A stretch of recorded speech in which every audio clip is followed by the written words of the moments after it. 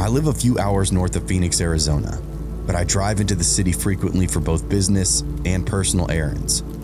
I take Highway 87 through Fountain Hills, which bisects me onto the 202 and into the heart of the valley. Along that outer route on the 87 though, there are dozens of billboards for different businesses. I can't remember the exact month, but later in the year of 2021, I remember passing one of those billboards and seeing a picture of a missing person. Ethan Risto, missing in Fountain Hills, reward offered for information leading to his location. There's a lot of crime in the valley, so the first couple of times that I passed that billboard, I didn't really give it any thought. The way it read, it seemed like this guy was wanted for some reason. I assumed he committed a crime, or this was the state's response to it, figuring folks in the area already knew him. Fast forward about 10 months, as I'm driving out of Phoenix and heading home, I get a view of that same billboard. It occurs to me it's almost been a year since I first saw it, and there's no way that the state or police department would keep something like that up for that long. It had to be private, which meant it was a real missing person, not just a criminal on the run. I made a mental note of his name so I could look him up later and get to the bottom of it for myself. Like many of you, I'm a hound for mystery or anything strange. Lo and behold, it turned out to be far weirder than I gave it credit for. The news article broke it down like this.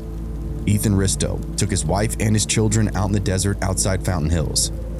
If you aren't familiar, Fountain Hills is a suburb of Phoenix, positioned along the northeastern corner of the valley.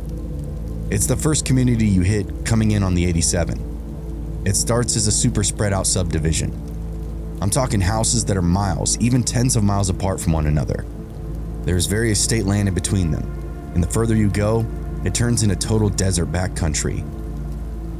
The Verde River cuts through, and dirt trails crisscross in every direction, so there's a lot to do in the way of outdoor recreation. So like many folks, they make a day out of it.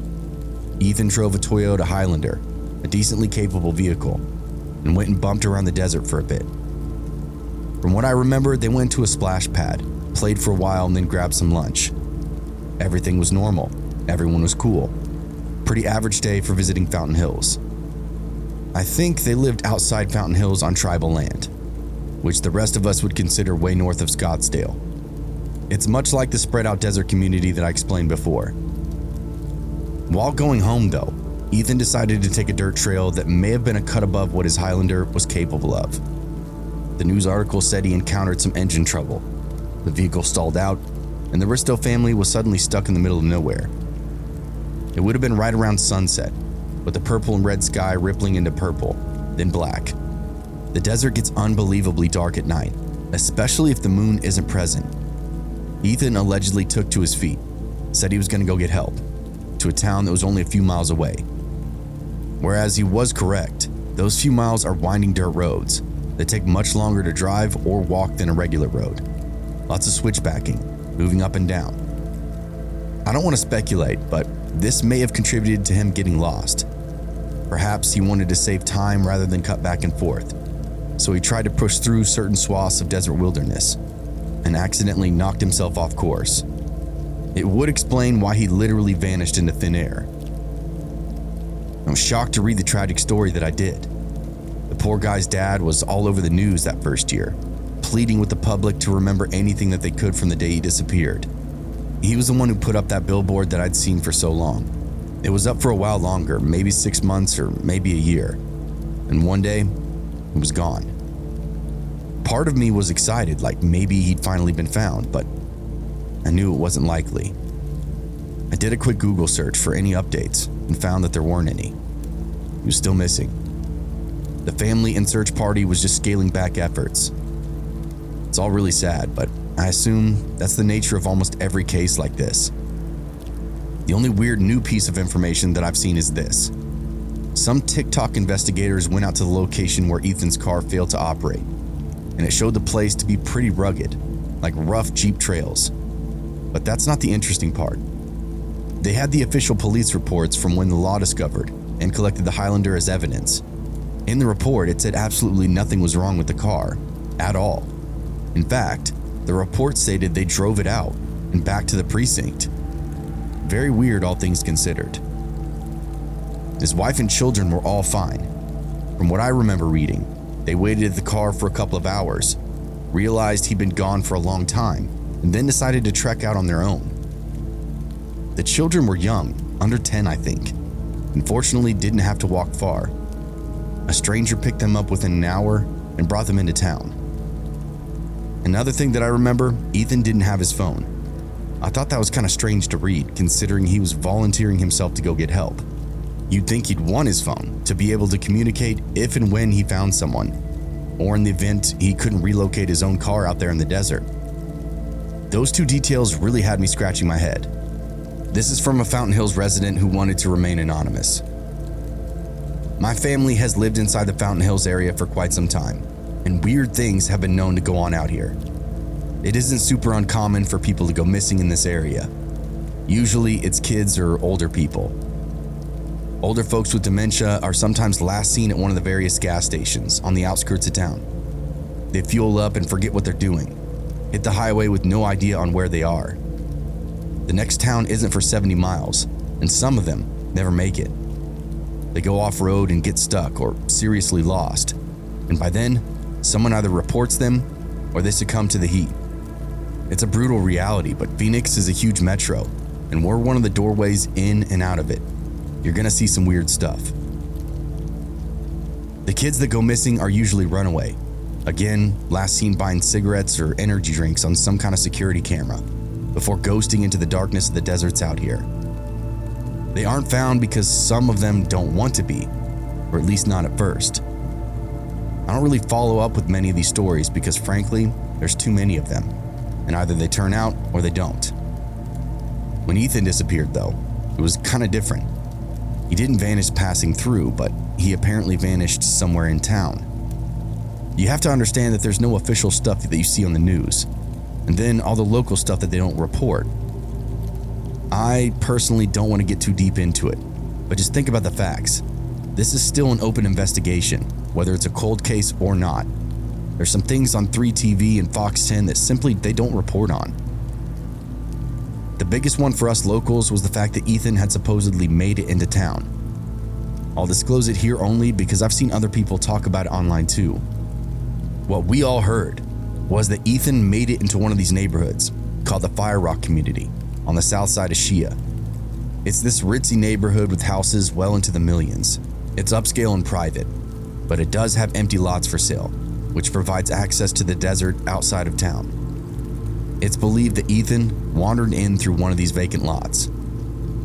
He was spotted around 7 p.m., wearing cargo shorts, sunglasses, boots, and nothing else. No shirt. It was August in the valley, so I guess that's not the most uncommon thing. If he was walking through the desert in a summer heat, he was probably roasting. I've always just found it interesting that he was seen in this state of undress at the last time that he was spotted. That isn't all though. The last time that he was seen, he was allegedly screaming that everyone in the neighborhood was trying to kill him and his family, running from house to house, building to building, hollering about some kind of conspiracy to murder his family and make them disappear. I don't live in this neighborhood of Fountain Hills specifically, but I know folks who do, and word is that really happened. After all the hysterics, he simply disappeared. Whether he ran off into the desert or got into another car, no one is really sure.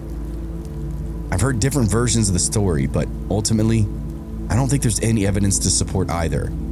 We've heard all the conspiracy theories though. He sprinted off into reservation lands, never to be seen again. He jumped into a blackout SUV that sped off down the highway. He was seen hitchhiking, got picked up by a van. Obviously, these are all rumors, and law enforcement quickly sifted through what was tangible and what was just straight out pure speculation. There was one thing that I heard that was really weird though, and that was his family might have been seen in the neighborhood as well. It's a weird story, and I couldn't tell if the person telling it was claiming they were all together on foot or all together in their car. I knew they'd been tooting around the desert when their car got stuck or something, and that's just kind of what kicked the whole situation into motion. I kind of thought that was a really weird rumor to spread, and I couldn't get a grip on why or how. Like anything else, I figured it was possible, but not likely, but decided to look into the case for myself anyway. Instead of Ethan this time though, I was curious about his wife and children. What was her official statement? I learned that her name was Hannah, that she co-owned a coffee shop in Scottsdale called Espresso Express. As for statements about her missing husband, there were literally nothing with her face or name. There was a middle-of-the-road news report that only existed because the news channel reached out to her for an interview. Other than that, she'd released zero information in regard to her family or her husband. I personally found that odd, so I decided to look into her further. There was lots to uncover. Ethan's father was going to bat for his son, trying to flip every stone in his effort to find his whereabouts. I learned from his posts online, his posts to YouTube, and his many interviews with local news stations. The guy never left anything untouched for his quest for the truth, and on that quest, he made several comments alluding to Hannah, Ethan's wife, not cooperating with the police or anyone involved with the investigation. That explained why I couldn't find any public statements from her anywhere. Hannah was literally one of the last people to see Ethan alive, and she was holed up and not willing to share any information with anyone. To this day, I still don't know what to make of that. I don't know her personally, so I can't account for why she failed to cooperate. Maybe there is a good reason. All I know is a man went missing out here, and no one had any answers. I couldn't get Hannah out of my head for some reason though, so I just kept searching for things that connected to her name. That eventually took me into the public court records, where I found something very, very interesting. Hannah was being evicted. Whether this was her home address or the coffee shop business they owned, I couldn't be sure. But there was a legitimate, recent legal document that said that she was being evicted somewhere, just 2 months after Ethan disappeared. Not really sure how this ties in, but it's more wood on the fire of a strangely serious mystery that still has no answers to this day. Here's another take from a private investigator out of Phoenix. I personally didn't work directly on the Risto case, but I consulted for a guy who did. Ethan disappeared on August 21st of 2021, sometime in the evening on the east side of Highway 87. Because of where he disappeared, this open investigation remains under the joint jurisdiction of both Salt River and Scottsdale police departments. And because of the nature of those departments and the nature of this case, not many details have been made available to the public. Here's one weird thing that I can tell you. The dates from when this guy went missing vary all over the internet, everywhere you look. In many news stations and in many interviews, it's fully disclosed and accepted that Ethan took his family out on the 20th, then disappeared later that evening. But if you look in the official missing persons database, he was filed as missing on the 21st. Not the strangest thing, but there are reports of people claiming to see Ethan in the area of the Shia Boulevard and the 87 the next day, on the 21st. How could he be lost in the middle of the day?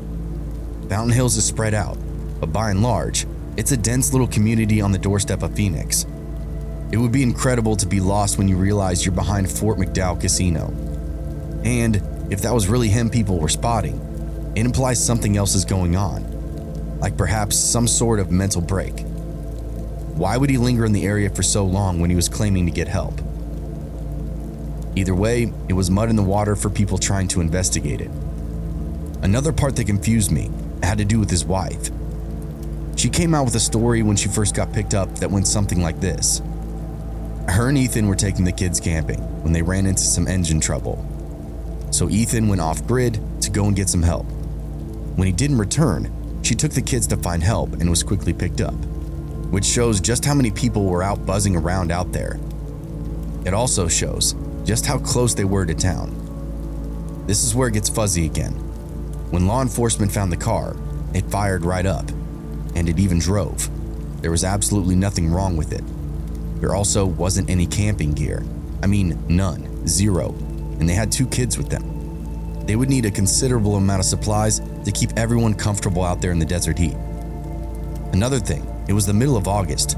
No one in the world was planning a camping trip in the desert without full camping trailer equipped with water and AC. Taking kids out into that kind of terrain was just ludicrous. Law enforcement, as you can imagine, didn't really buy this angle, but didn't have much in the way of evidence. Hannah, his wife, didn't open up for questioning or statements of any kind.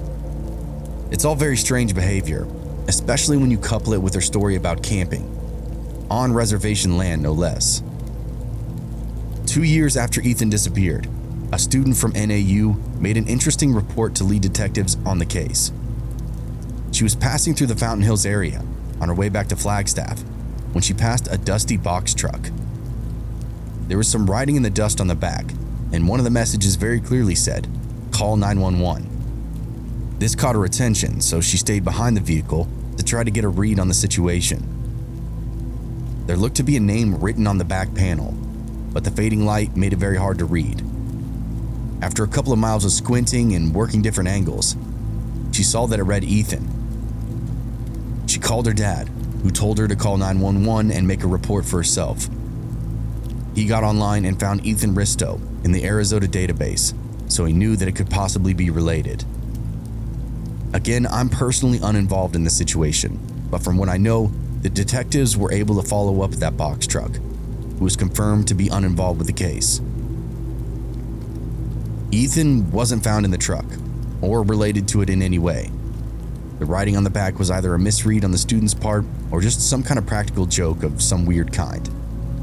Whatever the case, it was a weird overlap that some people thought might make a break in the case. It's now been 3 years. Ethan still hasn't been found. This case was such a hot one that the FBI was briefly involved. Unfortunately, no breaks in the case have been made. His family misses him every day. There are a lot of loose ends, but ultimately, only one real victim, and he's not around to share his story. If you have any information, please reach out to the Salt River Police Department via email or telephone.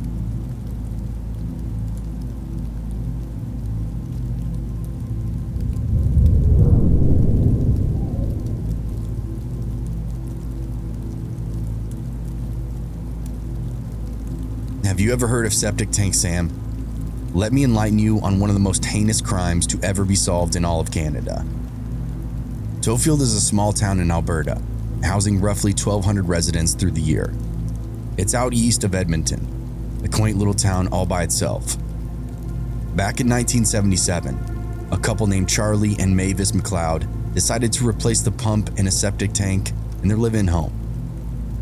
Instead of purchasing a brand new one, they decided to take the pump out of the septic tank out at the farm that they owned. It was around 15 miles outside of town. The farm was completely abandoned and had been for some time, turning to the point of nearly being condemned. This was the perfect way to strip out one of the few remaining pieces of value outside that property before getting rid of it for good. Once they got out there, they found the farm in typical disarray, which would make it difficult to tell if anything was truly out of place. Not privy to the pending events, Charlie and Mavis went to the septic tank and got it open, only to find a sock and a shoe floating in the discharge. Only after Charlie reached down to remove them did they learn that the shoe was attached to a foot and a leg. There's a corpse inside the septic tank of their old abandoned farm. The McLeods notified the police immediately, who came out to examine the scene and determine if it was an accident or a crime. The leg had come loose from the rest of the body and was now free floating in the septic water. Arriving police officers didn't have a method to quickly drain the tank either. They were forced to bail it out by hand, using empty ice cream tubs to scoop it out half-gallon at a time. Once the tank was empty, they could actually see the state of the body.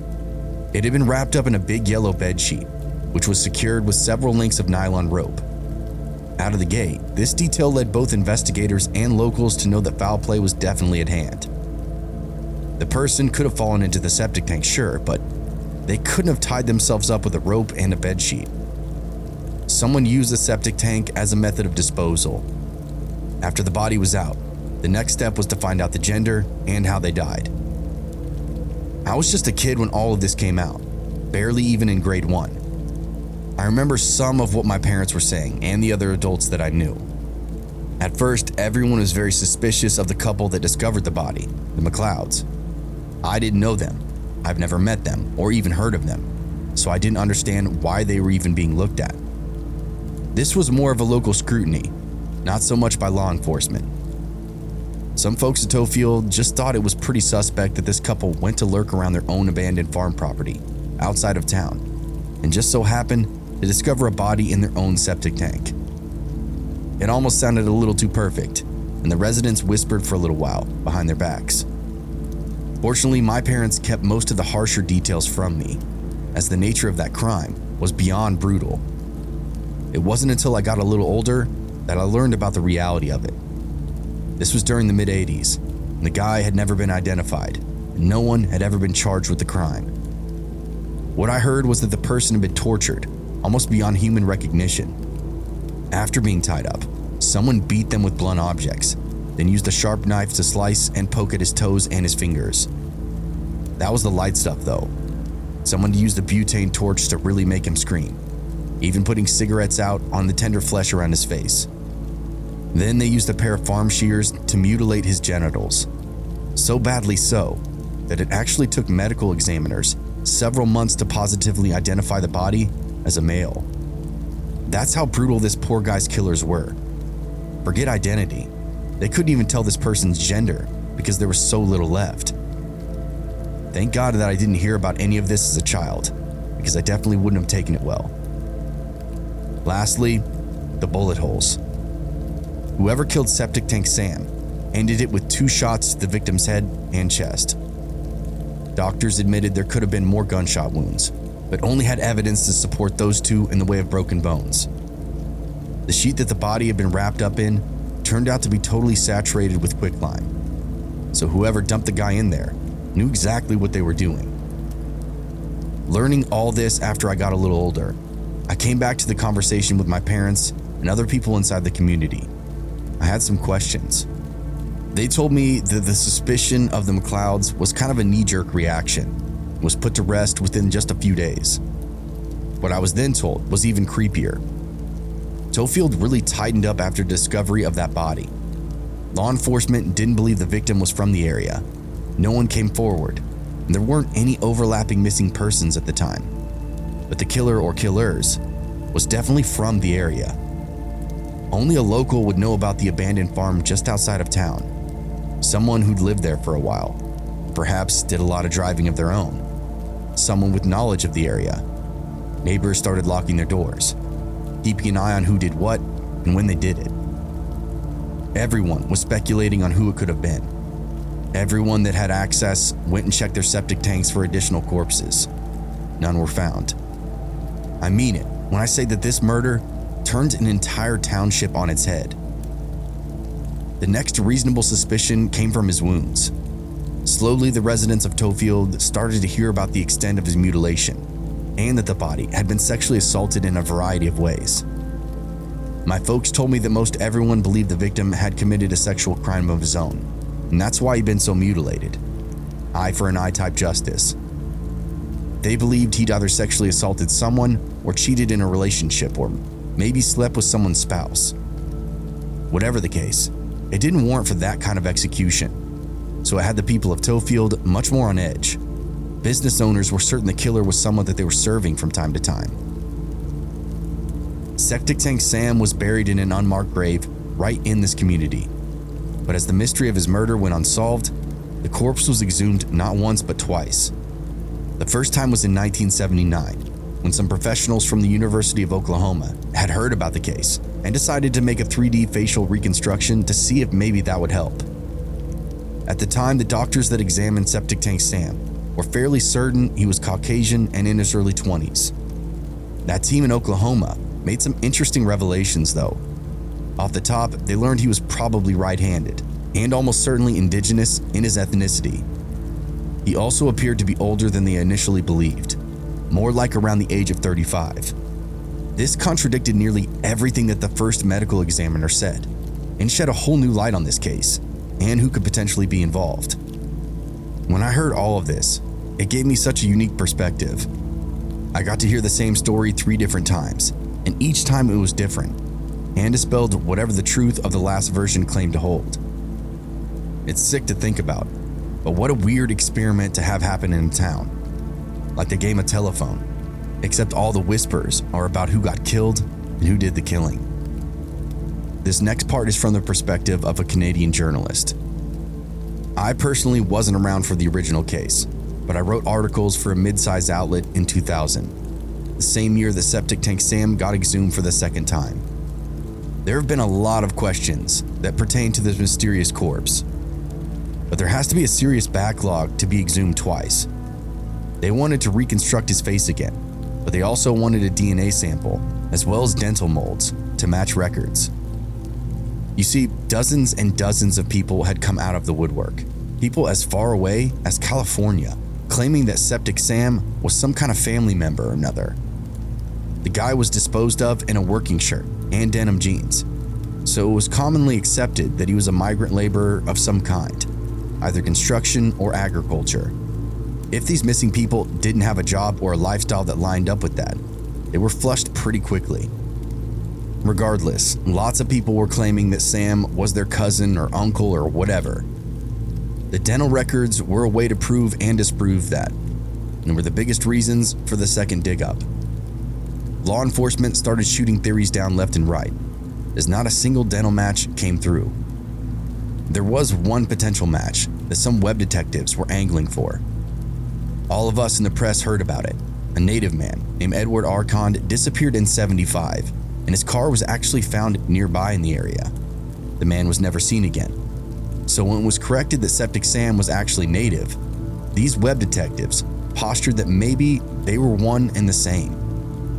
The dental records came in to thwart them though. It turned out Edward had been missing 6 teeth, while Septic Tank Sam had all of his teeth intact. They were in incredibly poor health, as they'd been sent all over both Canada and America. The molds and photos were sent to dentists all over in an attempt to see if anyone had ever worked on this person before. None had any record of him though. Their only consistent comment was that the guy's teeth were definitely awful. It was a sad truth that dispelled a lot of bunk theories. Talk about prying at dead ends though, because you have to remember that not only was this person a John Doe, but they didn't have a killer either. There were no leads in this case for many, many years. The only one hope that anyone had for solving this case was either DNA or some sort of deathbed confession, and that was literally said by the presiding investigators. Decades had gone by at this point, and no ground had been gained. That was until 2021, 44 years after the crime had been committed. Detectives submitted Septic Tank Sam's DNA to a private lab in Texas, who came back with a single matched result. A native man, 26 years old, by the name of Gordon Sanderson. He was born in Manitoba, but lived in Edmonton during the years of his murder. The last time his family had seen him, Gordon had told them he was going to visit his brother, and they never returned. At which point, he became one missing person in a slush pile of files. They'd used DNA from his sister, who was still alive, to make this connection. The results from the lab turned the case into an active homicide investigation, which frankly surprised all of us in the press. It was almost 50 years after the fact. We believed there was a large possibility of the killer no longer even being alive. It was like chasing ghosts at this point. But frankly, it always had been. We didn't have a name for this poor guy for the better part of 4 decades. But now, we do. Gordon Sanderson was brutally murdered sometime in the year of '77, and the proper calls were never even made. This story made the rounds not just through the headlines, but through the generations. I had to interview people who barely remember anything. Time is a funny thing when it comes to justice, because it does more harm than anything.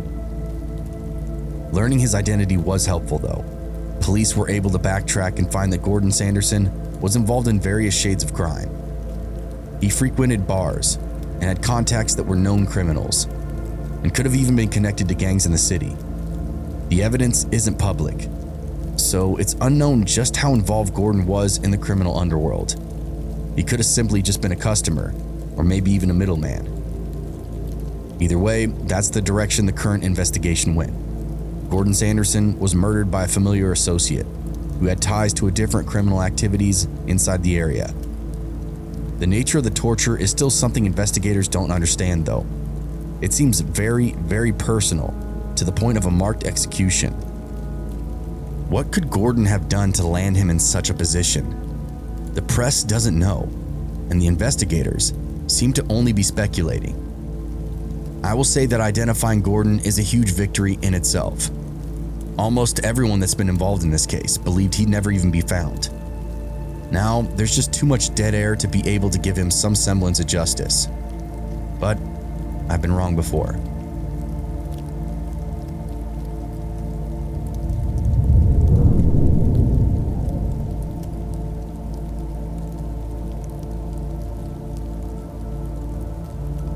I have a spooky one for you. Back in 2011, I frequented a few forums that will remain unnamed, and there I met a guy named James. We were both pretty regulars of said forums, but at this particular point of his life, James was going through a massive crisis.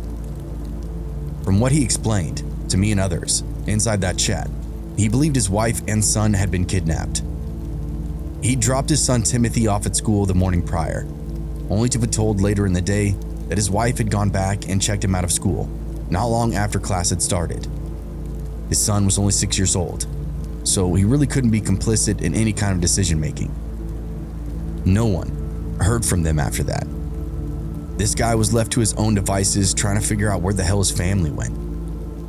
It all started when he went back to school to pick up his son. The school notified him that Timothy was not there. He'd been checked out by his mom earlier in the day. James pressed them as to why, and the school explained that his wife cited some kind of family emergency.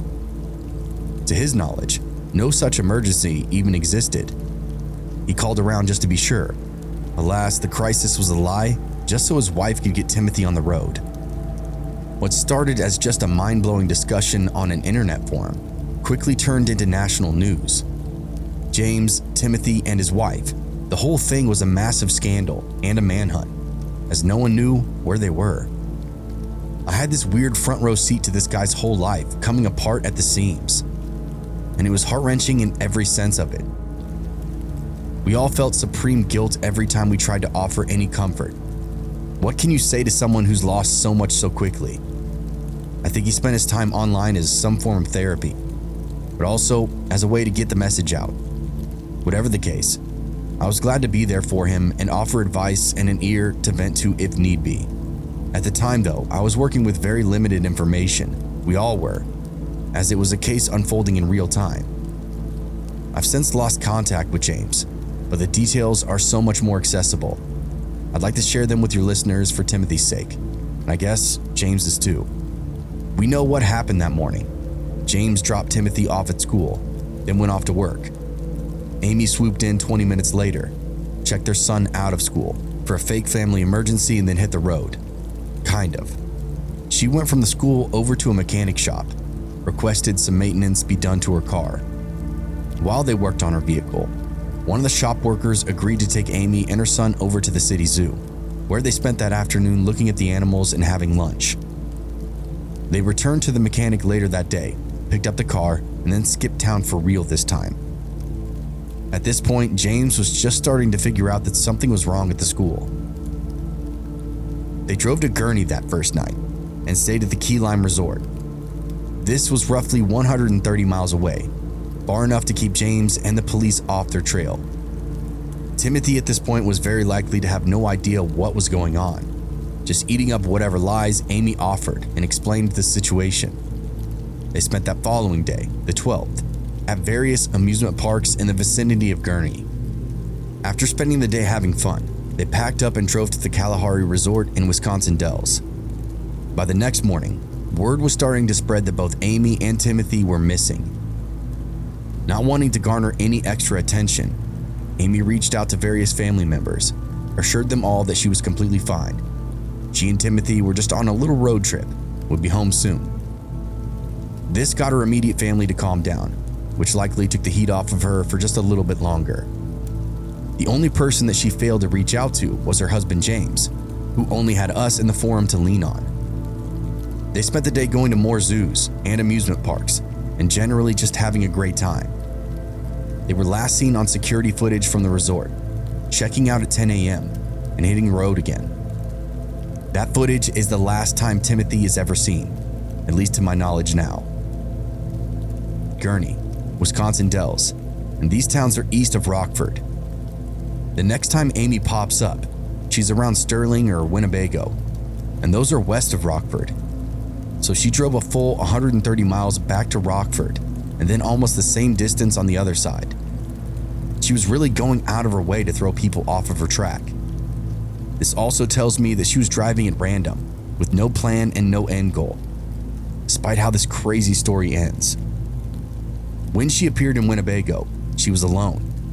A security cam in a family dollar store caught her buying pens, paper, and envelopes, just basic stationery at around 8 p.m. Timothy is nowhere to be found.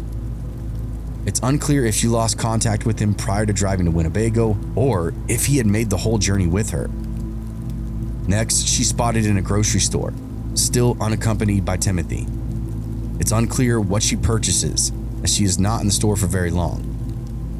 The next time Amy is seen, she's checked into a hotel room just a little after 11 p.m. Again, it's unclear what she's doing that whole day, but one thing is certain: she does not have Timothy with her when she checks in. She runs a series of errands leading up to the check-in, and Amy is never seen alive again. The following day, May 14th, Amy is discovered by a cleaning maid who worked at the hotel. This was around noon, typical cleanup hours for a hotel, and a checkout time of around 10 or 11 a.m. The maid found a note next to Amy's body and quickly dialed 911. Police responded and were shocked to find out that Timothy was nowhere on the premises. The note was an apology.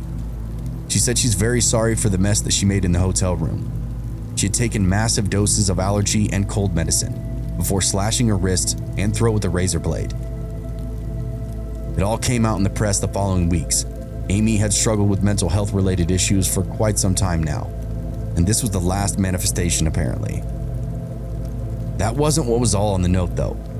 She said she took Timothy away, passed him off on another family, and would never be seen again. Investigators tested the hotel and razor blades for any evidence of her son's DNA, and none were found, as the blades had only been used to kill Amy. When they checked her car though, they found a significant amount of Timothy's blood in the back seat, enough to make them think that something criminal had occurred. When questioned later, the family had a good explanation. Both James and Timothy's aunts corroborated a story that made sense. They said that Timothy had had an accident a couple of days prior that resulted in a totally crazy bloody nose. He painted almost every inch of that car in blood, and that might explain why there was so much evidence in the carpet. Other than that, there was no evidence that Timothy had been harmed at all. But there also wasn't any evidence that he'd been handed off to some other family. There was simply a dead mother and a missing child, and those were the facts. It was an absolutely brutal thing to watch unfold, especially for this guy that I just met in a chat room. Everyone had lots of questions, so I can't even imagine the state of shock and confusion that James must have endured, probably still to this day. With hundreds of miles that Amy sporadically covered in just a few days, searching throughout the Rockford area became a serious burden on the family and even law enforcement. Like I said, I've lost contact with James unfortunately many moons ago, but because of the closeness of this case, I've always followed any updates that come down the pipe. As you can imagine, not much pops up in the way of Timothy. He was a cute kid, only in first grade, and didn't deserve such a horrific chapter in his life. There is an article I remember reading, and I'll use it to speculate, because, well, isn't that why we're all here anyway? To try to figure stuff out like this? This was a couple of years ago, around the time that would have been Timothy's 18th birthday. Amy's sister conducted an interview with a local news channel and put a weird theory in my head. Amy's sister explained she had called the family on the 13th and did it somewhere between Sterling and Mount Carroll. Amy pulled over, went off a little bit off the grid, if we can trust the cell phone data reports, and then made the calls privately, even let Timothy talk to some of the family members. After the calls were concluded, Amy turned her phone off, tossed it behind a grain silo, and never used it again. Her family believes this is when Amy fully decided to commit to her plan and would not be coming home. The calls were both a distraction and a goodbye. But Amy's sister made an interesting comment.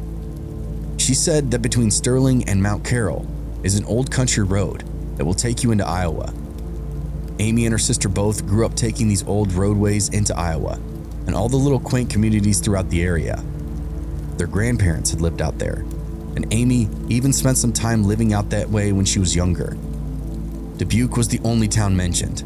Her sister went so far as to say that she believed Amy dropped Timothy off within a contact in Iowa, which is why it's been so difficult to locate him. It would also explain the sporadic driving and the weird pull-off to make any call. It's like she let Timothy call before they passed into Iowa for that trade-off. My mind went somewhere else though. I've driven through the areas, and a certain community comes to mind.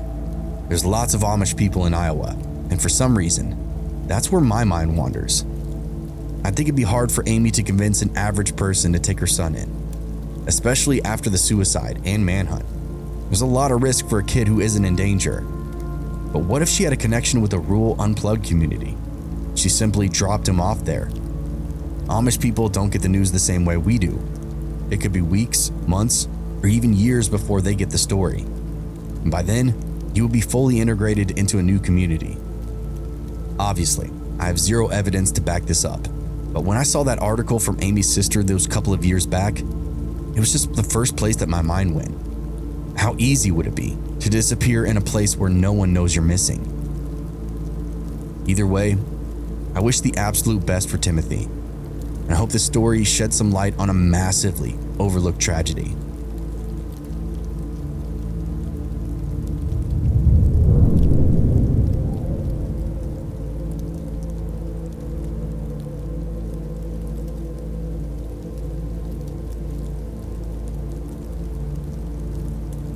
I'll never forget the summer of 2006.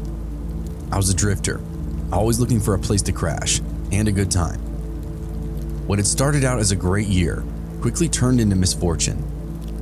The guy I was seeing ditched me, literally, and left me behind for another town. I had zero money, no job, and only had trouble on my mind.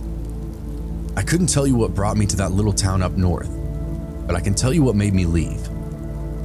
I was living in Clemens, North Carolina, and was hanging out at a local bar, nursing a whiskey on the rocks.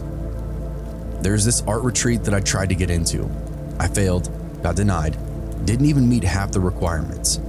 Now I was drifting, sleeping on couches, rapidly running out of options. I wasn't planning on living in Clemens forever, but it had this quaintness, and the people had their own vibe. I wasn't exactly racing to get out of town or anything. I figured something would come along eventually, just like it always does when you need it to. And that's when I met him, Pazuzu, or Paz as he liked to be called. He came in alone and totally caught my eye. Tall and lean, with dreadlocks and ink on every inch of his body. His arms and his face and his throat, everything was marked up with something. He took a seat in total silence. Didn't seem to have a relationship with the bartender, just ordered a straight whiskey. Needless to say, this guy had my attention. I moved down the bar and he started chatting me up right away. He said he lived in town. His mom did too. He'd been local his whole life. Said he owned some properties throughout the community, which once you get to the end of the story, you'll know is total bullshit. I think what he meant by property was really bodies. He had bodies buried all over the community. Obviously, I didn't know this at the time though. All I saw was this mysterious, edgy-looking guy making eyes at me from the next bar stool over. He was charming in this twisted sort of way, with a wicked grin and a glint in his eye. He invited me to stay with him and his friends, and I jumped at the chance. I mean, who wouldn't want a free place to stay? Totally free, I asked him. Everything in life should be free. The only price we pay for anything should be sin, he said back to me. I thought this was his attempt at poetry, but I'd find out just how wrong I was at the end of my stay with Paz. We got to the house and it was a total dump. I mean, I don't know really what I was expecting, but after the stories I heard at the bar, I kind of thought he had money. This is what looked like a double-wide trailer set atop a brick basement foundation. A dingy site-built home, very common throughout the Carolinas. Paz led us in through the ground entrance where I discovered the ultimate bachelor pad. Spray paint on the walls, food in the sink, and empty beer cans cluttered on every surface. There's a dump on the outside and a putrid mess on the inside. Even carried its own moldy smell, one I'd never really experienced before. Paz didn't apologize, didn't even address the level of filth that he lived in. He showed me a room that had some semblance of normalcy, a mattress with an end table, pretty much empty otherwise. He said he rented this one out periodically, usually when he needed the money, but I could sleep there for free. For some reason, he liked me and wanted to take me under his wing. At first, it was a party. We drank, we smoked, we laughed, we lived life on the edge.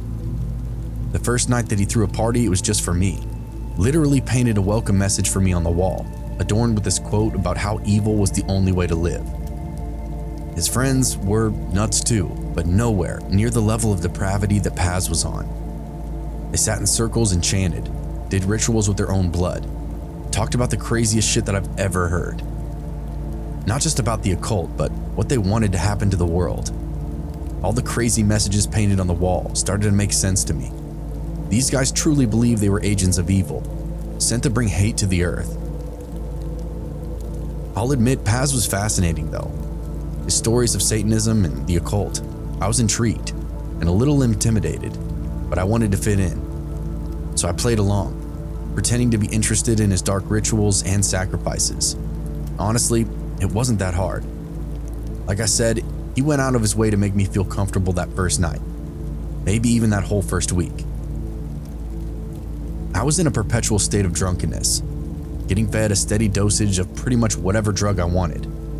He had hookups, and he somehow had the leverage to make deals and always score, whether it be booze or drugs.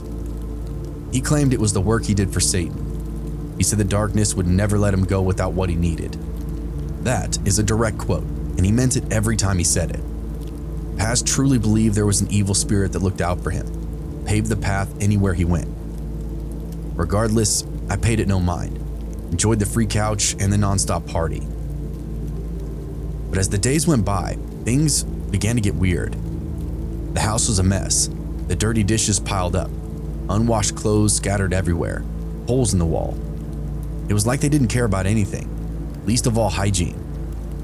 I was starting to hear Paz gloat about his daily services for the devil. He claimed he hadn't showered in 3 years, and by keeping his body in that natural composition, Satan had made it impossible for him to get sick. Infection was a thing of the past for him, hence the disgusting filth that he lived in.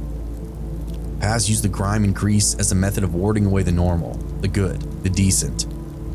It was a repellent for anyone who also didn't worship the devil. Paz also said that he stopped brushing his teeth, which I noticed he had personally manipulated. I didn't see them in the bar, but after a few nights together, I saw the brown rot, but I also saw something else too. He had literally filed his teeth into points. He looked like he had the mouth of an animal or a demon. He did everything in his power to make himself unapproachable, and if you did approach him, like I had, you would never be comfortable around him. And then there were also the animals. Paz had all kinds of creatures, from snakes to spiders, and he loved to torture them. I tried to ignore it, but it was hard to stomach. He would torture them with different tools, like a lighter, or even put them in the freezer, claimed that he was conducting a ritual to control the weather. Satan had gifted him these animals to use to control the world around him. If he set the spider's feet on fire, it would be a warm day. If he put it in the freezer, it would be a cold, dark day. Very strange, simplistic thinking, but I will say this. It may have been the drugs or just my method of nodding and smiling every time he spoke, but it seemed like the weather actually followed his actions. If he burned the spider, I always remember the next day being a goddamn scorcher, although he could have just been checking the weather and pretending it was a magic trick. Then there were these confessions. Paz would get drunk, start talking about all the things he'd done.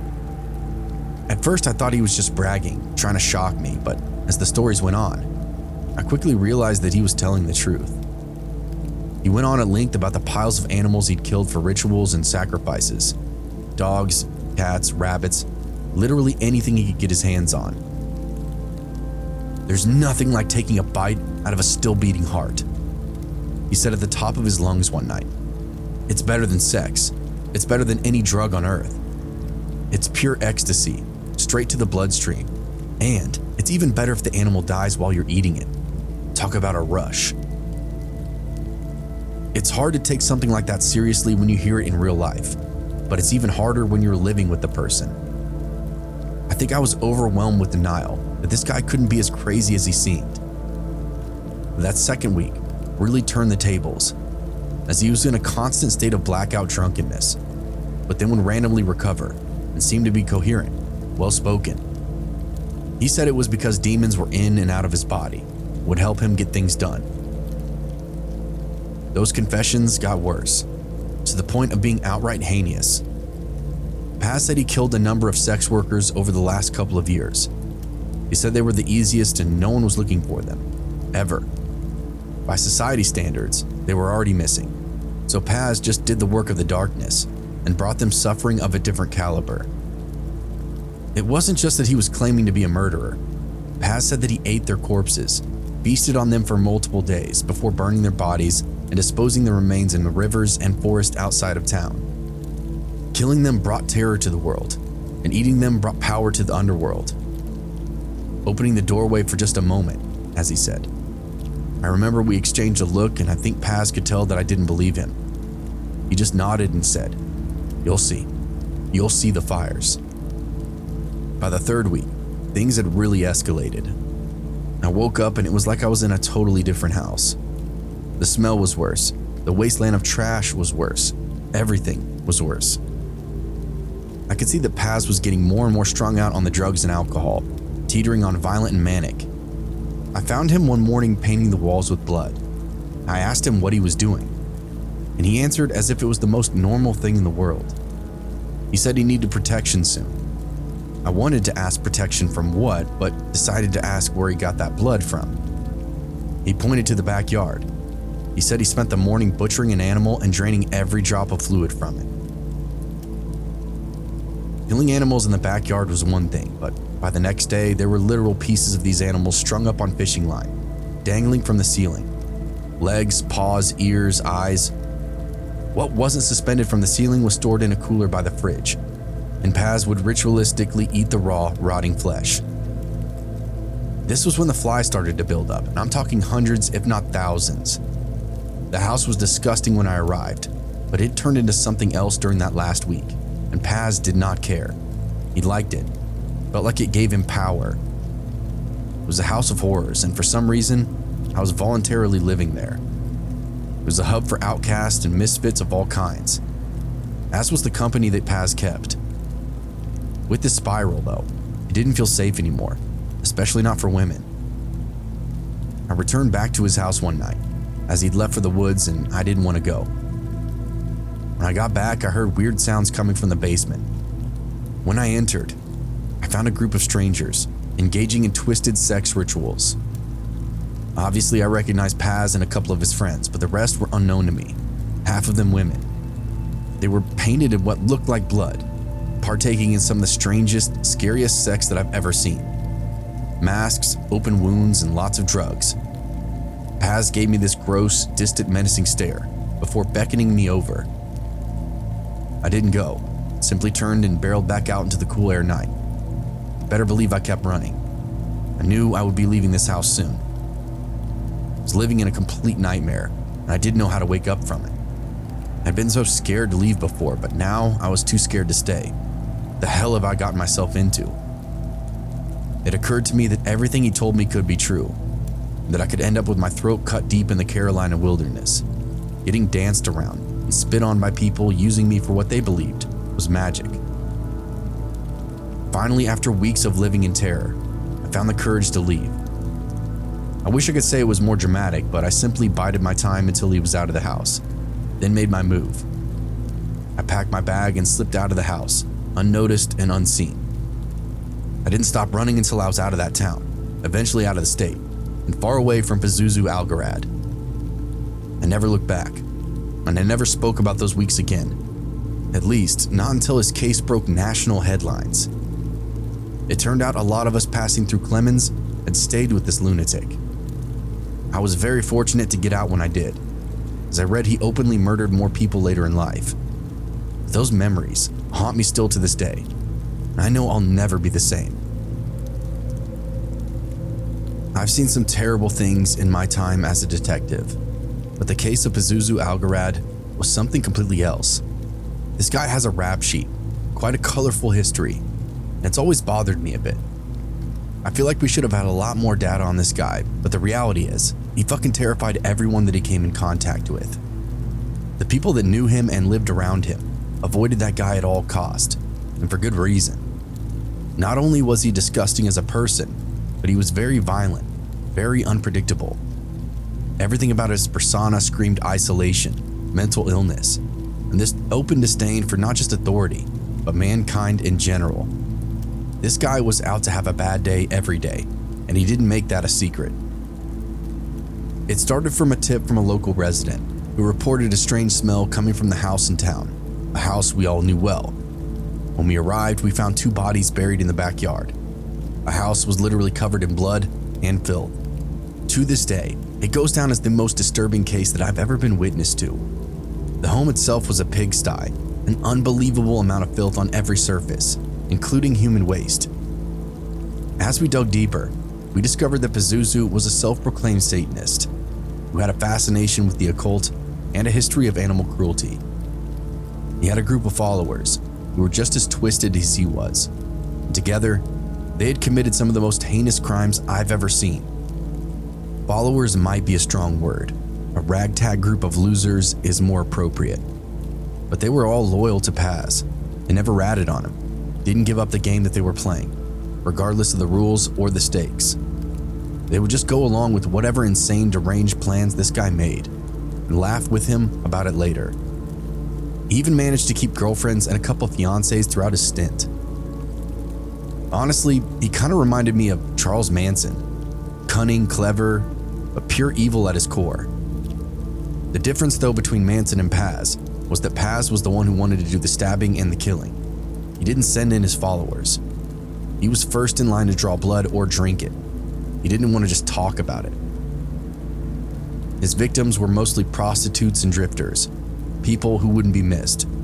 Pazuzu would lure them into his house, where he would torture and kill them, then burn their remains in the woods. It was a sickening ritual, and one that he seemed to enjoy. As we investigated, we found evidence of Pazuzu's crimes everywhere. There were bloodstains on the walls, bones in the backyard, and a collection of satanic artifacts that would make your skin crawl. It was like he wanted us to know what he'd done, like he was proud of all of his crimes. The most disturbing thing was the way he seemed to manipulate people. He had this charm, a charisma that drew people in, and made him do his bidding. His followers were brainwashed, completely underneath his control.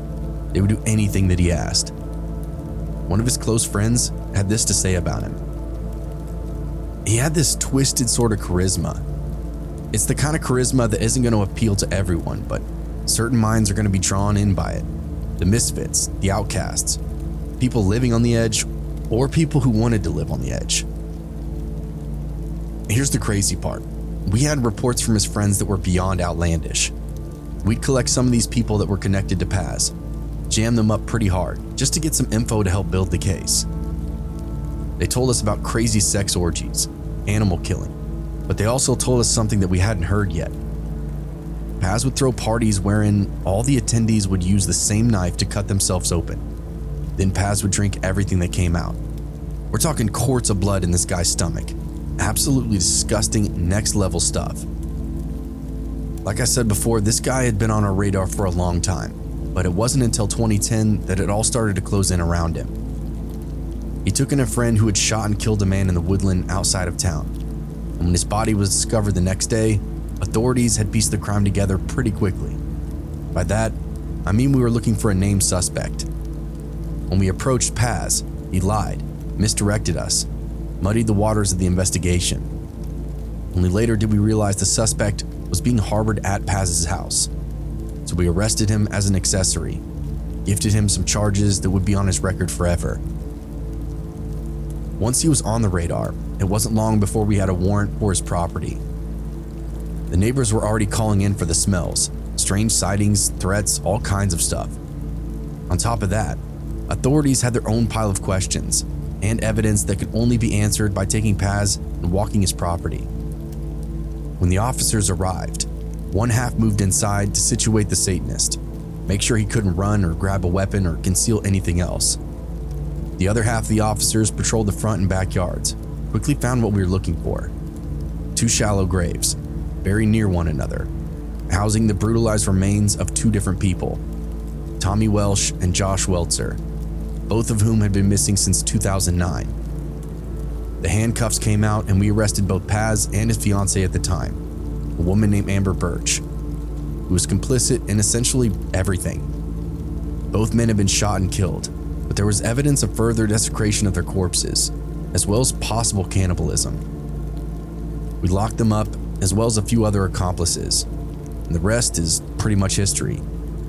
The town bulldozed that shithole of a house, deemed it unlivable after they discovered what was going on within it, only to never let it see another sunrise. Paz went on to kill himself almost exactly 1 year later in prison, or at least that's the story. For some reason, I just can't believe that prick would commit suicide. He was too proud, too much of a narcissist to ever do something like that. If it wasn't obvious from his behavior, the guy was desperate for attention. Now he was on the world stage behind bars. Part of me thinks some kind of shady justice got dealt to him.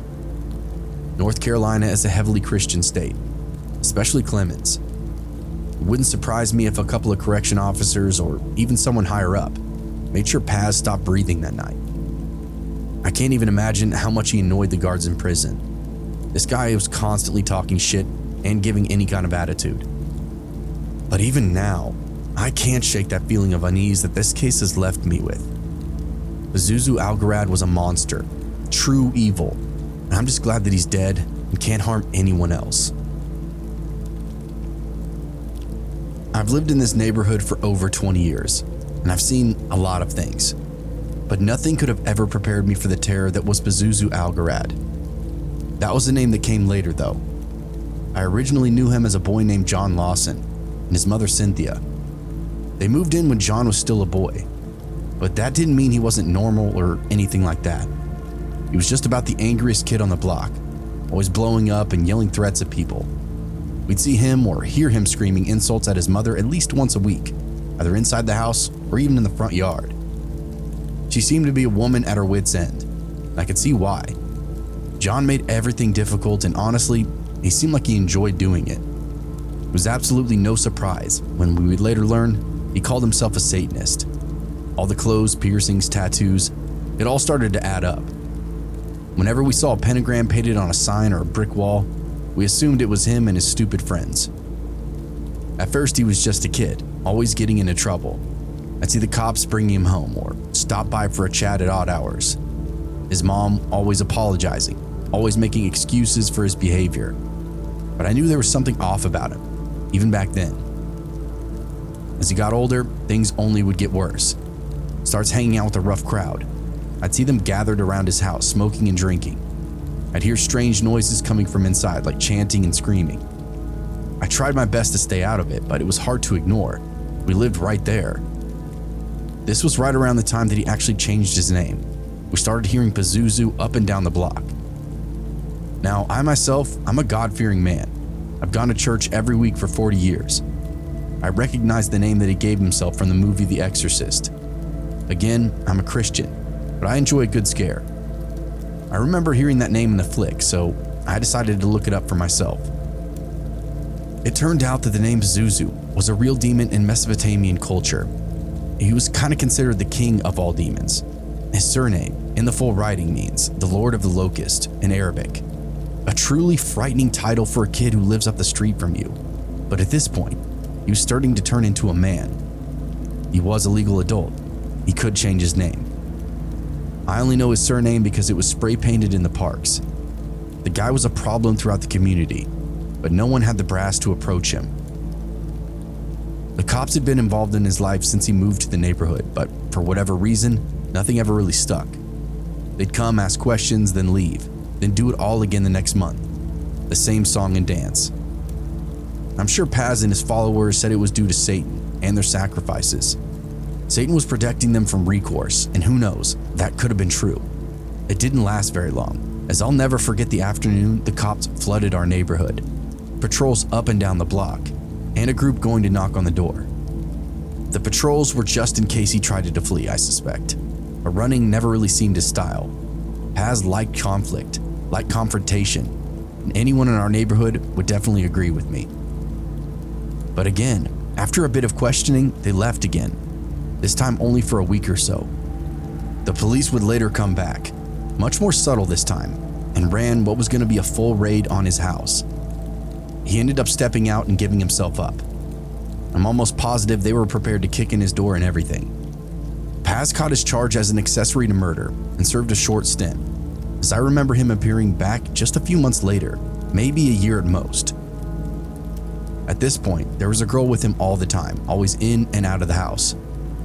She was nowhere near as scary as Paz was, but she had a mean face and a bad attitude. Never really had anything kind to say. We avoided her just as much as we did her boyfriend. There would be parties, loud music, sometimes dozens of people showing up to do drugs or whatever else they were up to. The rumors themselves were horrific. Sex cults, drug overdoses, abduct and kill animals from the neighborhood. All that usual satanic panic kind of stuff. We avoided the house at all cost.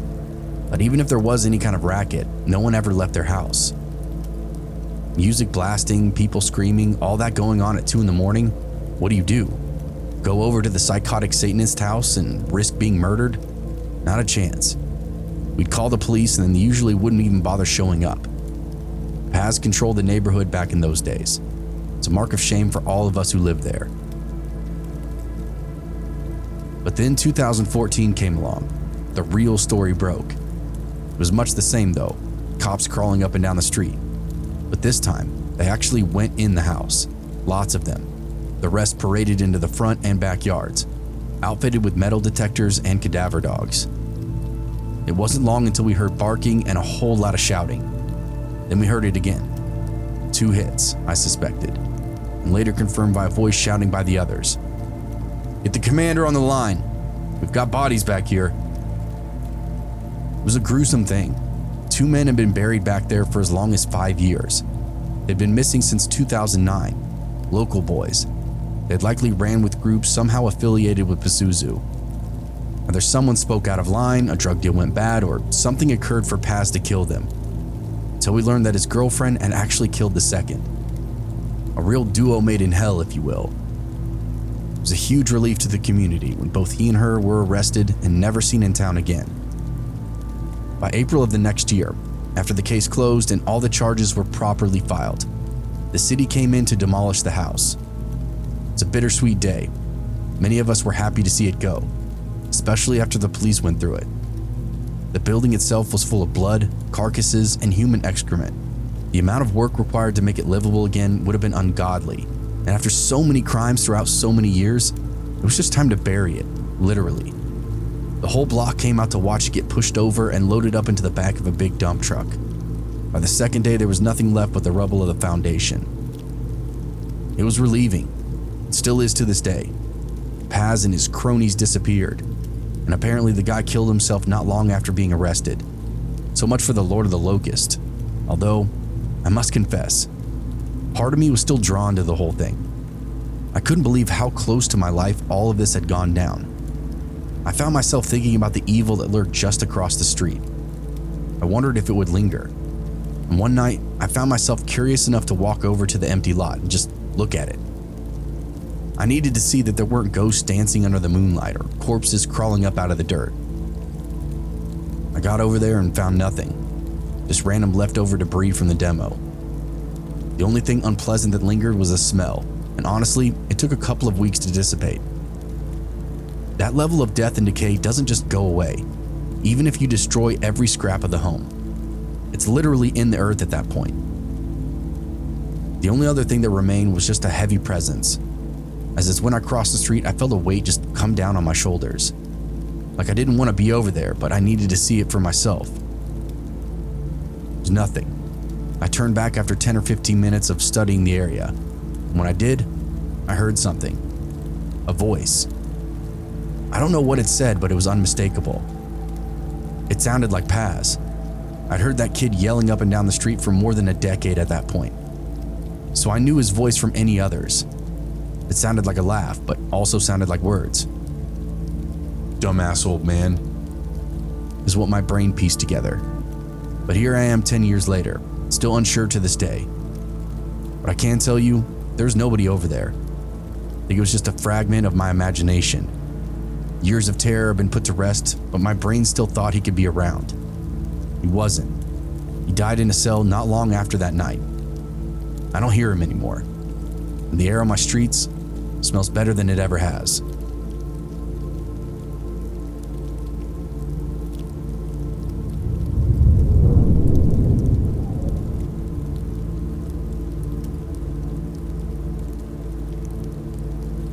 I've lived in this remote cabin for 5 years now, surrounded by nothing but trees and snow as far as the eye can see. It's a place where winter reigns supreme, and the storms that roll in can be catastrophic. I've learned to prepare for them, stockpiling firewood and food, making sure my generator is in good working order. This isn't where I live all the time. I inherited a cabin from a relative after he passed, and to honor the memory of the family traditions built there, I try to spend a few months out of my year residing inside this cabin to maintain many of its more delicate features, as well as escape the droning hum of city life. I came here seeking solitude, a place to escape the hustle and bustle of city life. I was a writer, or at least I tried to be, but the constant noise and distractions made it almost impossible for me to focus. Out here, I can work on my craft without interruption, and the silence is almost palpable. I felt like I was connected to my family being in that cabin, and I also felt connected to myself. I rekindled my old hobby, started making progress in a number of different projects, most notably a novel that I still haven't finished yet. My days out there are fairly simple. I wake up early, tend to my fire, and then spend some time writing. After that, I usually take a walk in the woods, exploring the trails and streams that crisscross the forest. It's amazing how much beauty there is in desolate landscape.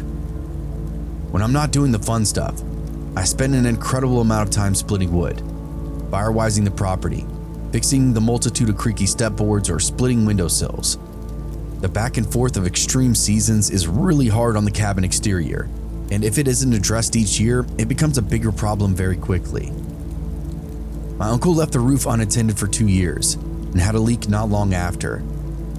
Just the name of the game living in a structure that your grandpa made with his bare hands. That is to say, it isn't winter all the time here. Spring comes and everything is wet for 2 months, absolutely saturated to the point of flooding. The last month's break and suddenly a heat wave comes in, dries everything out, and even threatens a drought. Fall brings those whipping winds that blow away the last rays of summer.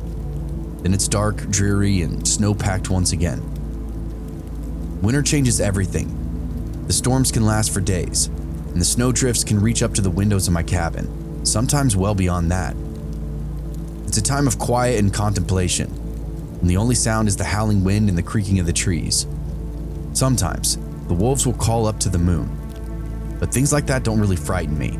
They never have. What frightens me is people. This is the story from my family cabin that happened in 2001. After one particularly bad storm, I noticed something strange. Footprints in the snow, wandering around my property and out into the woods. They were light, as if whoever made them was trying not to leave a trace. This is weird because there aren't any other cabins out here for at least 25 miles. This was deep in the national forest, supreme backpacker and hunting territory, but there were about a dozen of us that had property scattered around the mountainside. Parcels of land without running water, just walls and a roof.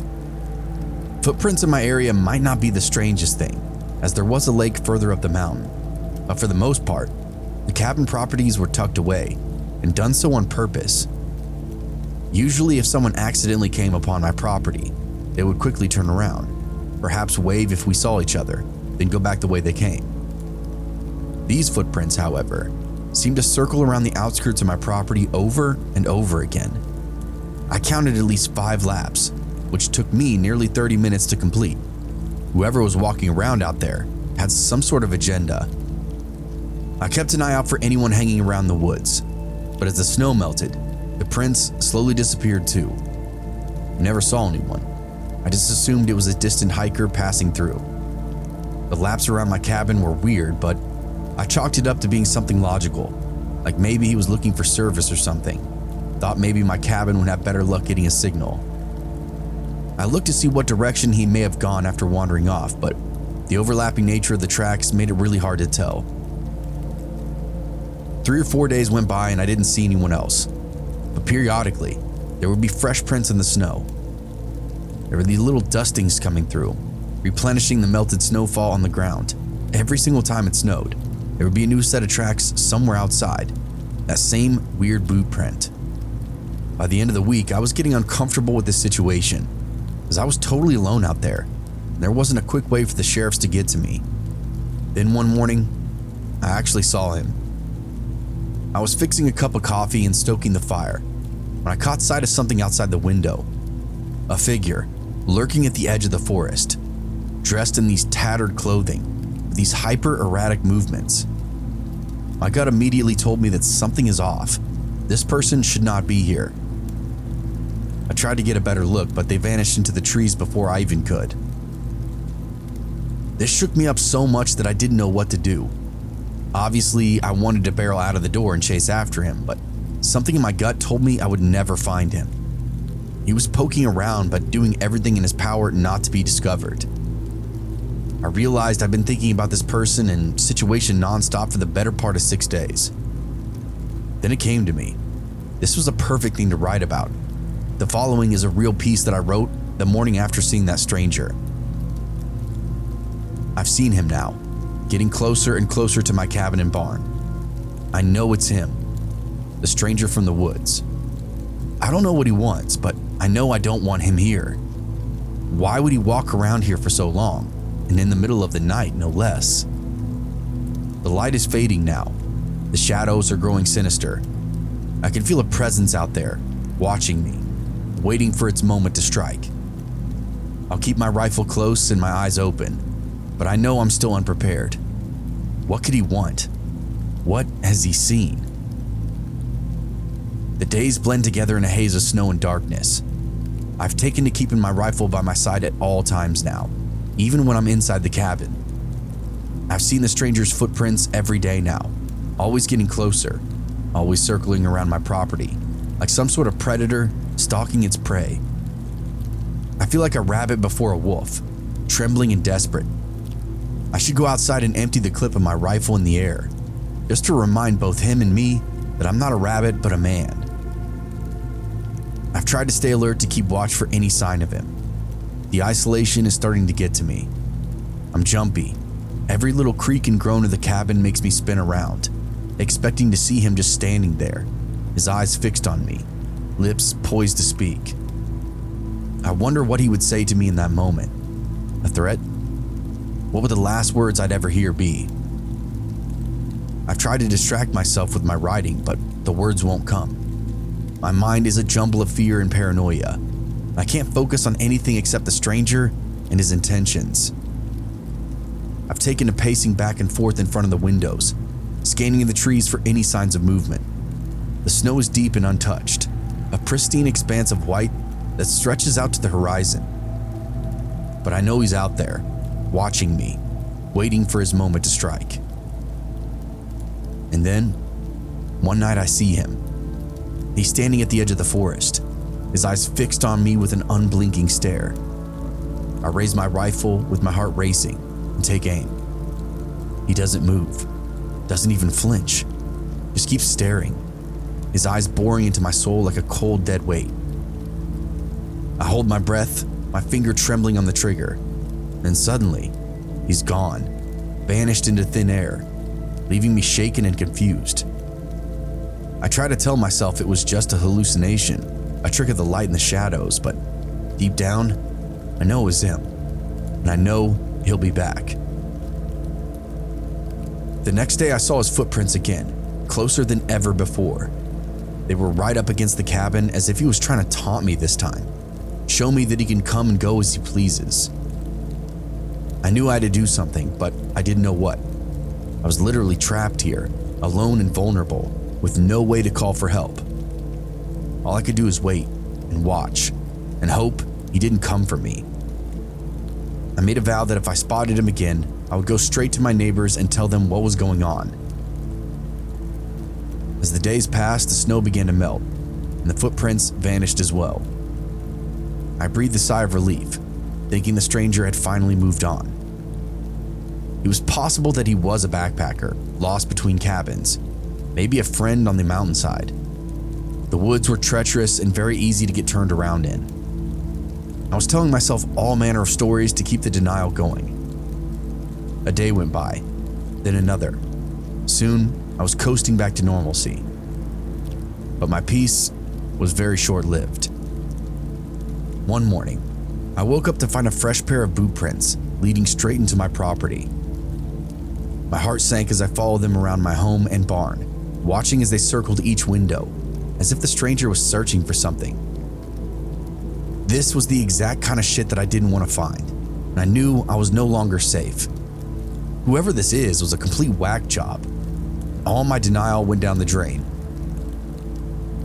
The tracks wound back into the trees, then meandered into the barn.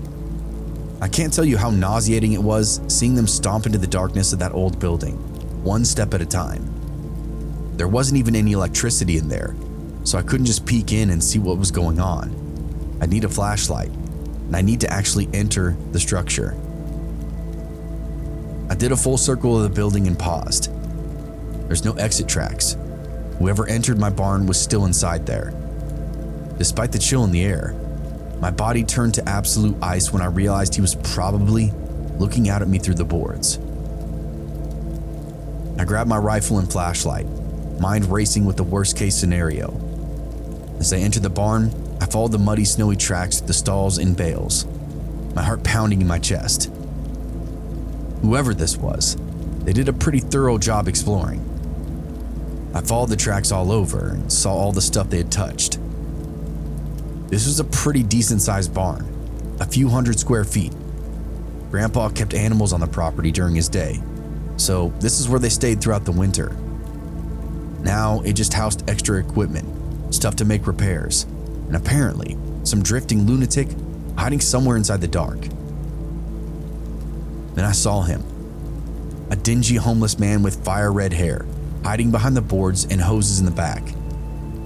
He looked up at me with this crazy glint in his eye, and I knew I was in trouble.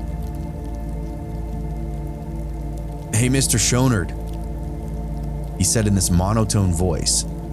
I didn't respond to him. I just watched the cold clouds of our breath reach out and meet one another. I confronted him with the rifle, forcing him outside into the cold. He was wearing ripped jeans and a dirty old poncho, had this placid look on his face, as if this were a typical Monday morning for him. The clothing he had was seriously dated. I could tell he'd been wearing the same outfit for years. His boots were all but blown out, and now I understand why those tracks look so funny. They had absolutely no tread on them. It was long worn to nothing. I kept a healthy distance and the barrel trained right on him. None of this even bothered the guy at all, though. We got out into the yard and I continued questioning him, but he just gave me these nonsense answers, his words tumbling out in a mad stream. I realized he was mentally unwell, and my fear quickly turned into pity. He was tall and skinny, almost emancipated. His hands looked severely injured, as if he'd broken them before, and they never properly healed. His red hair was frizzy and long, tucked under a beanie cap. He had a red bushy beard like a caveman. He was covered in freckles and said his name was Adam. Honestly, now that I saw him, I wanted to ask him some questions, but I knew it would lead to nowhere. I'd never find out where he came from, what his story was. Instead, I just told him to leave my property, giving him loose directions back to town. He nodded, but I could see the madness in his eyes. As he turned to leave, he produced this red Bic lighter from his pocket. "Would you take this?" he asked. "Or what?" I countered. "Anything. I'm not supposed to have it," he explained. "I might use it." "What are you asking me?" I tried to clarify.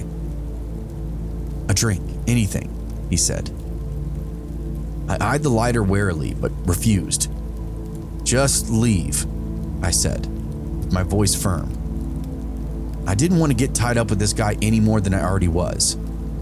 You can drink some snow melt, but you can't stay here. I'm sorry, but you need to go, man." He wandered off into the freezing woodland, never looking back. The last thing that I heard was him just talking to himself. His words a dark, dreadful litany of crazy, insane things. It almost sounded like he thought he was in school or something. He referred to me as Mr. Shonard, and I could hear him referring to other Misters and Misses underneath his breath. He was having flashbacks of some kind, and I have no idea where he actually was. I watched him go, feeling a mix of relief and unease. I knew I had to tell the local sheriff deputies about the stranger and those strange occurrences on my property. As I turned back to my cabin, I couldn't shake the feeling that I just encountered something dangerous, something that lurked beyond just the edge of insanity. As I settled back into my routine, I couldn't help but wonder if I'd really seen the last of that red-headed stranger, or if he would return, his madness burning brighter than ever.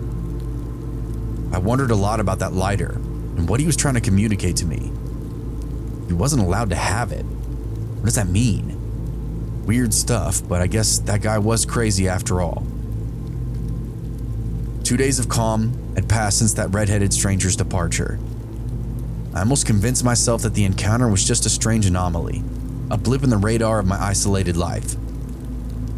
But then I saw it, a smokestack rising in the distance, in the area where no houses stood. The black smoke rolling away was a dead giveaway, a wildfire. My heart racing, I radioed it in, only to find out that it had already been reported and responders were on the way. But I couldn't shake the feeling of unease. The memory of the dirty lighter that stranger had offered me lingered in my mind like a shadow. He hadn't just entered my barn, but my very psyche. He lurked in the great folds of my brain. Too curious, I hopped in my truck and drove toward the fire, arriving just as the first wildland firefighters were pulling up as well. And then I saw him. That red-headed stranger, shirtless, waving a smoking branch around as he ran between the trees. I approached the firefighters, explaining the situation with Adam, and they quickly radioed for law enforcement support. Soon the police arrived, the fire was doused, and the stranger arrested.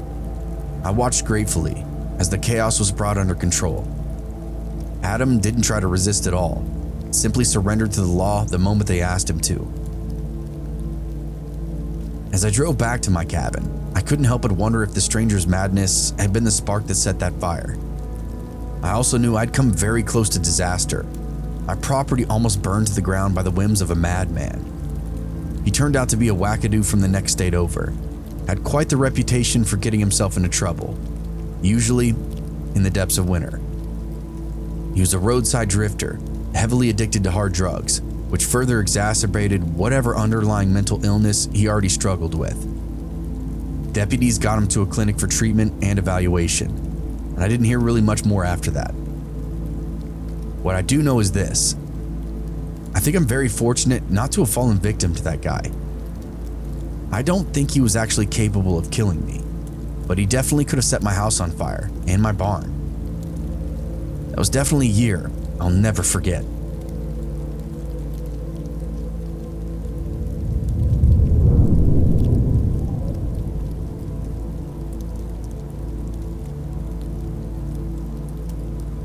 As I settled into the passenger seat, the worn leather creaking beneath me, I couldn't help but feel a sense of excitement that washed over me. Max, my boyfriend, flashed me a tired smile as he turned the key in the ignition, the engine roaring to life. We were finally heading home, if only for a brief visit. We both had gone to school the next city over, so home was about 7 hours away. I wanted to get a jump on the drive, but school was still in session that Friday, and Max had an afternoon class, so we weren't able to get on the road until almost sundown. This was much later than I wanted to, but I guess it really didn't matter. Being college kids, we were cultured in the art of staying up late and pulling all-nighters. Driving through the night and arriving in the morning would be no big deal. We could switch drivers if we needed to, get energy drinks, whatever we needed to make it happen. The benefit that we did have was that we were going into the trip pretty well rested. The sun was setting, casting a warm orange glow over the campus as we pulled out of the parking lot. Max and I spent the last few years scrambling to pack up our belongings, saying goodbye to our friends, grabbing a quick dinner before hitting the road.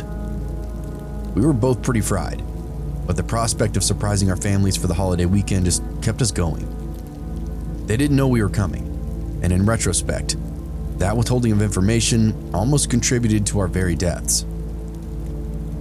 As we merged onto the highway, the darkness seemed to swallow us whole.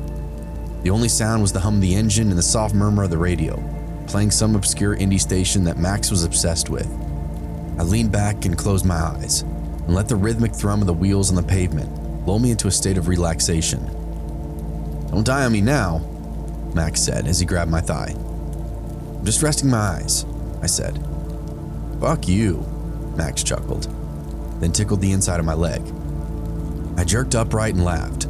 He knew exactly how to get me. I looked at the clock and shrugged. We'd already put an hour or two of driving behind us, and Max was holding up like a champ. Max and I had been together since freshman year in high school, so this wasn't our first time driving home together. We were both thrilled to be escaping the chaos of campus life, if only for a few days. Our families would be ecstatic to see us, and we couldn't wait to indulge in some home-cooked meals and just quality time with them. Max was excited to get back, and school's little brother on the wrestling mat. "Hey, check it out, we got a road buddy," I said, peering in the rear view. A pair of headlights came jetting up the interstate, but not so fast that it was alarming. Once they got maybe a quarter of a mile behind us, they took on a more neutral speed and just coasted along. I don't know why, but I always prefer having cars on the road when I'm driving late at night. It helps me feel like I'm not completely out there alone. As the miles flew by, the landscape outside my window transformed from suburbs and forest to rolling badland, hills, scrub brush, and even cactus. The GPS announced our progress in a soothing voice, the screen glowing with this ethereal light. Max and I chatted sporadically, our conversations punctuated by comfortable silences, windows where we would just jam to whatever song was on. The night wore on, the stars twinkling above like diamonds scattered across the sky. At some point I dozed off, my head lolling against the window, as Max continued driving, his eyes fixed on the road ahead. The music had now changed to some soft rock station, the melodies blending together in a soothing haze. Soon, I drifted off to sleep, a temporary one that would come and go for the rest of the night. Then, without warning, our world was completely shattered. The vehicle coasting behind us had slowly snuck up, and they were now within 100 feet of our rear bumper. Suddenly, they jerked into the other lane, as if they were going to pass us, but they didn't speed up. Slowly, they crept up until our grill was level with our tail end. "What the fuck are these guys doing?" I asked. "I don't know, it's super weird. I'm just gonna let them pass," Max explained as he started to apply the brake pedal. And then two things happened. First, the other vehicle killed their headlights. Then they swerved into our lane. Max swore loudly, jerking the wheel to the right, but it was too late. The other car slammed into us, sending our vehicle careening off the road. All I remember is searching for something to grab, all while screaming at the top of my lungs. We blasted through brush, rocks, a culvert, then everything went black. There's no vision, but I could still hear, or at least so I remember. I could hear the same song from before, except now it dribbled through the broken speakers. There was a breeze in the car now, as if the window had been opened. My hair tickled my face, pebbles littered my lap. I could taste warm blood in the back of my throat. Still, my eyes wouldn't open, or maybe they were open and just weren't working. I imagined the windshield shattering and perforating my eyeballs. The world slowly came back into focus. I found myself very disoriented, my head throbbing. Max's voice was a panicked whisper. "Kendall, oh my God, are you okay?" I nodded, still trying to process what just happened. Our car was stuck in the ditch, with the engine sputtering. The music was blathering on just like I heard before. The dashboard was lit up with all manner of check engine lights and error codes. It was all I could focus on in the dark. And that's when we both saw them. Two men, their faces twisted in cruel grins, emerging from the darkness like specters. They stumbled toward us, their boots crunching on the gravel and their voice slurring and menacing. They came from that car behind us, obviously, which I could now see in the red light of our brake lights. It was this beat-up old truck, rusted and covered in mud. The guys walked over and looked pretty tall, big-bellied and wearing hats and flannels. Well, what we got out here? One of them sneered, his eyes leering at me through the window. A couple of kids, all alone. Lovebirds, more like, the other guy hollered, lifting one boot and planting it in the side of the car. The whole thing rocked inside the ditch, and I realized the pebbles in my lap was actually shattered glass from the windshield. There's a portion of it missing from where my head collided with it, which was why everything went black for me. I wasn't wearing my seatbelt. I gave myself a serious head injury. Max locked the doors, his hands shaking as he fumbled for his phone. I tried to call out for help, but my voice was hoarse and barely audible. The men began to circle our car, their footsteps echoing through the night and through my head as they taunted us. "You're a long way from home, ain't you?" one of the men asked, his voice like a rusty gate. "You shouldn't be here. You got license, registration?" "Fuck off," Max offered them through the glass. "Now that ain't very nice," one of them said, then went back to kicking the car. I sank into my seat and surrendered to an overwhelming anxiety. Processing the wreck was one thing, but what was going on outside was a whole new level of crazy for me. "It's a good thing we stopped you. Get to teach y'all some manners," one of the other ones said, before smashing his fist into Max's window. The glass held, but the thump was so loud that I yelped. I could see the color rapidly draining from Max's face as he looked around for something, any kind of option. His phone was in his lap, and I could see a series of failed calls on the screen, which told me there was no service. They both started tapping on the glass, their fingers like spider-like and creepy. Max and I exchanged a terrified glance. We were trapped, no way to escape. They leaned one way or the other as they crawled on hands across the glass, further confirming for me that they were drunk. Once their eyes focused on something, they could hardly keep their balance. "This is crazy," I said. "Don't worry, it's okay, we're still in the car," Max whispered. He turned the key in the ignition and let the engine stop chugging or whatever sound it was doing. That's when one of them pulled out a knife, its blade glinting in the moonlight. "Let's have some fun," he sneered. "Why don't you go get the shotgun?" The other guy, I swear to God, laughed and then turned to go back to his truck. This left just the one guy on my side of the car, who was now dragging his knife up and down my door, making this awful scraping sound. I covered my ears and begged him to leave us alone. "Oh, honey, I like it when you talk like that," he said back. And I felt my soul curl up and die a little bit right then and there. Max and I just huddled together, our hearts racing.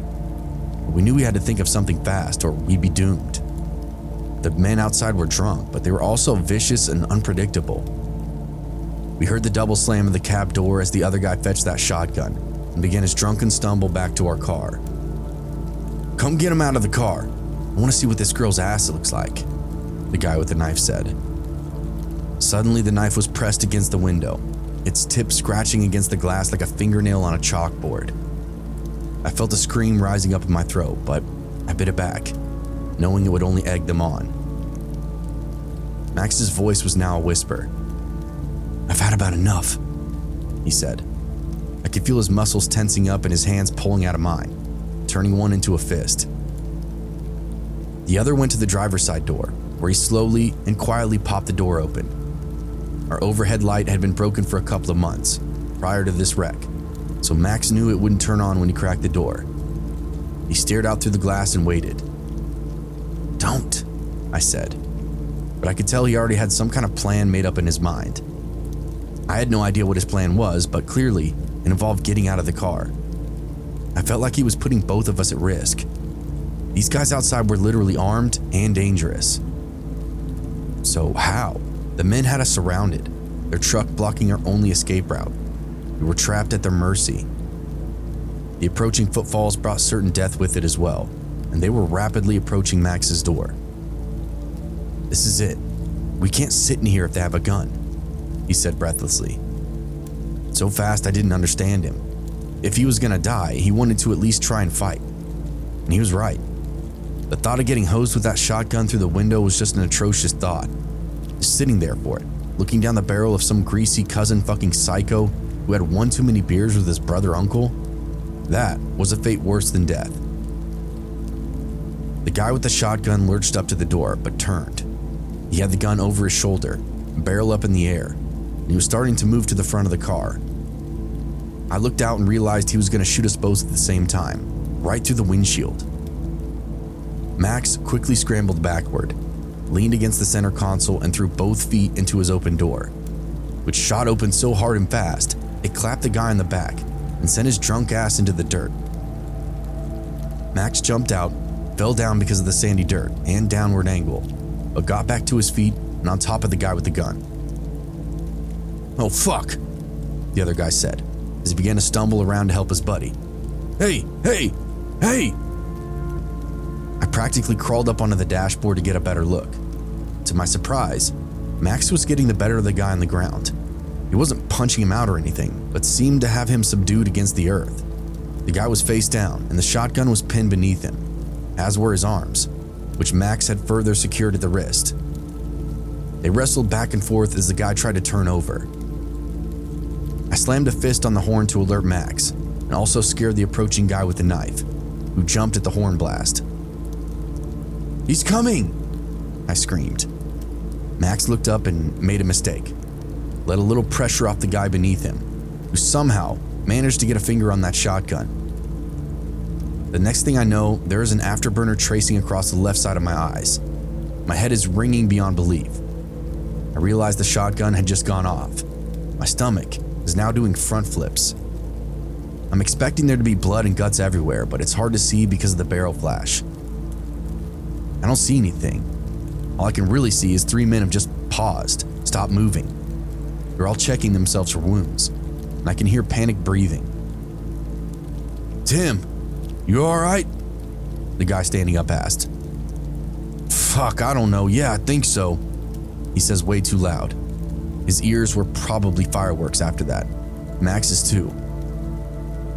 "Hey man, if you just let him up, we'll go," the guy standing up said. "This went too far, we were just kidding around." "Fuck you," Max screamed, and then to my surprise started drilling the guy beneath him with his fist, just rapid fire blows to the top of his head. "You laughing now?" The guy below him pleaded for him to stop, to which he did. Then the guy standing over ran and peeled Max off. They both struggled for a moment, but Max eventually broke off and stepped back, started to cool down. The other guys quickly got the knife and gun and threw it in the car. I sank back in my seat in complete disbelief, as Max had a discussion with them outside. They actually sounded normal now. After a few minutes, Max hopped back in the car and shut the door, and waited. He put the car in neutral and just looked out in the rear view. "What's happening?" I asked. They're gonna pull us out," he explained. My jaw hit the floor. "Are you kidding me?" "No, they now feel super bad. And not just because I beat that guy's ass," he chuckled. "They left the bar, saw our plates, and decided to mess with us. Just went way too far." I couldn't believe it, and it was super surreal when I felt the sudden tug and backward jerk of us being towed out of the ditch. They unhooked the strap, apologized again, and actually shook Max's hand through the window. He was a wrestler in high school and college, very fit, and definitely had the advantage over some drunk dude. Definitely one of the scariest, craziest nights of my life, and it only got crazier from there. Our parents couldn't believe we were there in the morning, and when we told them what happened to the car, they were just as blown away. We still all talk about it to this day.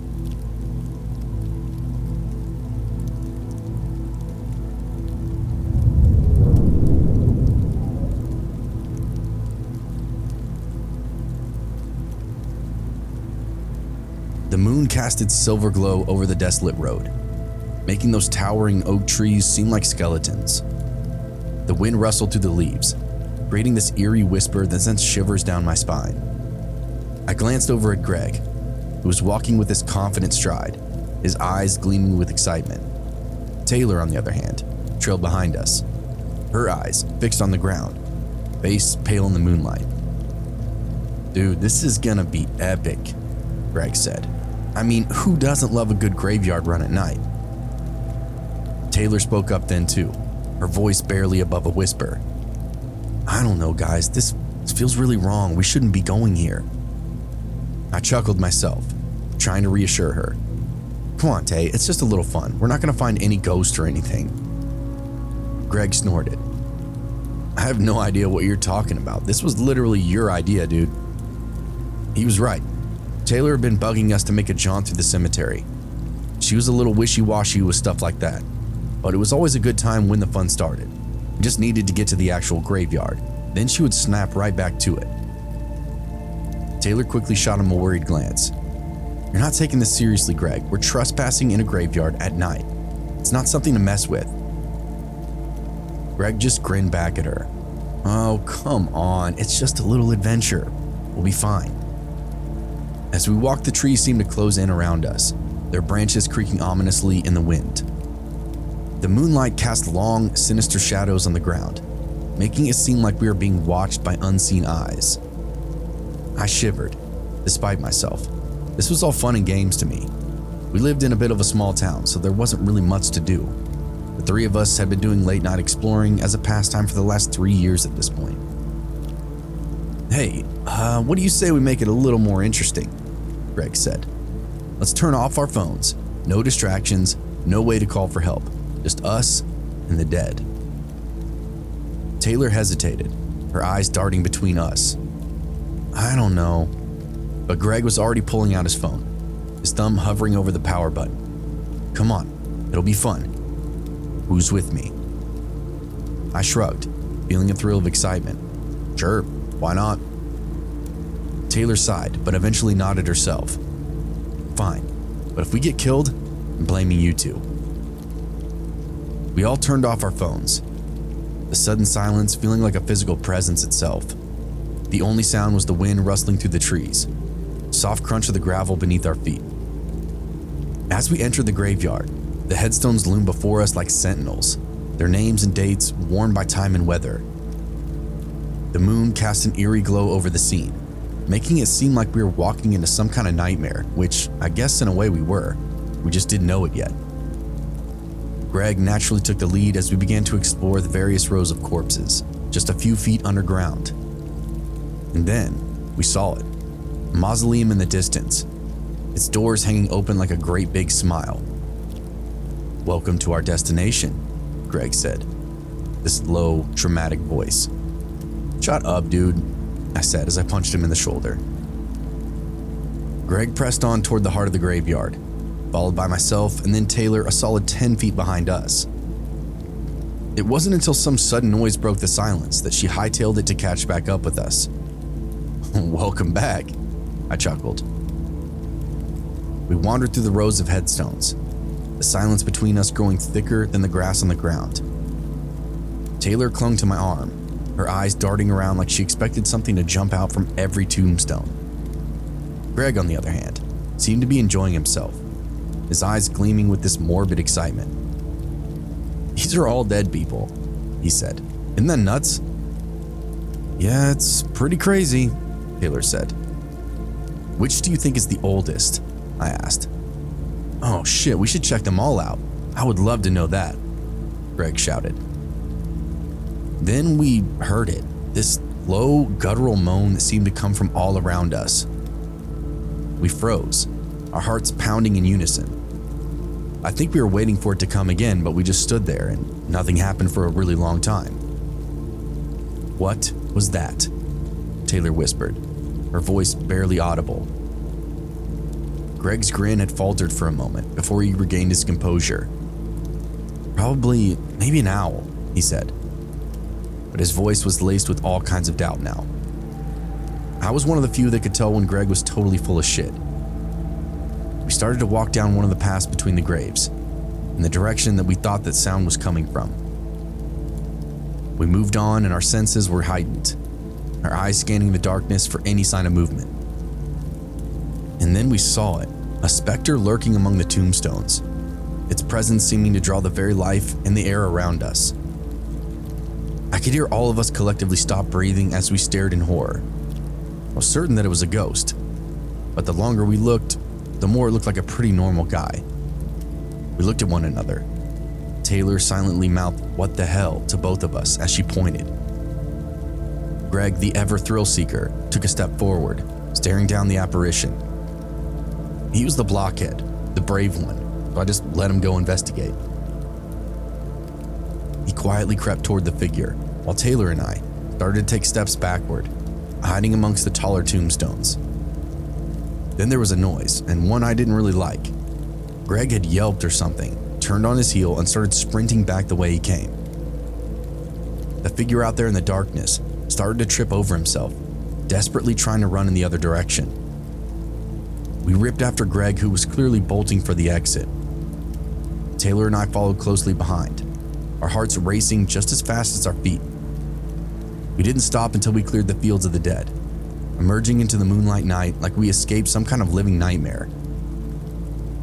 Greg leaned against the gate, his chest heaving with exertion. "What did you see?" Taylor asked, her voice trembling. Greg's face was pale, his eyes haunted. It was a man standing over a grave plot, with his pants down, talking to himself, and he couldn't finish. His words trailed off into a horrified silence.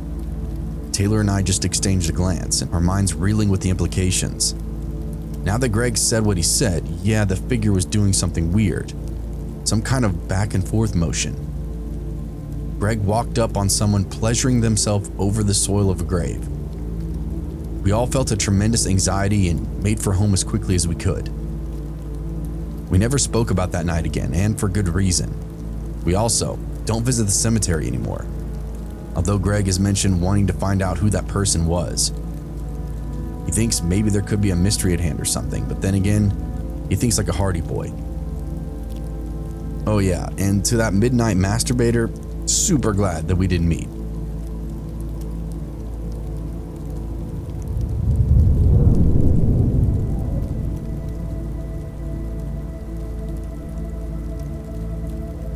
I have a road trip story, but it's extra weird because it wasn't on a road trip that I even wanted to be on. At the time, myself and the girl that I was dating, well, we were going through a rough patch. And by that, I mean we were fighting all the time, even cheating on one another. Super toxic stuff, further amplified by the excessive alcohol consumption. I'm sure you get the picture. Well, after enough explosions and blow-ups, I finally decided to leave. My problem was, I didn't have any local spots to go to. Her and I had moved to the city and then broke up just 6 months in. I hadn't really made any friends or connections that were solid enough to let me sleep on their couch. That left me with one option after I made that decision, and that was to load all my shit up in the back of my hoopty and make that long haul back home. It was a 19-hour drive that I planned on splitting into 2 days. I've been driving for what felt like an eternity. The endless stretch of highway blurred into a never-ending nightmare for me. 8 hours in, and I started to feel like I was trapped in some kind of automotive purgatory. The sun had long dipped below the horizon, casting a sickly yellow glow over the desolate landscape. I was starting to wonder if I'd ever find a place to rest my head. Maybe splitting the drive had been a bad idea. I wasn't super familiar with any of the geography between home and the city that I was driving away from, which, if you're curious, was Nashville, but that's not really relevant to the story. It was the dead of night and I was teetering on being lost. The GPS had led me down a winding road, and trees closed in around me like sentinels. I felt a shiver run down my spine as I realized that I was completely all alone out there. No cars had passed me in hours, and I hadn't seen a soul since I stopped for gas at that station a few miles back. The road was still paved, thankfully, but it was just a dinky 2-lane road with road signs every few miles. It felt almost way too rugged to be a main road, but at this point, I was kind of committed. Plus, for some reason, I had faith in the GPS flickering on my dashboard. As I continued to drive, though, the silence began to get to me. I turned on the radio, but all I could find was static and white noise. I tried to focus on the road itself, but my mind kept wandering back to the strange feeling that I was being watched. This was also probably due to the come down from my lack of drug use. My ex and I were definitely drunks, but since moving to Nashville, we started dabbling in what drugs we could find on Whiskey Row. Now that it was drying out of my system, I felt anxious and weird, a constant stream of sweat pouring out of my forehead. I'd only been on this trip for a few hours, and I was starting to feel like I was losing my grip on reality. The miles blurred together in a haze of exhaustion and just complete boredom. I'd seen nothing but fields and forest for hours. I was starting to wonder if I'd ever find civilization ever again, which was important to me. My paranoia aside, I wasn't brave enough to just pull over and camp in the middle of nowhere. I wanted to camp somewhere with streetlights, like a park or Walmart in the next town that I passed through. As the darkness deepened, I began to feel a creeping sense of dread. I was alone, vulnerable, and completely at the mercy of the road. I pushed that thought aside and just focused on the GPS, willing it to lead me to a place of safety and comfort. Finally, after what felt like an eternity, I saw it. A dilapidated sign announcing the next town was merely 30 miles ahead. The problem was, I'd gotten seriously exhausted at this point, like nodding off the wheel and almost rolling off the road, kind of exhausted. Because of the exhaustion, I was starting to get emotional. Part of me wanted to start crying, as more mind became more and more plagued with the thoughts of what I was actually doing, forced to retreat across the country because my girlfriend had left me. The devastation was getting a hold on me now. All I wanted to do was just get some goddamn sleep. I looked out the passenger window and saw exactly what I wanted to see. A small ring of rooftops way out in the forest. I was close enough at this point that the outlier communities were starting to pick up. I decided to run with it. There's no way I could make it behind the wheel another 30 miles. And people were people, so I decided to sleep there. I veered off the main road, my tires crunching on gravel as I made my way towards a small clearing. A lone tree stand loomed in the distance, its branches like skeletal fingers reaching out for the moon. The lonely sound of my engine's hum in the stillness.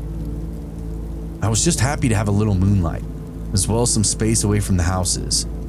The last thing that I wanted was to disturb one of the homeowners, have them calling the police or something. In fact, I turned off my headlights and drove purely by light of the moon. This way they wouldn't even see me coming up the road in my little sedan. I could pull off the road behind some grass or something, catch some rest until sunrise. As I pulled up to the tree stand, I noticed a small cabin slumped beside it, its windows vacant, the door hanging crookedly from the hinges that seemed to scream in protest. I shuddered, feeling a chill run down my spine. I stopped the car and just stared at it for a while. I wasn't expecting a building to be this close to the tree line, yet here it was. The longer that I looked, the more I could tell it was definitely abandoned. I hesitated for a moment, wondering if I should just keep driving. But the thought of another hour on the road was too much to bear. I pulled up to the cabin, my heart pounding in my chest, and cut the engine. The silence was oppressive, heavy with the weight of the unknown. My head was in the fog from all the bullshit that I was dealing with. Essentially homeless on the road, miserable, and now trying to find the safest way to sleep in the woods. I wasn't really prepared for this kind of outing, but it was just for one night, so I was gonna do the best that I could. I sat for a moment trying to gather up my courage. The cabin almost seemed to loom over me, as its empty windows stared at like cold dead eyes. I knew I had to get out, to stretch my legs and clear my head. But as I opened up the door and stepped out into the darkness, I couldn't shake the feeling that I was walking into something sinister. I'm sure it had to do with the creepy cabin that I chose to call home for the night. And yeah, I know, any sane person would have just slept in their car, but I'm a tall guy, 6'4". My car was packed to the gills with all of my stuff from Nashville. There was no way to spread out and relax with my height, so I had to sleep outside my car.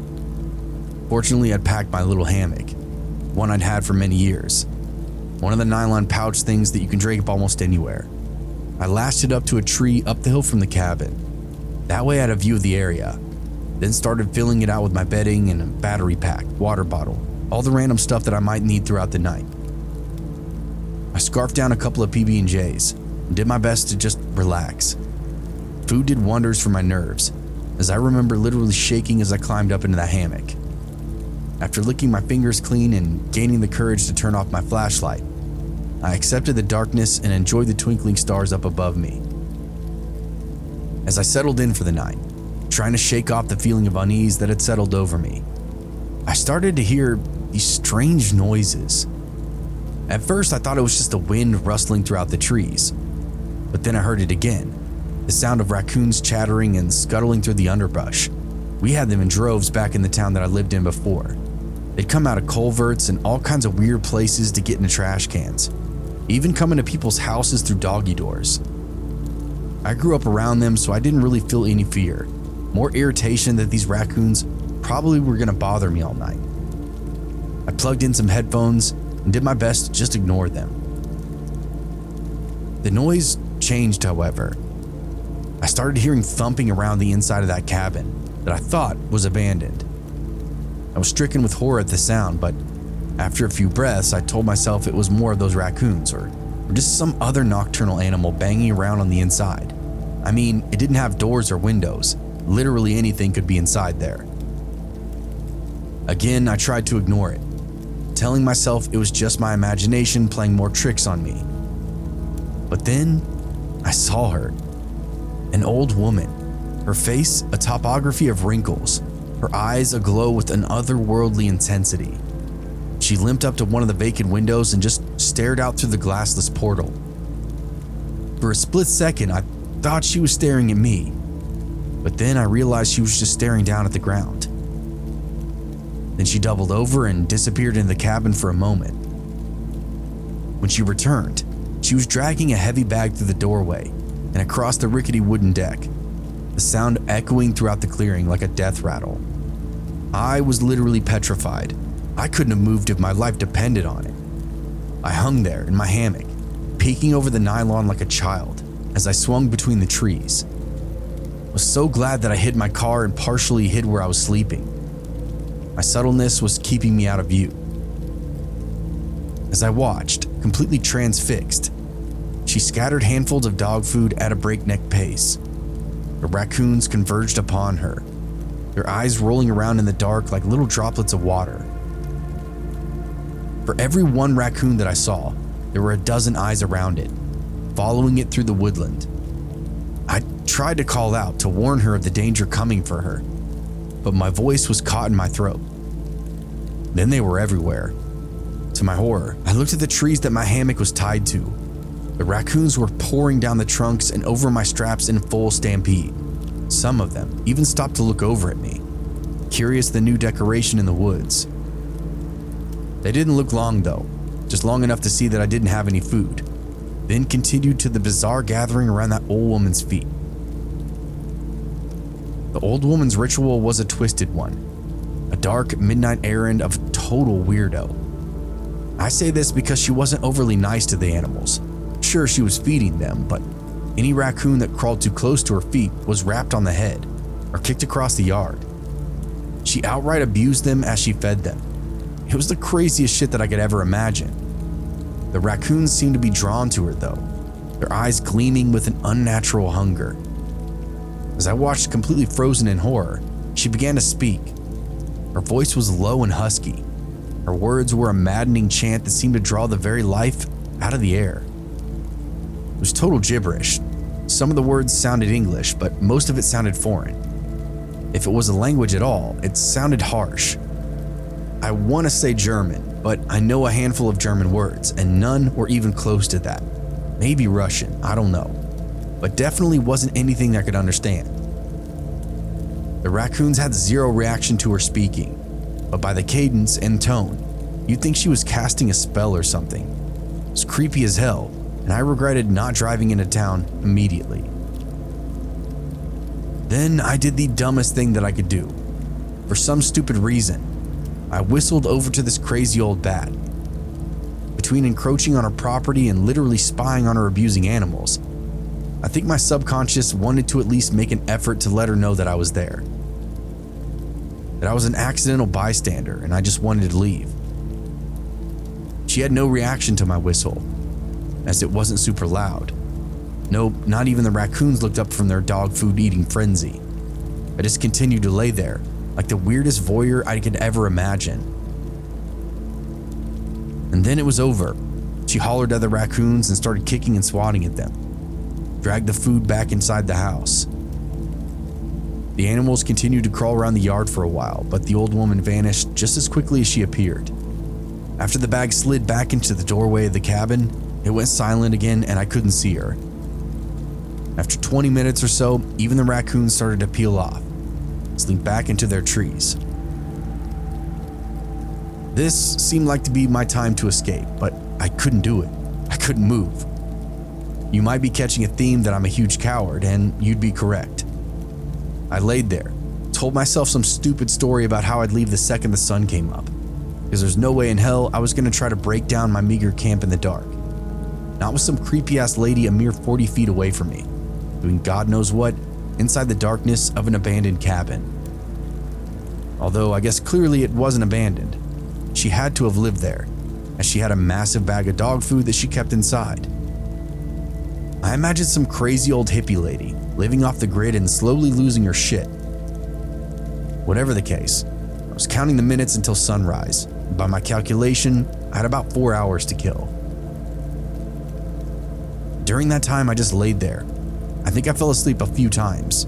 I welcomed it, but I jumped back awake every time, terrified that I was snoring or farting or doing something to give away my position to whoever might be lurking out there.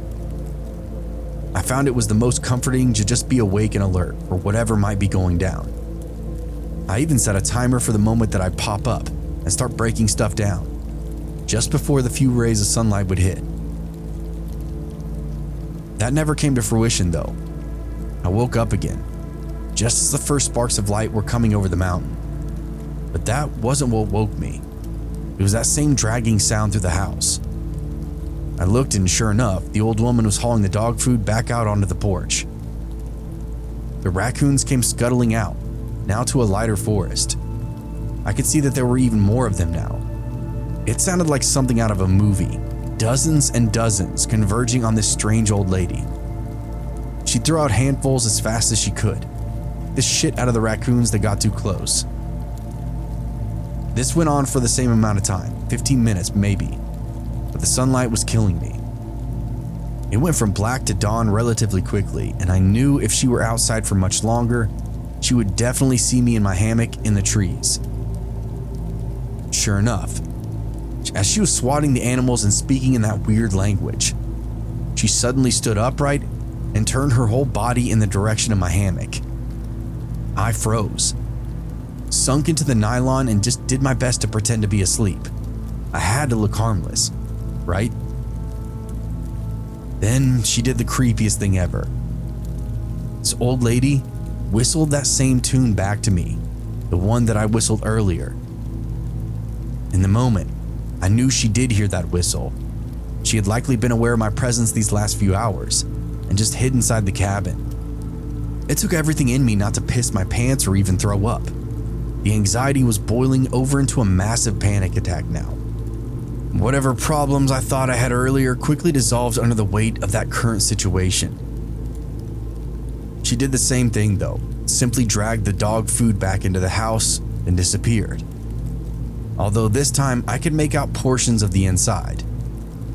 There was what looked like some kind of bedding on the floor, where she laid down and just went still. I wasted no time, truly frightened for my life at this point. Didn't bother with any kind of organization, just simply undid the straps and rolled everything up into that nylon hammock. From there, I ran as quietly as I could through the tree stand until I found my car, parked exactly where I left it, still locked thankfully and not messed with. I started to build a little confidence. I might actually live and get out of here. I threw my hammock and all my shit in the trunk, jumped into the driver's seat, and it wasn't long that I was rolling through the tree line and back toward the main road. The morning light illuminated something though.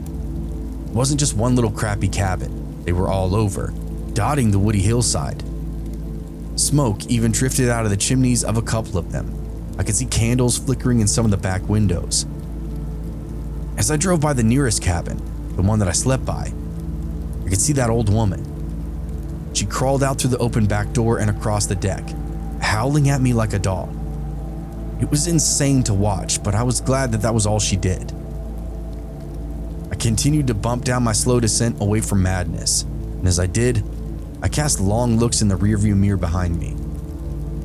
Eventually, I saw a trio of people walk up to the highest hill crest, backs to the rising sun as they looked down at me.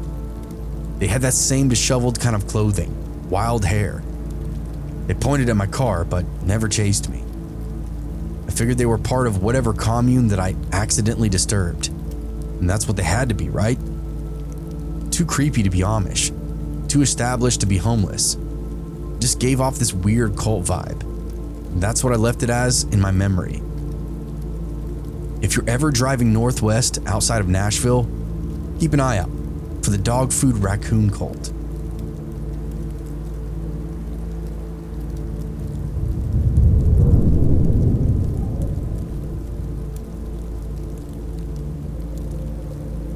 It was literally my first night ever stealth camping solo. I was 18 years old and had just left my home in south central Wisconsin with the goal of riding clockwise around Lake Michigan.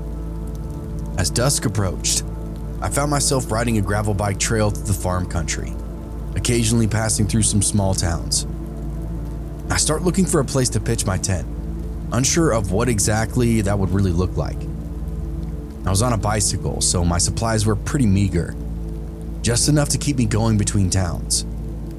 I had a very small solo tent, a tarp, some food and water for the night and morning, a flashlight, and just stuff like that, you know. There are lots of little communities that dot the area that I was traveling through, so I was able to re-up my supplies essentially twice a day. There wasn't any way to keep a cooler or anything with me, so I wasn't burdened with some of those like other riders that I came across. Some of the backpackers along the trail were carrying up to 60 pounds of crap on their back. As a first timer out there, I was kind of blown away by how everyone operated. Eventually, I found a candidate. To my left, the bike trail paralleled a small state highway, a little grass path that crossed the bike trail, and then to my right, it went into a bit of a clearing inside the trees. There were maybe 8 semi-truck trailers parked in the grassy clearing. The trailers themselves were overgrown with grass. They clearly hadn't been moved in years, but the paths between them were well maintained. I didn't really know what to make of that, but for some reason I was able to just give it a reason away. I figured maybe someone was working on the rig, so needed access to the cabs. And for whatever reason, I didn't think anything nefarious could be afoot. I found a spot where the trailers blocked me from view, just about in every direction, and began setting up my camp. I didn't bother with my tent, just unrolled my sleeping bag and made a small fire pit to keep away the bugs while the sun quickly went down. I ate a very simple dinner, and I don't even remember exactly what that was. I just took in the surrounding area. It looked like maybe it'd been a field storage area for a construction company or something like that, but it not only just housed some old building materials, but blown out semis. There were trees that took up 100 feet off, and beyond those, I could actually see the flickering of lights of the next town. It was much closer than I realized, maybe only a mile or two. As the sun disappeared, I rolled out my electric lamps, small but mighty, and they allowed me to enjoy the area just a bit longer. I knew once I turned those off, I'd pass out within a matter of minutes. It's the nature of being out on the road. There's something immensely human about being outside underneath the stars, and turning off the rest of the world when the sun goes down. I let the fire burn out, but didn't want to maintain it throughout the night. That way I could just ditch it in the morning. It fizzled into smoke after an hour. I was satisfied and ready to go to bed. Shortly after dark, I turned out my lights and laid down in bed. Now it's worth noting that this whole situation kind of gave me the heebie-jeebies, but in a bit of a fun way. Like I said, I knew the semis were weird, but I didn't feel threatened by them. The dark washed over my camp like a liquid, heavy, almost even suffocating to a point. I think some of it had to do with the towering semi-trailers around me, stretching up so high that they seemed to have just vanished into the night sky. I felt small down there, and impossibly alone. That wasn't my first night camping out, but it definitely was the first one where I started to miss home. Regrets and worries were starting to seep in, just as I started to teeter off to sleep. Just a few minutes after falling asleep, however, I heard something that completely changed the whole vibe. The squeaking of an old hinge, followed by a loud banging sound. I waited and then heard the footsteps, thudding down the cab ladder before padding under the mowed grass below. I can't express to you how panic-stricken I became. My arms and legs knotted up. My body refused to even take a breath. Every part of me wanted to scream bloody murder, but there was no way I could with my lungs being so empty. Thank God. The guy coughed and cleared his throat, then hawked the nastiest loogie I've ever heard. From there, he took a few more steps, at which point I could see him underneath the trailer. He was 2 semis over, so maybe 35 feet from me. He stopped, unzipped his pants, and started to take a leak. I could see a stream glistening in the moonlight, and after almost a minute, I watched this guy cover his own boots in piss. Right then, I felt sheer terror, like this person was deranged, totally psychotic. I know it's weird, but that little detail said all I needed to know about whoever this person really was. They walked around the edge of the trailer and wandered towards the woods outside of town. It clicked that this was a homeless guy or something, and now he was going to do whatever it was he needed to do at night in town. Beg for money, score drugs, get food, whatever his lifestyle was. I listened for a bit but didn't hear anything more. I realized it was now time to make my move. It really freaked me out though, and I decided it was enough. In the light of just my headlamp, I broke camp in record time, loaded up my bike and hit the trail. A mile or 2 down the road, I found a much better place to camp, though I didn't really end up sleeping that well that night. I rode until I was literally right outside of town, made a little stealth camp behind the first gas station that I saw on the outskirts. I think it was a Speedway. There were glowing lights from the parking lot, the road sign. I didn't get a lot of sleep, but I did feel safe. I never saw that guy again, and I'm glad he didn't discover me, although frankly, I have no idea how that was even possible. I wasn't being quiet when I made camp. I even had a fire and torch lamps glowing between the trailers. He had to have known that I was there. Perhaps he knew this sudden presence would be enough to scare me off. And if that was true, he would be correct. If somehow he didn't know I was there, my only conclusion is maybe he was just some kind of junkie, nodded off in the back of the semi. Whatever the case, I'm super grateful to have never actually met the guy. If you'll also indulge me, I have another story that comes to mind. A couple of years later, I set off on what would most likely end up being a 7-month, 5,300-mile tour on all the western US, mostly stealth camping along the way. One thing to keep in mind about traveling like this is that the forest makes far from a quiet night's sleep. Over the first few weeks of that trip, I'd come to find comfort in the droning of thousands of crickets and toads. Perhaps I'd camp near a babbling creek. It was always the highlight of my night, though not particularly uncommon, to hear the yips and howls of a distant pack of coyotes. I fondly recall one night where I camped right between 2 owls that hooted back and forth through much of the night. If nothing else, it wouldn't take much of a breeze to stir music from the tree canopy. About a month and a half into this trip, I was somewhere in the rural mountains of western Montana. For those that don't know Montana, parts of it are the most remote that you can get in the continental US. That wasn't the case on this night. I was hidden in some trees just outside of town again. After turning out my light and laying down in bed, I came to a disturbing realization. There was not even a single cricket chirping, nor toad croaking, certainly no coyotes or even owls. Even the dead air was still, with not the slightest breeze through the dry leaves of early autumn, still clinging to its trees. It was truly, completely silent. And that, to me, was terrifying. I can only describe it as the loudest silence that I've ever heard, and it felt as though the entire forest was hiding from an equally silent predator.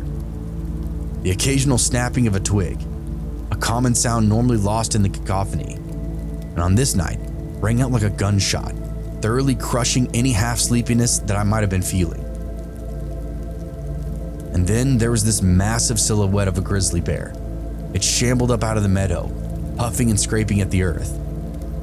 The crazy part was, I was only a quarter mile outside of town, and one of the few sounds that I could actually hear was the random traffic drifting by. The grizzly didn't give a shit about any of that though. Fortunately for me, it was still about 50 feet away, but even at that distance, the thing was enormous, rocking back and forth as it walked. It looked over at me, puffed a bit more, and then just continued on its merry way. I learned the next morning that that bear was a local nuisance who made sure to amble into town and visit the local dumpsters a few times a week. When I rode into town the next morning, there was trash everywhere, people cleaning it up and bitching about the bear.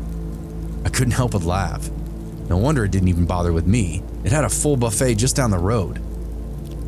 The locals themselves were actually scarier than the bear. Many of them had seen my little camp outside of town, so not so stealthy. They generally give me the cold shoulder and did their best to usher me onto the next town. Throughout the rest of that trip, I camped in sub-freezing temperatures. It made stealth camping in or near town an absolute necessity. If something bad happened to me and I found myself too far from help, there's no way I'd be able to navigate the distance and temperatures below freezing. The climate and scary encounters weren't the end of my troubles though.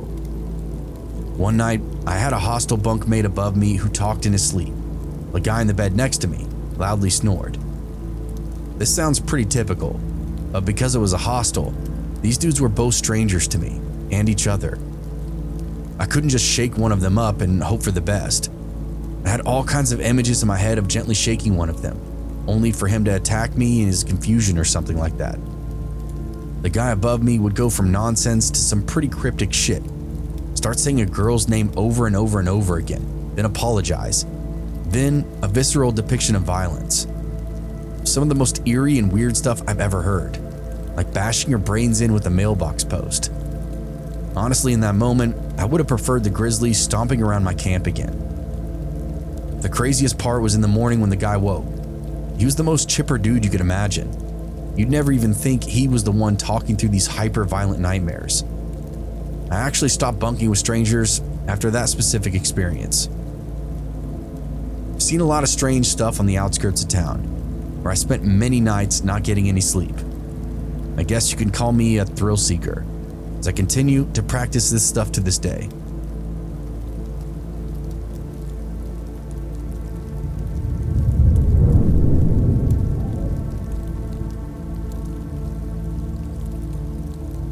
I will never forget the autumn that terror came to our suburban community. It was the season of crisp air and vibrant colors, but also of unspeakable horror. I am a police officer.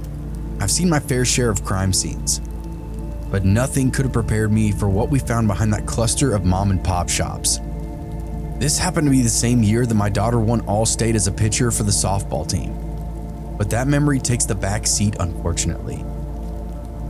The victim was an older local resident, a familiar face in our tight-knit community. He was found lying in a pool of his own blood, his head battered beyond recognition.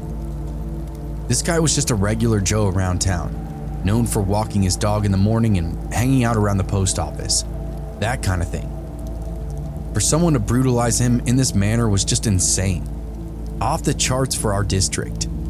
They even left the murder weapon, which was an old post for a mailbox. They picked it up and clobbered this fellow at least 30 times. The brutality of the crime scene was shocking, even for a seasoned vet like myself. The killer had this ferocity that seemed almost inhuman. Forensics and detectives were both scratching their heads, but us people on the beat had no clue where to even start. There were some cameras in the area, but nothing really helpful. One of them caught our victim entering the area behind the shops at around 6 in the morning, the normal time that he would walk. They didn't show anyone else coming or leaving the area until an employee arrived at around 8:30 a.m., which is when the body was discovered. Whoever killed this guy either never left the area or exited by some other mean. I remember some of the guys in the locker room saying that aliens did it. As the news of the murder spread, our community was rocked to its core. People were scared, and rightfully so. The thought of a murderer living among us, hiding in plain sight, was just unbearable. We worked tirelessly to find leads, but every avenue that we explored seemed to end in a dead end. The victim had no known enemies, no shady dealings, no apparent motive for the attack. It was as if the killer had just struck at random, leaving us with nothing to go on. Again, as a police officer, I've seen the worst of humanity, but this case was just different. The sheer brutality of the crime and the senseless violence, it was like nothing I'd ever seen before. And the fact that we had no leads, no suspects, it was almost like we were chasing a ghost. The days that followed were a blur of activity as we worked tirelessly to crack that case. We set up perimeters, questioned people in the area, scoured every inch of the crime scene for some kind of evidence. But nothing came to light. No leads, no suspect, no motive. It was as if the killer had just vanished into thin air. The cameras, the questions, none of it yielded any result. We were drowning within 72 hours, and the town council was starting to breathe down our necks. A failure to investigate would likely impact our budget for the next year, or at least that was the rumor. It felt like our lives were crashing down upon us. As the community grew restless, we grew more desperate. We started to investigate known troublemakers, hoping to find a connection, any connection to the crime. But every single lead ended in a dead end. The detectives and officers were working the case and getting spooked. We were all on edge, irritable, frustrated. It wasn't until we questioned this young punk kid named Alex that we got our first lead. He was a known troublemaker, always causing a ruckus in the neighborhood for as long as anyone could remember. When we pressed him about the murder, he'd said something that made our ears perk up. "It's probably the weirdo living in the walls," he said with a shrug. "The fuck did you say?" I asked him. I remember looking up from my notepad with a slack jaw. "We don't know who he is, but he lives in the walls downtown," he said again. What does that even mean?" "I don't know, man. He's like impossible to follow. We tried to mug him one night, but he lost us around the corner." "Where at?" "The same place that dude was killed, actually. Behind the breakfast spot," Alex explained. "Okay, so you're saying there's a man who can walk through walls in the area of our murder investigation," I clarified. It sounded like a lot of bullshit to me. "Yep," was all he said. "Well, what's he look like?" Suddenly, Alex lost interest and didn't want to talk as much, so my partner and I pressed him a little bit, did the good cop, bad cop routine, and it didn't take long before we had a full timeline, description, and hours in activity. It turned out this guy was apparently a bit of a celebrity to the local losers. He'd shown up downtown a month prior, seemingly at random, was definitely a drifter of some kind. He didn't ask for drugs or money or even alcohol, not even a place to stay. He seemed to have his own agenda going, and that's when some of the local kids decided they were going to kick his ass and see what was in his pockets. That was the same night that he vanished between those buildings, earning the nickname Wall Walker. He was seemingly homeless, had been seen rummaging through the trash cans and dumpsters. Looking back over the footage from the area, we actually had a couple of confirmations on similar people with similar behavior. We reoriented our investigation, focusing on finding this mysterious individual. This was a massive relief for not just the department, but every resident of our community. We set up surveillance near the murder scene, hoping to catch a glimpse of this mysterious stranger. Then just a few hours later, we got our first hit. A figure matching the description walked right into view. His gaunt face and matching clothes unmistakable. We quickly mobilized a team to follow him, but just as the kid told us about earlier, he seemed to vanish into thin air. We searched the area, but there was no sign of him absolutely anywhere. We knew he had to be here though. I could feel it in my gut. But also, this was what he was known for, right? So we just kept watching, kept waiting, hoping he would make another appearance. And then again, just as we were about to pack up, switch shifts with the incoming team, he showed up again, but this time, we were ready. He seemed to know every alleyway and side street, every hidden corner and secret spot. Yet despite his apparent familiarity with the area, he seemed to be walking in circles, as if he was waiting for someone or something. Then, just as quickly as he appeared, we lost sight of him once more. And this was the second or third time that he vanished, I guess? Well, here's the thing. He did it in the exact same area every time. There was a long building that contained 2 different businesses, and across from that was a large exterior walk-in cooler for the breakfast place, big locked steel container, and then the center block wall behind that, running the length of the alley. They converged to meet a second business in a separate building, just lots of little gaps and spaces. My team went down into this area, lit it up with all manner of flashlights, flipped the place upside down, and to our pleasure, we found that man. Behind the cooler unit, where the center block wall was, there was this small hole at the bottom. Just enough space for this guy to get through. On the rear side of that wall was a dumpster that looked to be locked, but actually wasn't. The pull bar was broken so anyone could open it. This explained that guy's disappearing act. As we continued to explore the lot, we found he had a full camp set up back there, tucked into some bushes on the other side. It seemed like he spent half his time hiding in the dumpster, the other half relaxing in the outdoor camp. After we arrested him, we would get the full story. His name was Roger, and he was recently displaced due to some other reason. My takeaway was general mental unwellness. Roger was smart though, like valedictorian smart, but also walked hand in hand with some mental illness or drug dependency, maybe even both. He was too smart for his own good. So after a few years of normal work life after college, Roger ended up going off the deep end and just wandered after that. The thing was, he was pretty resourceful due to his IQ. He did pretty well as he moved around the Midwest. What happened that morning was something else though. Roger had landed in town not by design, but by sheer randomness. He was hitchhiking. They decided they had enough of him in our downtown district. So from there, Roger moved in, tried to find whatever opportunities might be around. And as he lingered in the dark back alleys, he found that hole and that dumpster and started building up his little decoy camp.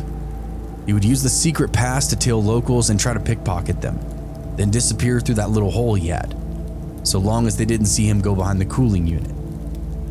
The electrical box for the cooler did a superb job of covering up the 2 missing blocks. Roger had met our victim after living downtown for a week or 2, but that morning something had happened.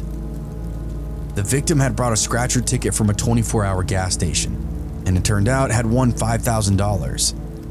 He was walking around in complete disbelief, talking to himself out loud, waving the card around. That's when Roger approached him. The victim continued on about his good luck, wandering behind the restaurant to start his journey home.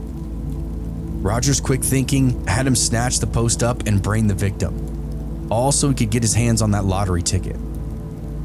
We found it in his right front pocket, still yet to be redeemed, probably waiting for everything to cool down before he tried to get the cash. I went back to the scene of the murder the next day, and it was just unnerving to stand there right in the exact same spot as before, look over and see the top of the dumpster from across that wall. Roger had been hiding in plain sight, what he called urban camping, for the entirety of the investigation. How many times had we walked circles around him in there as he peered out of the gaps and rust holes, breathing and just waiting for us to move on? He'd been camped out back there for a month. We had no idea. I'm still with the department today, but I've never seen another case even close to that. I'm also thankful that it just took some crackerjack observation to break that case, and that it didn't turn out to be more nefarious. Roger is still serving time today, and will be for the foreseeable future.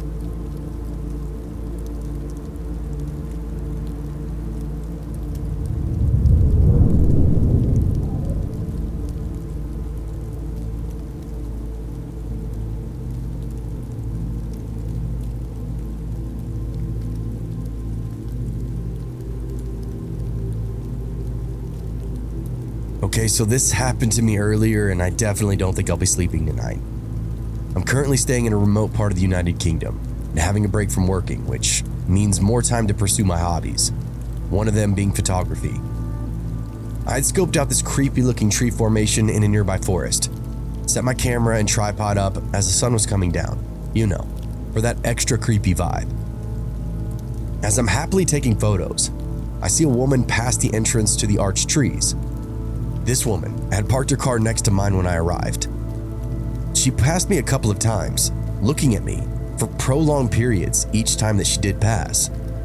I assume she wants to come up this path but sees I'm taking photos and decides to walk elsewhere. I'd say 5 minutes goes by. She appears again. This time, she's walking toward me, dragging her left side slightly with this strange limp. She stops once, stares at me for a few seconds, then begins walking toward me again.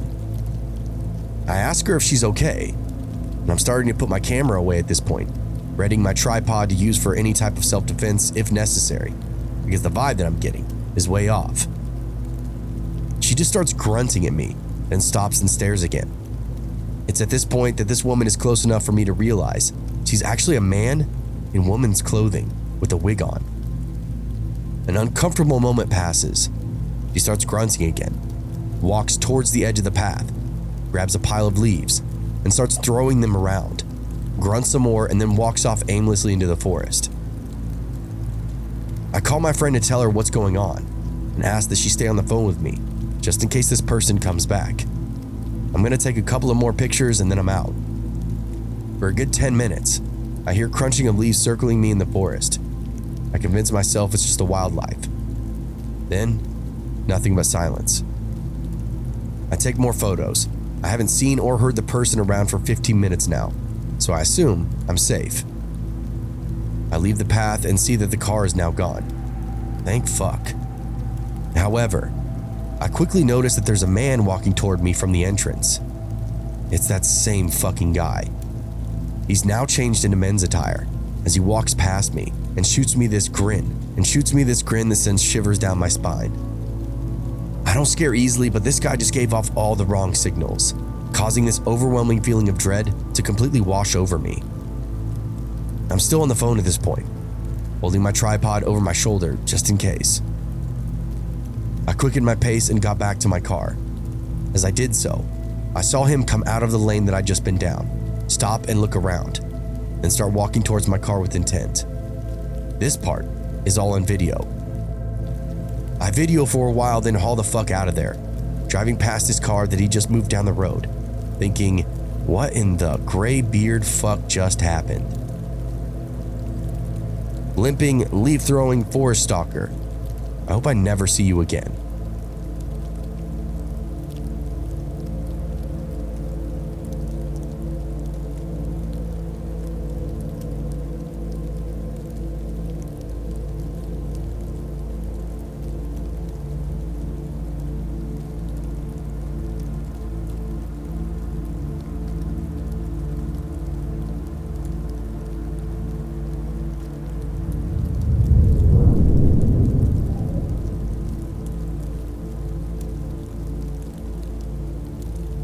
As a young man, I enlisted in a branch of the military that will go unnamed. I was stationed in a place that will also remain unnamed. This is to protect my identity and nothing more. Other than that, I'm a big fan of this channel. I was told I should submit my story. In the early 2000s, I was enlisted and stationed somewhere in the domestic US. This was the first time many of us had lived away from home, so we had to find coping methods that fit other lifestyles. Some exercise, some play video games, and a whole bunch of us just made bad decisions. Drinking too much, getting secret tattoos, fighting, buying cars we couldn't afford, sleeping with anything that moved. You get the picture. We didn't understand anything about life yet, but still, we thought we had it made. We'd never have to worry about anything because the government had our backs. We were indestructible. I cannot express to you how common and how incorrect this thinking is. There's a reason the military upholds their own police force. You can't just piss off and expect there to be zero consequences. If anything, the consequences are actually worse. Me and the crowd that I chose to run with all elected the party scene over anything else. It started as small poker games on one bunk room or another, until finally branching out to someone who had a whole modular house on base. This had more rooms, so we sent more invites out. The poker games turned into music, lounging, drinking lots of whiskey and beer. Before too long, we were taking trips off base to a couple of local bars in the area. It was risky, but it could be done with the proper forethought and preparation. This became a very important ritual to me. I like drinking. I like doing stuff on the edge and riding the line of what was acceptable and what wasn't. It's a trait that's definitely gotten me into a lot of trouble my entire life. As time went on, we had some experiences that I would consider close to being caught, usually just almost getting busted at the gate upon return, where we were all hammered but pretending not to be. We also got pulled over once, and by the good grace of our uniforms, the cops let us roll back to base without so much as a warning. It wasn't enough to keep me away though, so the little group would venture off base and would no longer be a rotation. Only 3 or 4 of us were desperate enough to keep risking it. Also, we were hooked on the bars. There were actual women in there, not just base hussies. There were pool tables, beer taps, real gambling, sports games. I mean, honestly, I'm describing any average bar, but to kids in the military, it was goddamn freedom. But one week was just about the worst week of my life, and not really for any particular reason, just small things snowballing and building my agitation. I got some bad news from home. I wasn't performing well on base, and my drinking habit was starting to materialize in my habits and home area. I was just a lazy drunk, and was starting to get shit for it. But because of the nature of my drinking and military life, this anger festered into something it didn't need to be, and I wanted to blow off some steam in a bad way. By the end of that week, I think everyone knew to steer clear of me, because no one wanted to ride along to the bar by Friday night. Everyone chose to stay on base and just to hang out in the barracks or at someone's house. I wanted more. I cruised down to this rundown watering hole, where the hillbillies would absolutely get plastered. It had that kind of high energy that I was looking to lose myself in that night. When I first got there, I walked in a hero. People cheered, waved, and this was the usual reaction to the uniform. It was small town celebrity stuff, and I soaked up every bit of it.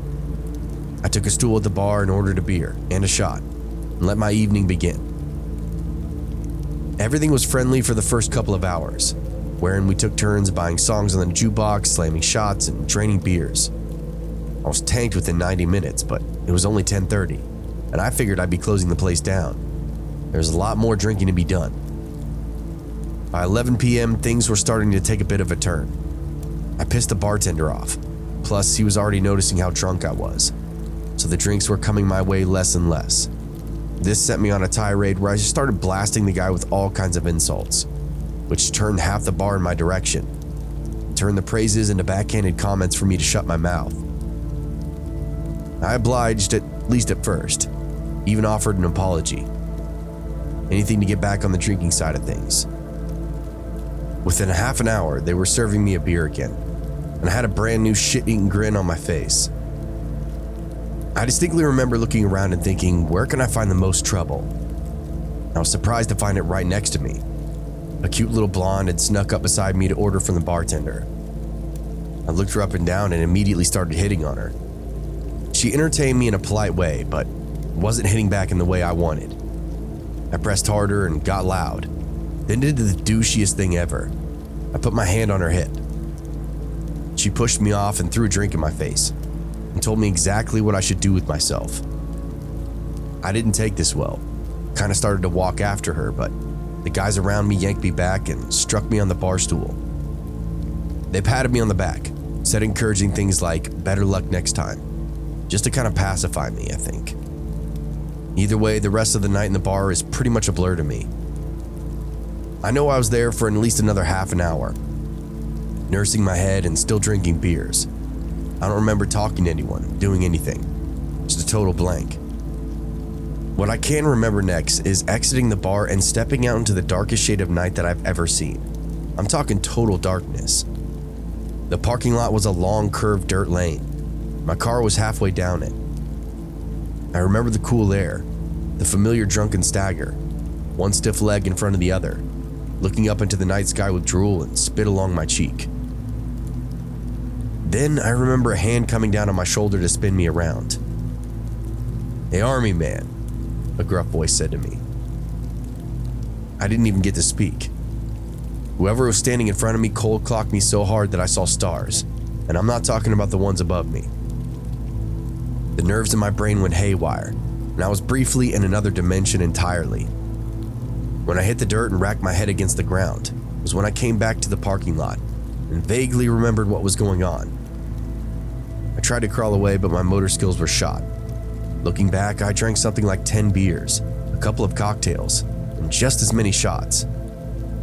This was Hickville, USA, but they were happy to sell booze to just about anyone. "You touch girls a lot?" a different voice asked me. Someone started kicking me from behind, right in the spine. I instinctually covered up my head, but it did little good to protect my back. It was knocking the wind out of me and making me see stars at the same time. "Come on, let the man answer," the other voice said. "Go on, tell us. Do you touch girls often?" "No," I coughed. "I'm sorry." "Hear that, Lynn? He's sorry." "Oh, is that right? Well, shoot. I guess we're right as rain," the guy that kicked me said. I slowly uncovered my head, drunkenly looked up to see two figures towering above me, although one was much bigger than the other. He looked like a damn gorilla to me as I laid there, just this big hulking mass. "Peekaboo," he said, then clobbered me right in the nose. It smashed into my face and shattered, and let a warm wave of blood cascade down my chin. The guy behind me smacked me in the ear, then booted me in the other, and again things got hazy for a bit. I'd been in a few tussles in my life, but nothing like this. I remember it occurring to me as I swam through the fog of subconscious that I possibly could die in that moment. Then another ring of my bell brought me back into the parking lot. There was a sound in my head that made my brain feel small, just like a droning feedback that seemed to bounce between my ears. There were voices talking beyond that ringing sound, but I couldn't even make out what they were saying. I laid there and actually thought they were coming from the TV in another room. It wasn't until I felt the wind and dirt beneath my hands that I remembered that I was outside. "Never come back. You understand me?" one of the voices said. "Comprende?" the other one said. I nodded and said yes. Anything to get me out of there. "We went easy on you. These guys wanted to bury you in the mountain, but we told them we'd take care of it. So, again, we won't see you anymore, correct?" "Never," was all I could say. "I'm sorry." "Yeah, we know," came the response. "Now go harass your own women, pig." I tried to get to my feet, but they just threw me back to the ground and told me to crawl. I did as instructed, doing my best not to pass out or even cry. I didn't even know where I was going. I just kept nosing my way through the dirt. Anytime I got off course, one of the hicks would give me a boot in the direction that I needed to go. Before long, I crawled until my head hit the side of the car. "There you go, shitheel. Don't ever look back," was all they said. And I heard them walk off into the night, but I never heard a truck start. They walked until I couldn't hear them, drifting through the trees, I'm assuming toward their houses out in the woods. That was even scarier to me, like these guys were true backwoods rednecks, and I just barely escaped a hillbilly execution. I laid there for a minute, more like 20 or 30, let my vision correct itself. I was desperate for water, but there was no way I was going back into that bar. I eventually got behind the wheel and buckled in, made the looping drive back towards base. I stopped at one of the few 24-hour gas stations, got a bottle of water, cleaned up my face the best I could in the bathroom.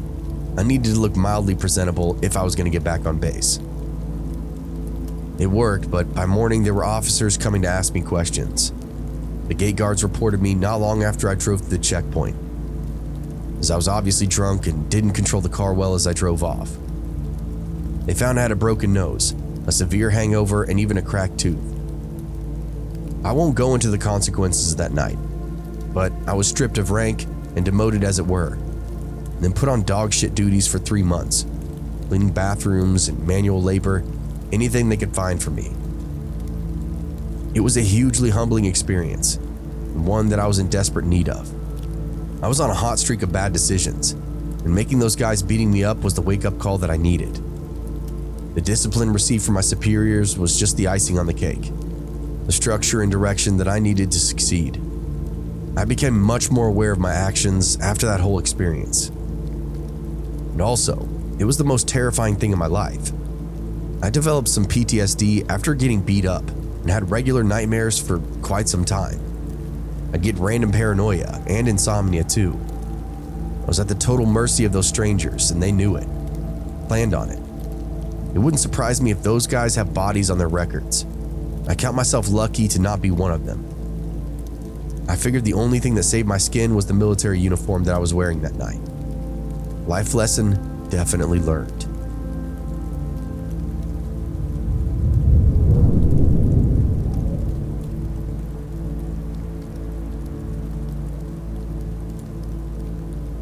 My friends and I have a podcast where we all tell each other scary stories.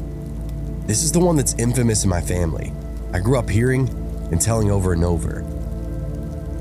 Back in the 80s, my Aunt Kay was in her early 20s. This was before she married my uncle, and she would drive these long distances back and forth between her parents and my uncles to visit. It was a transitional period for them. He had just graduated, and she hadn't moved out yet to be with him. It was a long drive across several states, through the desert, which took her several hours. This desolate highway would have stretches of the road that lasted hundreds of miles, where you quite often wouldn't see another driver, let alone a gas station. So Aunt Kay set out and began one of these journeys. A couple of hours into that drive, Aunt Kay noticed a dark vehicle slowly catching up to her. She barely noticed as she sung along to the radio, until the vehicle got aggressively close. She turned off the music and looked into her rearview mirror, seeing the vehicle flash its brights and a hand pointing at her car, motioning for her to pull over. Alarmed, she quickly slowed, began to look for a safe place to pull off the road to see what must be wrong with her car. The second that she pulled off of the road, she said she felt and heard as clear as day, "Don't pull over." Then again, stronger this time, "Don't pull over." Call it God, intuition, or maybe just a gut feeling, but a jolt of adrenaline and fear shot through Aunt Kay's body as she hit the gas and peeled back out onto the highway. Heart still pumping, Aunt Kay silently asked herself what the hell was that about as she saw the vehicle peel out behind her. The dark vehicle continued to closely follow, flashing their brights and still motioning for her to pull over. Fear and confusion set in as Aunt Kay began to question what was really going on. Why was this driver so insistent on her pulling over? Was there really something wrong with her car? And what the hell was that warning that she felt? It would have been a very serious and severe situation if her car would have happened to break down out there. This was all before cell phones, but she continued to press on. Just as her resolve began to waver, she started questioning if she truly did feel what she felt back there. She started slowing back down when that same dark vehicle picked up speed. It entered the oncoming traffic lane and came level with my aunt's car. The driver smiled, pointed, then motioned and mouthed the words "pull over" to my aunt. She said the second that she looked into his eyes, she felt pure evil. She felt a horribly sick feeling in the pit of her stomach, and again heard those words in her head: "Do not pull over." She described him as scary looking, greasy, and noticed that he was missing a couple of teeth in his smile. A smile she'll never forget.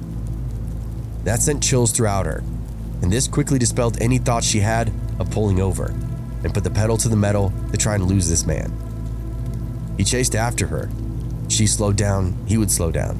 She sped up, he sped up. It got to the point that he began to try to push her car off the road. Aunt Kay was to the point of tears, and this creep continued to terrorize her, all alone, out in the middle of nowhere. Finally, after what felt like an eternity, Aunt Kay sees a couple of semis off in the distance. She felt as if she could only get close enough and maybe get between those trucks. Maybe she'd be safe. He continued to flash his lights, honk his horn, trying to hit her car until she got close enough to those trucks. As she got between them, she saw the dark vehicle slow way down and eventually disappear from view. She stayed with those trucks for a couple of hours until she felt safe enough to pull over at a gas station, and it all hit her and she cried. Fast forward several years, my aunt and uncle are now married. He's working at a law firm as a high-profile criminal prosecutor in Las Vegas. She's now a full-time mom of several young children. Since I've known my aunt, she's been obsessed with true crime. Dateline, 2020, Unsolved Mysteries, it's all playing in her house all the time. This day was no different.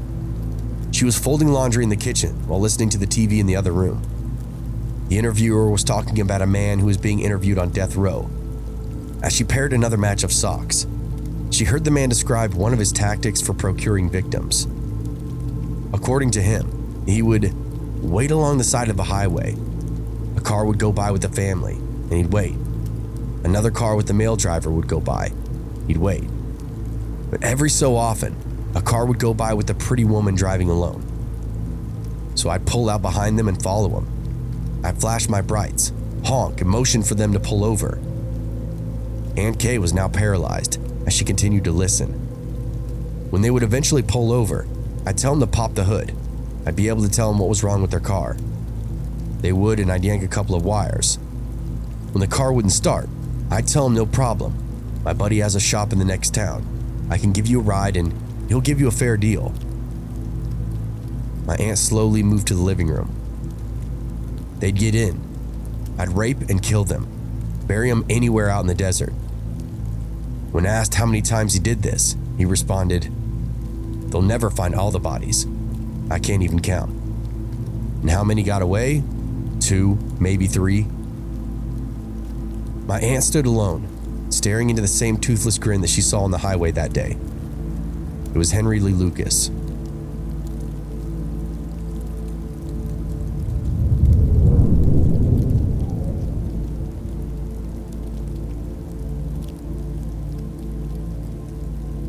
Hello everyone, I'm a long-time listener and a first-time submitter. I've got a story that I think you'll find interesting. It's about my time working the graveyard shift at a 24-hour gas station. I'm honestly surprised there aren't more stories submitted by folks that have worked this shift. Every one of my coworkers, or even just random people that I've swapped stories with, they all have seen or directly experienced some seriously bizarre stuff, every single one of them. So as a shout out to other fellow veterans of the convenience store third shift, I want to hear your crazy and unbelievable experiences as well. I was fresh out of college when I got to the gig. Jobs were pretty scarce. When I saw the help wanted sign in the window at one of the local gas stations, I didn't hesitate. I didn't even know what the pay was. At the time, minimum wage was probably around $7.25, something like that. It didn't matter though. I needed the money coming in, or I was gonna lose my apartment and pretty much everything else that I had in my life. I was driving around without car insurance at the time because I was that broke. I got hired pretty much on the spot and started that weekend. The job was simple enough. Keep the place clean, stock the shelves, ring up purchases, everything that you see clerks doing. Sometimes there were pretty obvious boring spells. I'd go outside and take out the trash, reline them, and even sweep up the parking lot. Anything to keep busy as everything is on camera inside that convenience store. It's pretty low energy, easy enough to get through. The hours were brutal. From 11 p.m. to 7 a.m., I was the only employee in the store. Sometimes there would be another coworker for a couple of hours, especially if it was a busy night or if inventory desperately needed to be done. This little reprieve was rare, but always welcome, as the only other company were the customers, and you never knew what you were going to get. The gas station was located on the outskirts of town. We got all sorts of characters coming and going. There were the truckers, bleary-eyed and haggard, looking for a hot cup of coffee and a pack of smokes. There were the late-night partiers, their laughter echoing throughout the store as they stocked up on snacks. And then there were the others, the ones who made your skin crawl, the ones who looked like they were running from something, or maybe to something. They were typical junkies, tweakers, homeless people of various shades. Sometimes really strung out people would come in, clearly agitated and just looking for trouble. I'd ask them to leave immediately or I'd call the police. 9 times out of 10 this would work. They would take their crazy drug-fueled trauma back outside where it belonged. Every now and again though, you'd have someone slip in and go to the bathroom, only to never come out. And I can't tell you how many burnouts I would have getting blasted in the bathroom, only to nod off or keep using and completely lose track of time. My only option for these folks was to knock until they opened up again. I have to tell them I'm calling the police, as I have to assume they've OD'd in there. This is a real life thing that happens. It's why sometimes you'll find blue lights in bathrooms, so some people can't find a vein. It's a sad fact of reality nowadays. The nights were long, and they oscillated between mind-numbing boredom and spikes of anxiety. I remember one night though, a man came in, his eyes darting around nervously. He was twitchy and kept one hand in a pocket out of his hoodie the entire time. I rang up his purchases, my heart pounding in my chest, but I was relieved when he left without incident, at least until he came back.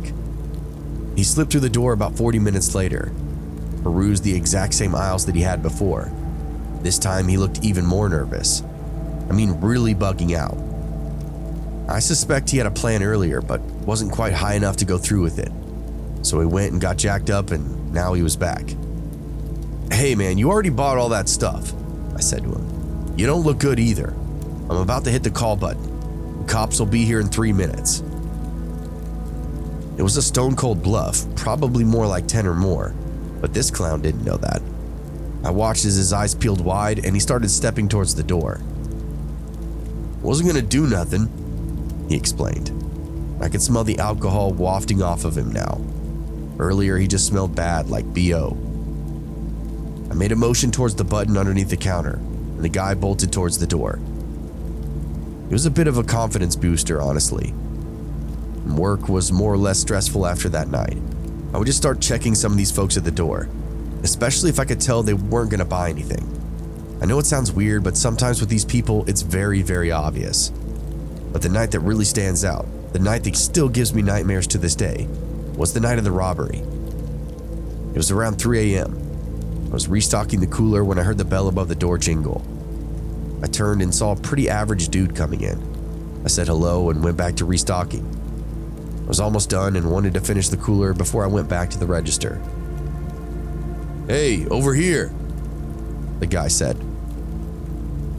I turned around to see he was now wearing a ski mask and pointing a gun in my direction. What looked like a beanie on his head was really a mask he'd rolled down his face, and the gun, I'm assuming, came out of the pocket of his sweater. When he said, "Hey, over here," I thought he was talking to someone else, like maybe waving another robber into the store. I awkwardly looked at the door and waited for someone to come in. He looked at me, looked at the door, and then waved the gun again. "Let's go, get behind the counter," he said. I froze, my mind racing. I remembered the advice my manager had given to me. If you ever get robbed, just give them what they want. Don't be a hero. So that's what I did. I did my best to calmly walk over to the register, punch in the keys that would open up the till for me. Inside, I was going bananas, unsure of every movement. I'd never had a gun pointed at me, and it feels like they're gonna pull the trigger every second that goes by. You keep thinking, now, here it comes, now. Just a couple of pounds of pressure and you're dead on the floor. It rang open. I gave him the money for the register, my hands shaking the entire time. Sweat started pouring out of the usual places, mostly my face and armpits though. It felt like it was 110 degrees in there, and I had just been shoulder deep in a 40-degree soda cooler. I set all the cash on the counter between me and that guy, and that's when I noticed the gun was shaking a little bit. This man was clearly panicked. His voice was shaky as he demanded the money, and I could see sweat glistening on the skin around his eyes beneath the ski mask. He kept glancing towards the door, as if expecting the police to burst in at any moment. "I said, give me the money!" he shouted, his voice echoing throughout the empty store. I could hear the fear in his voice now, and it made me feel strangely detached from the situation. It was as if he was watching a movie. At any moment now, the credits would roll. I gestured to the small pile of cash on the counter between us. He looked down at it, looked at me, and then looked back towards the door. He took another peek into the empty register. Everything started to come together for him. The gun started to lower, just as he reached his free hand out and put it on the cash. But then, something unexpected happened. A car pulled into the gas station. Its headlights cut right through the front window. They were parked right outside the front door. Would be coming in at any second. This immediately spooked the guy, who jammed the gun in his pocket and bolted out the door without taking the money. Seizing my chance, I ducked behind the counter and hit the panic button, alerting the police. Now I got to see what the actual timeline would be for a real response. The sound of sirens filled the air across town as that man fled. leaving the money scattered across the floor. I stood there in total stupor, shocked at what had just gone down in my shift. It's not a good day when you get a gun pointed at you while you're on the clock. Some people get benefits, and some people get the exact opposite. The police arrived within 6 minutes, but that man was long gone. They took my statement, and I spent the rest of the night replaying the events over and over in my head. My manager came in not long after the cops arrived and relieved me. He just let me decompress in the office for a bit. He said there hadn't been a robbery there in almost a year, and it was hopeful that the area had improved. He was very apologetic, but said it was also part of working overnights. That was my last night working at the gas station. That experience shook me, and I realized that no job was worth risking my life for. Grateful that I made it out of that situation unharmed, and I hope that sharing my story can serve as a reminder of the dangers that overnight workers face every single day.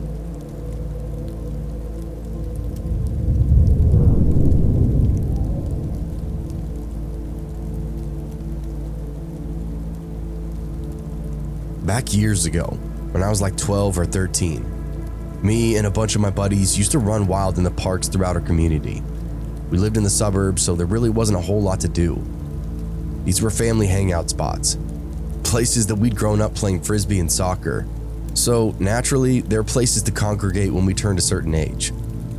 I'd say we started hanging around in these parks in like 5th grade, but really made in the spot by the end of middle school.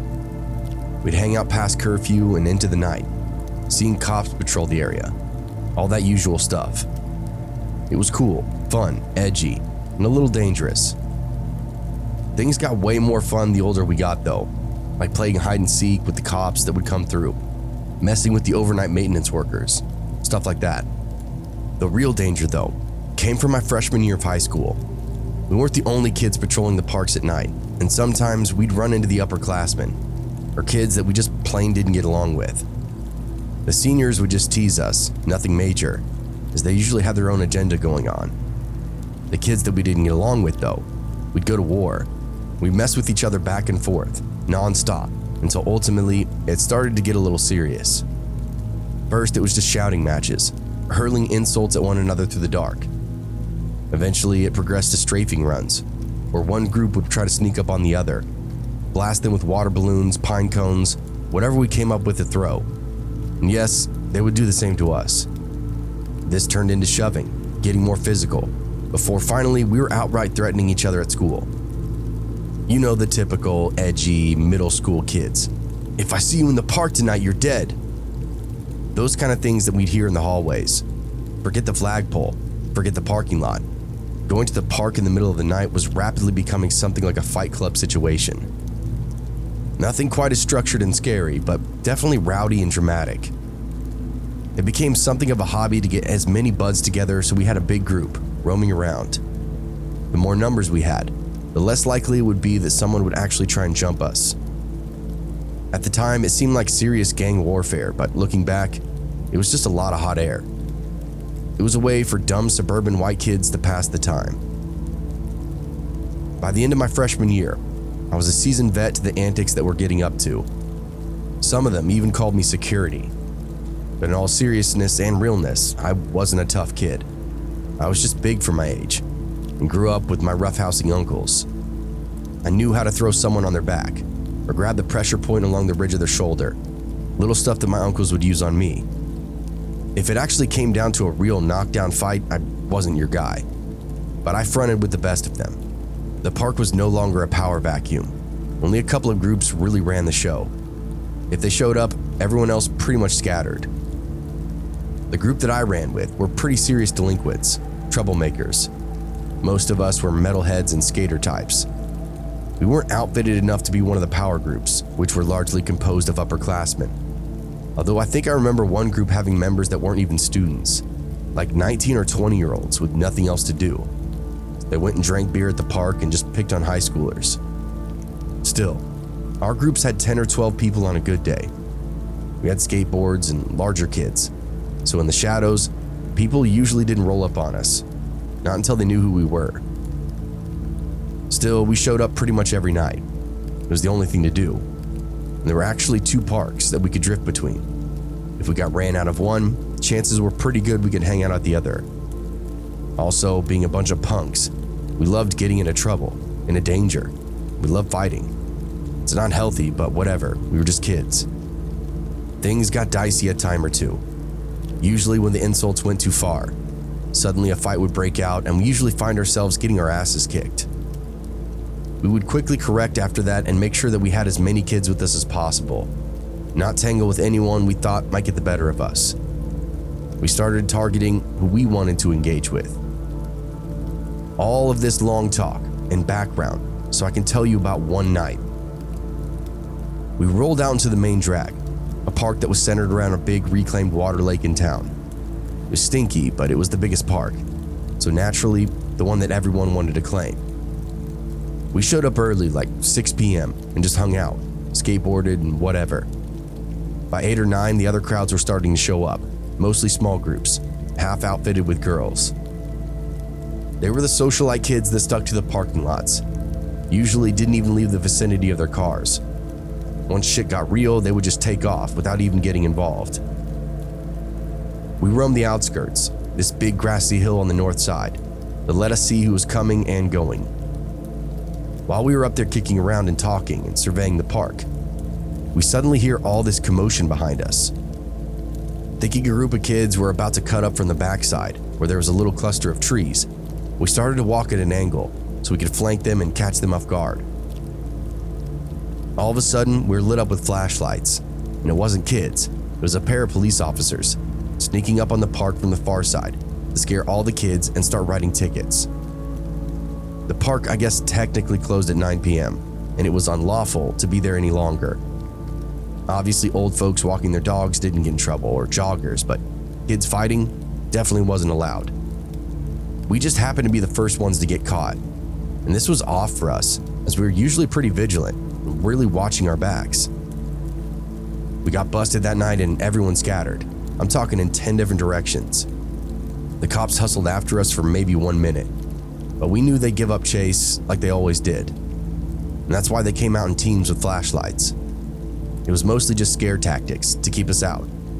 But if you were slow or unlucky enough and get cornered and caught, they'd stick you with the ticket, take you home to mom and dad, and generally just mess your week up. I was running the long way across the hill, hoping to dip around the far side and cut back towards the playground. This was a huge loop that would have me touring almost the entire park, which, in my head, was a perfect way to lose these clowns behind me.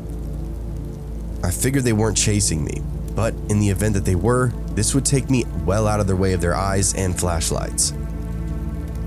I looked back though, and I was wrong. One of the officers was jamming up across the hill after me, and from what it looked like, he was definitely going to catch me. I kept running and tried to take longer strides, but then turned on a dime and ripped down the slope, back towards the playground. I could no longer actually hear what happened behind me.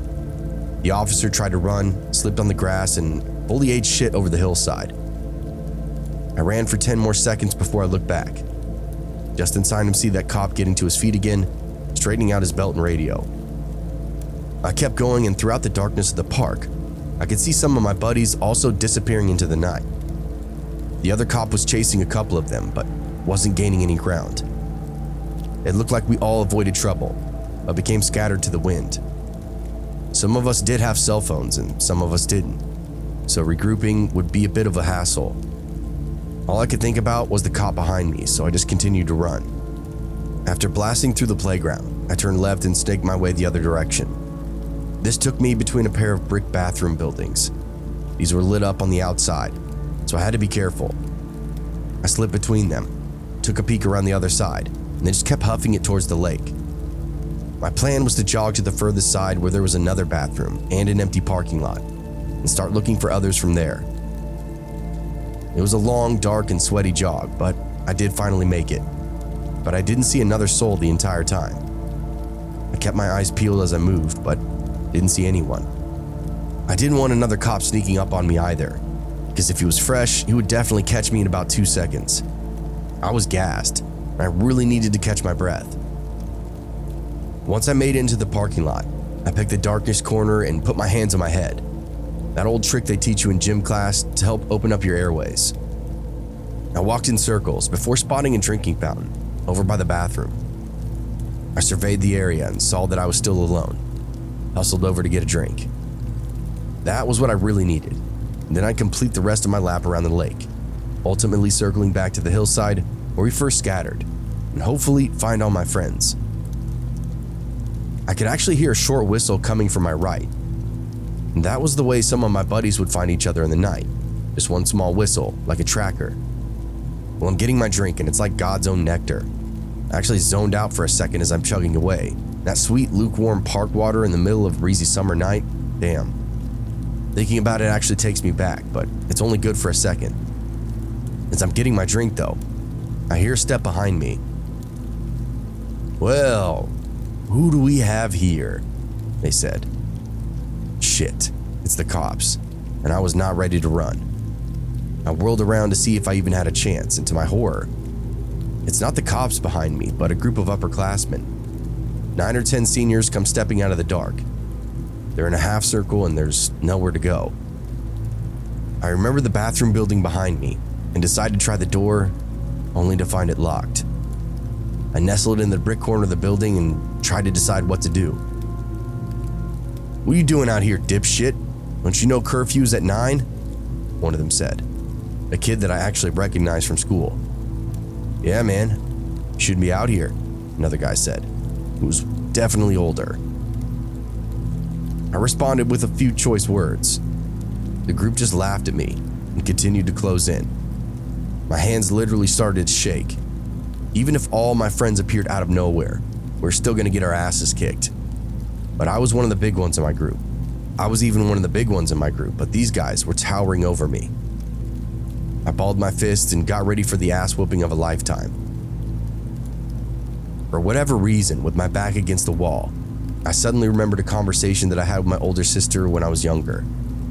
She was a few years older than me and had long graduated by the time that I was a freshman, so she gave me a lot of advice. If you're getting into a fight and you think you're gonna lose, start acting crazy. No one wants to fight a crazy person. Her words bounced around in my head. If you're gonna lose, just act like a psycho. I looked around at all the guys surrounding me, looked at their dumb, smiling, laughing, totally oblivious faces. I was like a minnow to these guys, and they were a group of sharks. They didn't feel any danger. They didn't feel any danger whatsoever, and didn't feel like I could be a threat in any sense of the word. I realized the wisdom of my sister's words, and then reached into my pocket. I used to carry a small pocket knife with me everywhere that I went. Just a small 2-inch blade, but it was razor sharp, even when it was collapsed, and it served as a great fist compactor. I yanked it out of my pocket and flicked that little steel blade out underneath the flickering yellow light of the park bathroom. The whole group stopped for a second. The closest dude was probably still 3 or 4 feet away from me, but when he saw the knife, he stopped too and then started to laugh. You guys ready to go? I asked them at the top of my lungs. The closest guy took another step and I lunged at him with the blade, so quickly that he almost fell on his ass backwards, but collapsed into his buddies instead. I could see on his face that I legitimately scared the shit out of him. And in that moment, everyone's confidence blurred for a moment, except for mine. I took another step and put both hands on the next guy, shoved him backward as hard as I could. I even kicked one leg up on the brick wall behind me just to get some extra leverage. This kid went flying backwards a good 6 feet, slipped on the grass, and completely ate shit. I could see their morale breaking up right in front of me. I couldn't relent though. I knew if they got any kind of momentum together, they could just yank me from that corner and beat me down immediately. I was yelling at the top of my lungs, all kinds of crazy shit, threats, insults. I don't even remember everything that I said. A couple of them did trash talk back to me, but I would just cut them off and tell them to come get some. Come on, line it up. You think I'm gonna let you just beat the hell out of me? I'm gonna cut and stab every single one of you before that happens. Good luck explaining the puncture wounds tomorrow. I'll be here licking up the blood you leave behind, because that shit belongs to me now. Totally baseless, unhinged shit like that. I kept it up because I could see it was working. A couple of dudes literally mouthed to one another, "This kid is crazy," before bowing out in a half circle and then retreating away from all the commotion that I was making. And when that happened, it created pretty big gaps in the fence, so to speak. If just one or two more people walked away, or even turned their backs, I'd be able to run and possibly escape. I slashed outward with the knife, long, broad strokes that went left to right and then back again. I took a step forward and then did it once more, even lunged for the person closest. I got the exact reaction that I wanted, as a couple of them took a couple of steps back, and one actually turned and jogged away. The 3 or 4 that were left looked furious, and probably weren't going to give up without the fight. So this was it. I feel like I was going to start cutting at them again. Got those who were left to start sidestepping, and then I just bolted like my life depended on it. I was still exhausted from losing the cops earlier, but a new dump of adrenaline had my knees almost tapping my chin. I turned to look back and thought I'd made some distance. Most of them remained in the parking lot, but 2 or 3 were coming up right behind me, chasing me off into the dark. I figured this was as good as my chances were gonna get, and I just kept running. I was right.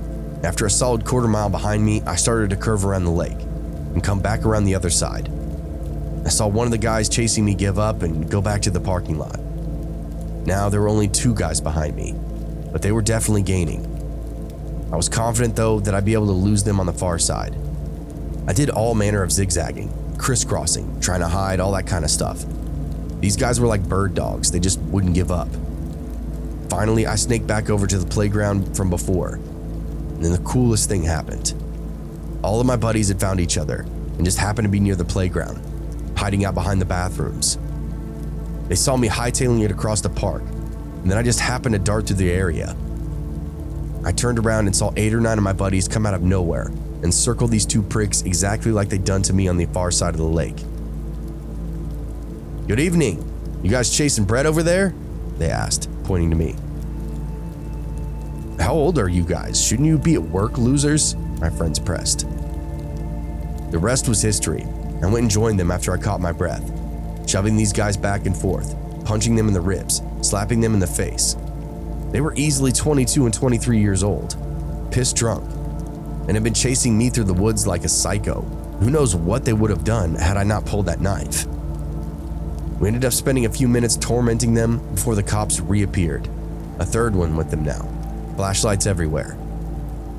"Hey, we got someone over here for you," we hollered at the officers. "These guys tried attacking us."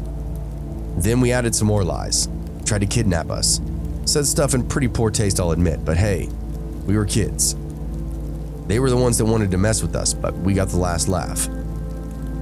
We ran off before the cops could get a hand on us, but left those 2 guys in a pretty poor state. By the end of high school, I was pretty much over the crazy nights of troublemaking, mostly because of that specific night. People caught some real charges, a couple of my friends included. What started as a literal fun and game became real street beef over nothing. Ended up affecting some lives. I still live in the same town, still go to the same park, but never after dark. Sometimes when I drive by, I can see kids out there running amok, and I wonder what kind of crazy stories they'll be telling their kids in 10 or 20 years.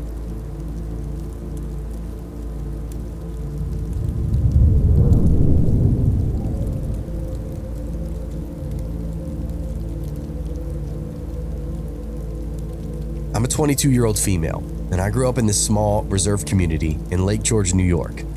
I live with 3 siblings and my parents. Me being from New York State, I never really visited the city much. I went maybe twice as a kid, but I never really remembered much of my visits. When I graduated high school, me and my best friend, whom I'm now living with, thought it would be fun to take a small road trip down to New York City. It was just the 2 of us. We stayed for a weekend and had this really amazing time. It seemed more magical going to the city this time around than it did many years ago. I absolutely fell in love with the city life and wanted more than anything just to live there. I work real estate. It's not something I want to do or even thought I would do for a career, but me being 18 and money hungry, I thought I should just go for it and take that 77-hour class. I ended up getting my real estate license at 19, and I made pretty good money off doing it. After saving up, I decided to move to New York City, and it was the best decision that I could possibly have ever made. was pursuing my real estate career down there and was renting out and selling properties like crazy. I lived alone, while my family and best friend were still upstate. It didn't really take long though before I adapted to living alone. I've always been super independent anyway. One day, I get home around 6 p.m. and was thinking about making myself some dinner because I went grocery shopping the night before. When I get all my groceries out to cook, I noticed there was a few things missing. I didn't think much of it as I blame myself for probably forgetting something or using it already without even realizing it. I shrug it off and make dinner with the things that I had, as in I didn't really feel like going back to the store on that night. While I was winding down for bed later, I heard noises coming from inside my walls. I'm not sure what prompted me to think this, but I just thought that maybe it was mice or maybe rats. I'm not a very skeptical person, so I kind of forgot about it and said I'd take care of it the next day. Over the next few days though, things began getting weirder. Plastic water bottles from the case would randomly disappear. I noticed that my hygiene products were getting low very quickly. Food was still going missing. I started to get worried after this. I wanted to set up some cameras in my apartment to maybe catch what the problem was, but part of me didn't really want to know the answer to that. I couldn't sleep the next couple of nights. I kept hearing those god-awful scratching noises coming from inside my walls, and banging started occurring on the floor. I even swore up and down that I woke up to doors opening and closing one night. The sounds occurred at nighttime, not so much in the morning. Me being gone working during the day, I had no idea what could have gone on. But however, on this particular morning, it was early, maybe 5 a.m. It was still dark outside, and I heard noises again. I grabbed my phone and put 911 in the keypad, just in case, but didn't dial it yet. I started looking in all the rooms in my apartment. While looking, I heard this huge bang, and then didn't hesitate to call the police. Not long after that they arrived. I told them what had been happening, and they began searching for themselves. One of the officers called to the other side of the guest room. There was what looked like to be a crawl space in the back of the closet. One of the officers moved the board that was covering the entrance to the space and shone his flashlight inside. To my absolute shock and horror, the officer pulled out this scrawny, middle-aged white man out of that room. He looked absolutely cracked out. I had no idea how he could have even gotten there. The officer who found him put him in cuffs, while the other officer searched the room. He found drug paraphernalia, food wrappers, and weapons, such as a semi-automatic pistol and several other pocket knives, as well as some knives from my kitchen, not to mention a ton of my personal belongings. The officers said from their observation, it looked like the man had been living in that space for almost a week. If I didn't call the police that morning, I might have wound up dead. From that day on, I moved and promised myself I would never live alone again. Well, at least with an unwanted guest.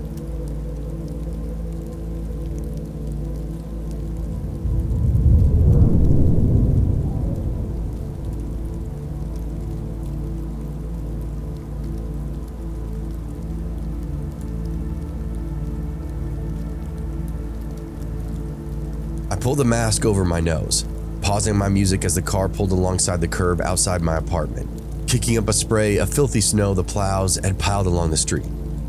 It was a red sedan with a slight tint to the windows, and one of those dancing hula ornaments at the center of its dashboard, similar to the one displayed on my screen. I shuddered, muttering in irritation at the flecks of muddy snow that now dotted my jeans, stepping gingerly through the mound as I rounded the back of the car. I knew better than to enter the vehicle without confirming first. I'd heard many horror stories about women getting into the wrong Uber or Lyft, finding themselves stuck in a car with some maniac, and I'd made a practice of always checking before I got inside. I squinted, glanced between the rideshare app open on my phone and the license plate beneath the trunk, under the light of the singular street lamp on the side of the street, confirming they were in fact the same. Red rust spilled from the bottom of the trunk, flecks of it staining the top of the plate. A breeze sent another icy chill down my spine, and I hurried to the open back door opposite the driver's side and slid inside the vehicle. "Hi," I huffed out, doing my best to kick some of the clinging snow from my boots as I entered. Jonathan?" I decided I'd clean them as best as I could, turned and bring my legs into the car as I sat upright, turning my full attention to the driver for the first time. He nodded. His long greasy hair bobbed across his shoulders with emotion. He watched me for a moment in the rearview mirror, and I couldn't help but stir. Something about the odd look in his eyes made me slightly uncomfortable. Even with the mask half covering his face, this stained surgical mask that looked like it had been in use since the start of the pandemic, there was something, hollow, yet strangely sinister in that vacant stare. For just a brief moment, I considered thinking up some excuse to go back inside, call another ride. But a quick glance at the time made me realize I was already going to be late. My boss is an asshole, and I'd had a string of late starts throughout the year since my car died on me. I really couldn't make it any worse. I took in a breath and clutched the pepper spray on my keys for affirmation as I closed the door. My eyes watered as the smell of the car hit my nose, and I almost climbed out from that alone. I was sure the man must have noticed my reaction as he watched in the rear view, but I didn't care, as I was more focused on not audibly gagging. It smelled like a public toilet. I couldn't understand how or why he would even let someone in his car like this. For an instant, he pulled the car forward onto the road, leading out of town towards my job. I work as a bartender at a local dive bar strip club on the outskirts of town, 15 minutes from my house. I had a car, or at least I did, before I got into an accident during the pandemic. Slow work, it'd been a struggle to save for repairs. So for the time being, it was rideshare apps and awkward conversations. I fought the urge to get comfortable and settle in to scroll social media or just listen to a podcast. My cell service was spotty in these areas as it was, and I was quickly running out of data for the month. So any streaming was pretty much out of the question. Hell, even trying to follow the progress of my ride on the app was all but impossible with my phone. The image of the car was usually the last thing frozen on my phone. No internet. Besides, something about that man demanded that I keep my guard raised.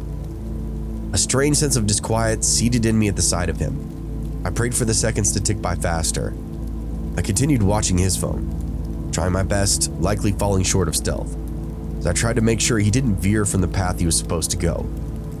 As I watched his screen, I would casually glance down at my phone every few seconds to try and appear less nervous.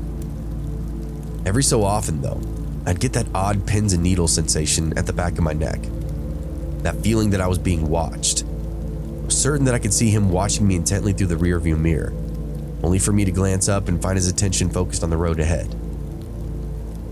Despite my best attempts, I couldn't get past that smell. It just reeked. I couldn't understand how Jonathan wasn't even reacting to it.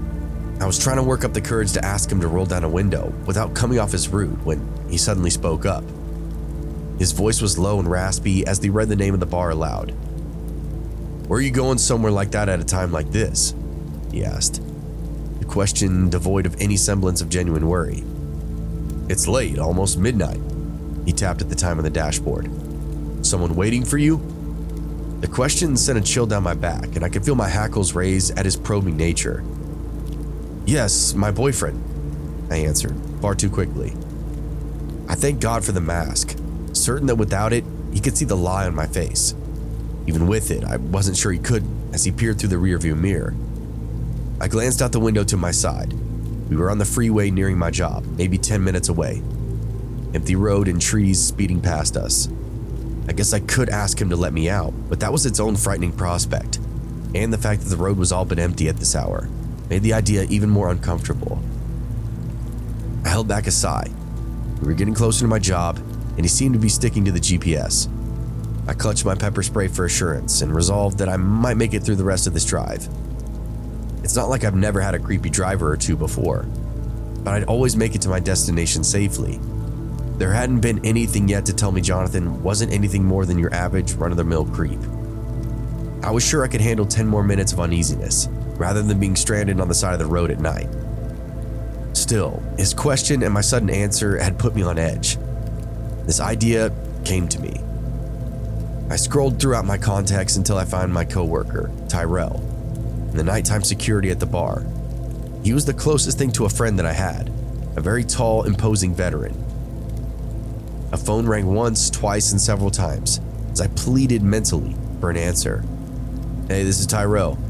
My heart leaped. Hey Ty, I'm sorry I missed your call. Leave a message and I'll try to get back to you. It plummeted in the following instant. Though his eyes stayed on the road, I could almost feel that man's attention was fully on me now. I'm, on the way. I tried to continue seamlessly, stumbling along my words despite myself as I spoke. I'll need some help taking the stuff inside from the back, so if you could come help me, that would be great.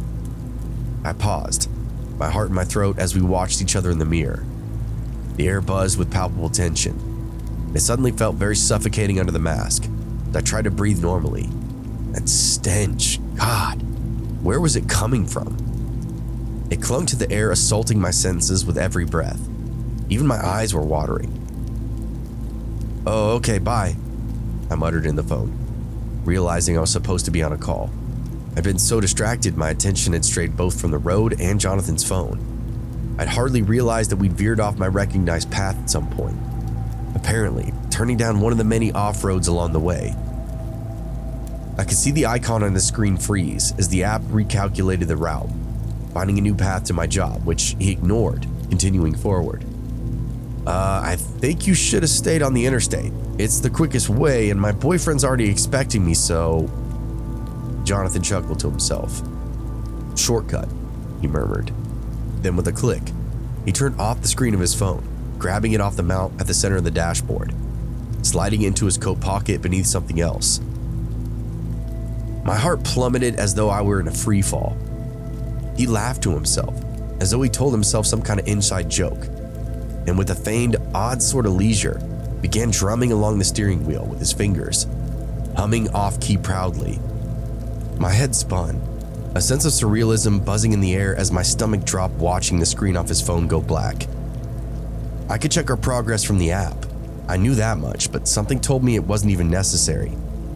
Everything about the way he said it, and the fact that he turned his phone off, told me that he wasn't heading for my bar. I glanced down at my phone, trying desperately to appear unfazed, though I was sure my heartbeat must have been audible over the silence in the car, the faint crunch of gravel roads underneath the tires. As I watched our car veer further from any recognized path to my job, a light bulb went off as I noticed something from the corner of my eye. The image of the driver, Jonathan. I took in a sharp breath. I hadn't paid close enough attention. I did check the license plate, but I always check the license plate, but that wasn't enough. In my haste, I neglected to actually check the driver on the app, the one that was sitting in the front seat. Staring down at the screen, my hands began to shake. No matter how hard I tried to stop it, a cold dread began to wash through me. My eyes moved slowly from my phone to the man in the front seat, and to my horror, I could see that he was still glancing up in the mirror back at me.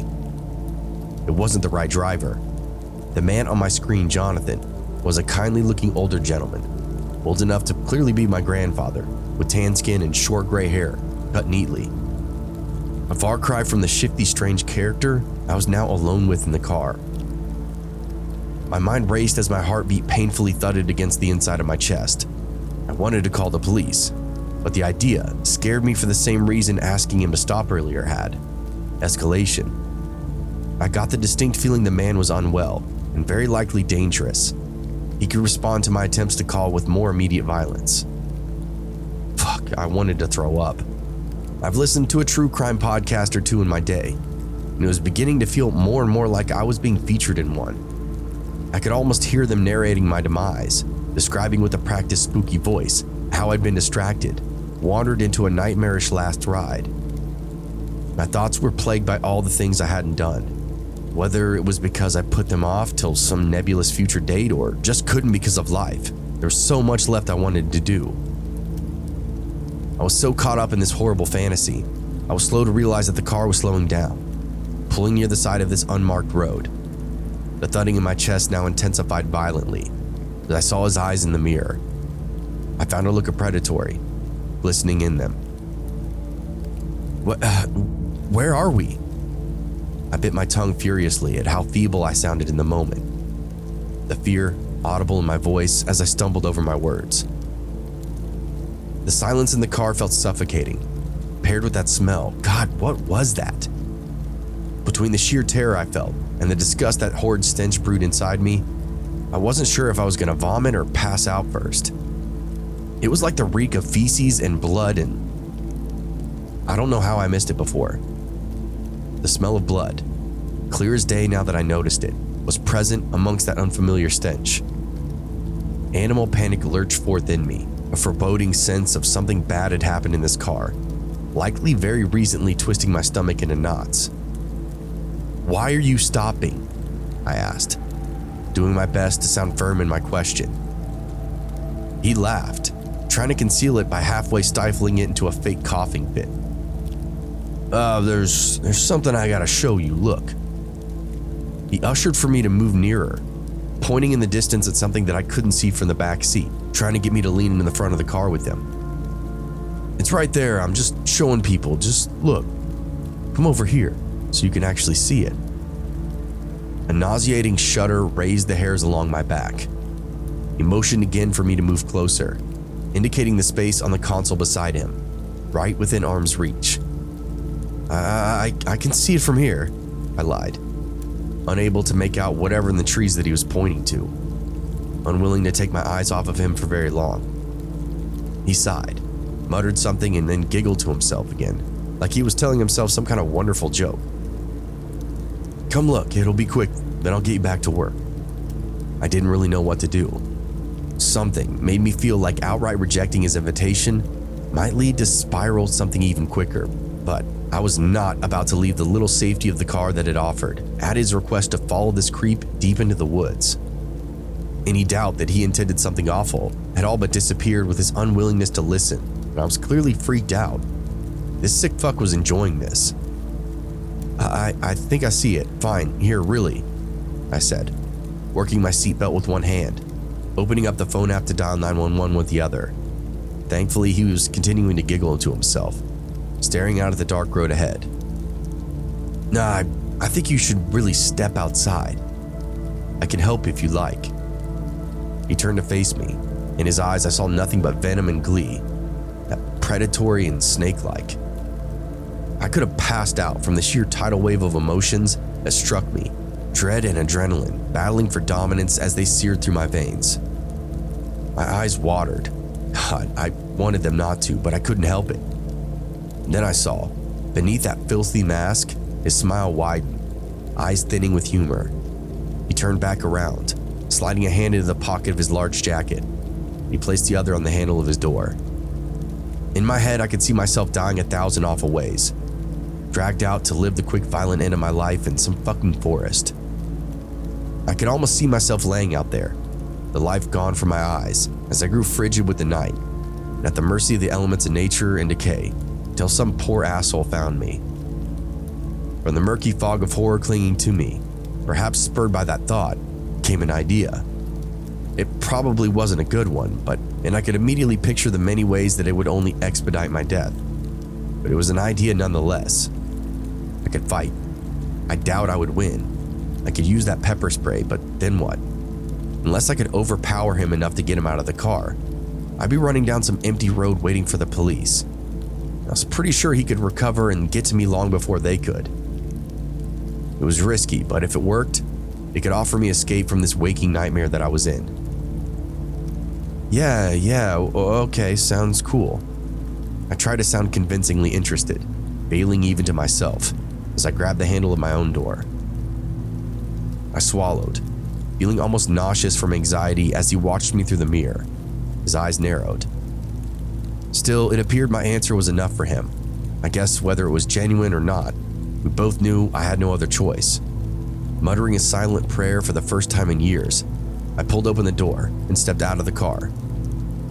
I engaged the door lock, then closed it behind me, the sound ringing with potential finality. The night air had a bite to it, frigid with a stubborn breeze that sent pins and needles throughout me. I had to be quick. I stepped away from the door, moving forward to the nearer passenger side, glancing out in the direction that he pointed to, confirming my suspicion.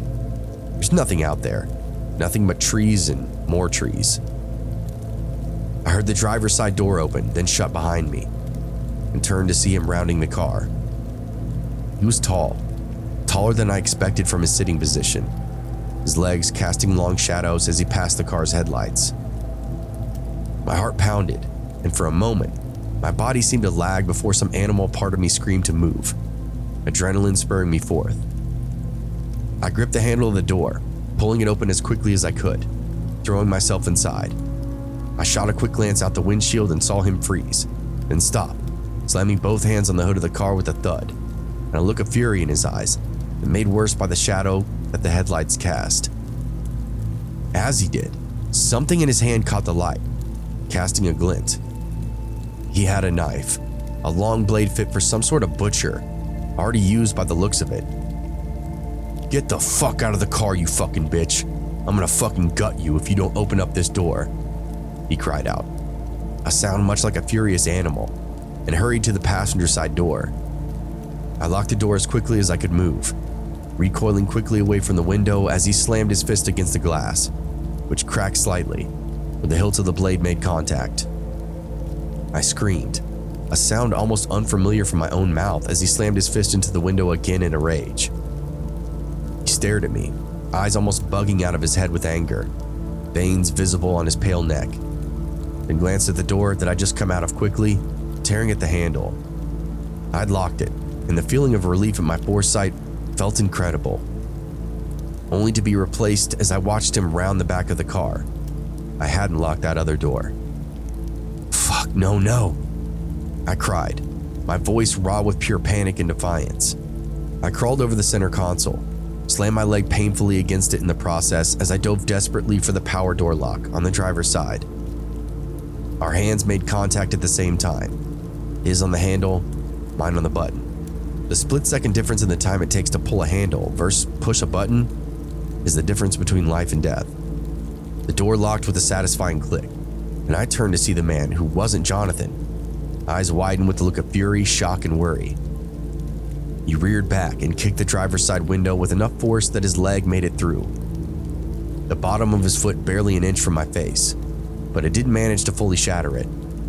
He strained for a moment to pull his leg free, muttering a string of expletives and threats at me as he pulled against the glass, which tore at the legs of his stained jeans and drew nauseating amounts of blood in the process. Shock continued to hold me in place for a moment as I tried to blink myself back into action.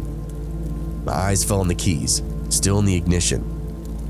I glanced back at the man trying to pry his leg from the window. He watched me with hate in his eyes, gripping that stained blade in his hand with white knuckles. "I'm gonna fucking kill you, Tracy." It shook me somehow more than anything to hear him say my name, and I continued to wonder for a few horrifying moments how he knew, but then I realized he had access to the app. He'd been on Jonathan's phone, would have seen the passenger's name. He groaned with exertion as he pulled, freeing his leg to the ankle. "I'm gonna reach in that car and slice you like..." I've heard enough. "Here, let me help you." I pulled the car from park to drive and hit the gas. "No, stop!" His words were cut off as the car picked up speed. There was a sickening crunch and a spray of blood and broken glass as most of the window gave way, and the man's leg met the car's frame at a devastating speed. His roar of pain was just barely audible over the roar of the engine as I sped down that gravel path. I hit the brakes a few hundred feet up, glancing down at the map on the rideshare app that was still open on my phone. The road was a dead end. I would have to turn around. I maneuvered the car as quickly as I could and managed to desperately not pull it off into a ditch. The headlights illuminated the road. I peered out expecting to see the man in pursuit, dragging himself forward, with blade in hand. But the road was empty. There was nothing to even indicate he'd ever been there, all but a pile of glass in the road and some blood. "Fuck this," I breathed, still practically hyperventilating with panic, and I hit the gas. The road was dark, illuminated by only the light from the car, but I didn't slow down until I was on the main road, frightened as though somehow I was sure the man would follow me on foot, no matter how unlikely that was now. The roar of the engine faded into the general chaos of my thoughts, the sounds around me seeming to echo as I stared out at the road ahead, laughing and crying to myself as well. I'm sure I would have looked like a maniac to anyone who saw me, but the road was mostly empty. I began to shake as the adrenaline started to fade, my stomach rumbling ominously, with a sudden nausea that I felt as reality continued to set in. I'd almost died tonight. I eased my foot off the gas, realizing that I was nearing 100 miles an hour, and fumbled for my phone dialing 911. While I talked to the dispatcher and filled her in on my experience the best I could in my state, I got a call back from Tyrell, followed by a long string of texts asking if I was okay. Apparently, I'd sounded as scared in the voicemail as I felt, and it sent a strange chill down my back knowing that a man had heard me like that. My breath came quick and heavy, and I almost gagged yet again at the putrid reek, rolling down all the other windows, trying to clear the car a bit. I'd almost thought it was coming from the fake driver, but now that he was gone, I'm sure that it must be something else. Morbid curiosity began to arise with something like awful realization. I'd finished with the dispatcher by the time I pulled into the parking lot of the bar. She'd sent out a few officers to come meet me at the bar, get my statement, pick up the vehicle, and others to the area that I'd escaped from, in search of the man that I described. Tyrell stood outside, holding his jacket close around his neck. His demeanor shifted immediately upon seeing me in the car. The window shattered and blood stained the glass and streaking the door. I'm sure I didn't look much better than I felt. "What the fuck happened to you?" he asked, sounding both shocked and genuinely worried as I brought the car to a park in the middle of the lot, not even bothering to find a space for it. I got out and grabbed the keys as I did, rounded the back of the car. He followed me, concern and curiosity lining his face as I made my way to the trunk. My eyes watered, and I was right.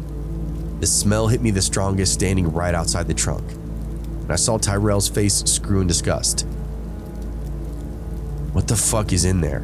he asked, coughing for a few seconds as though he might puke, only to spit.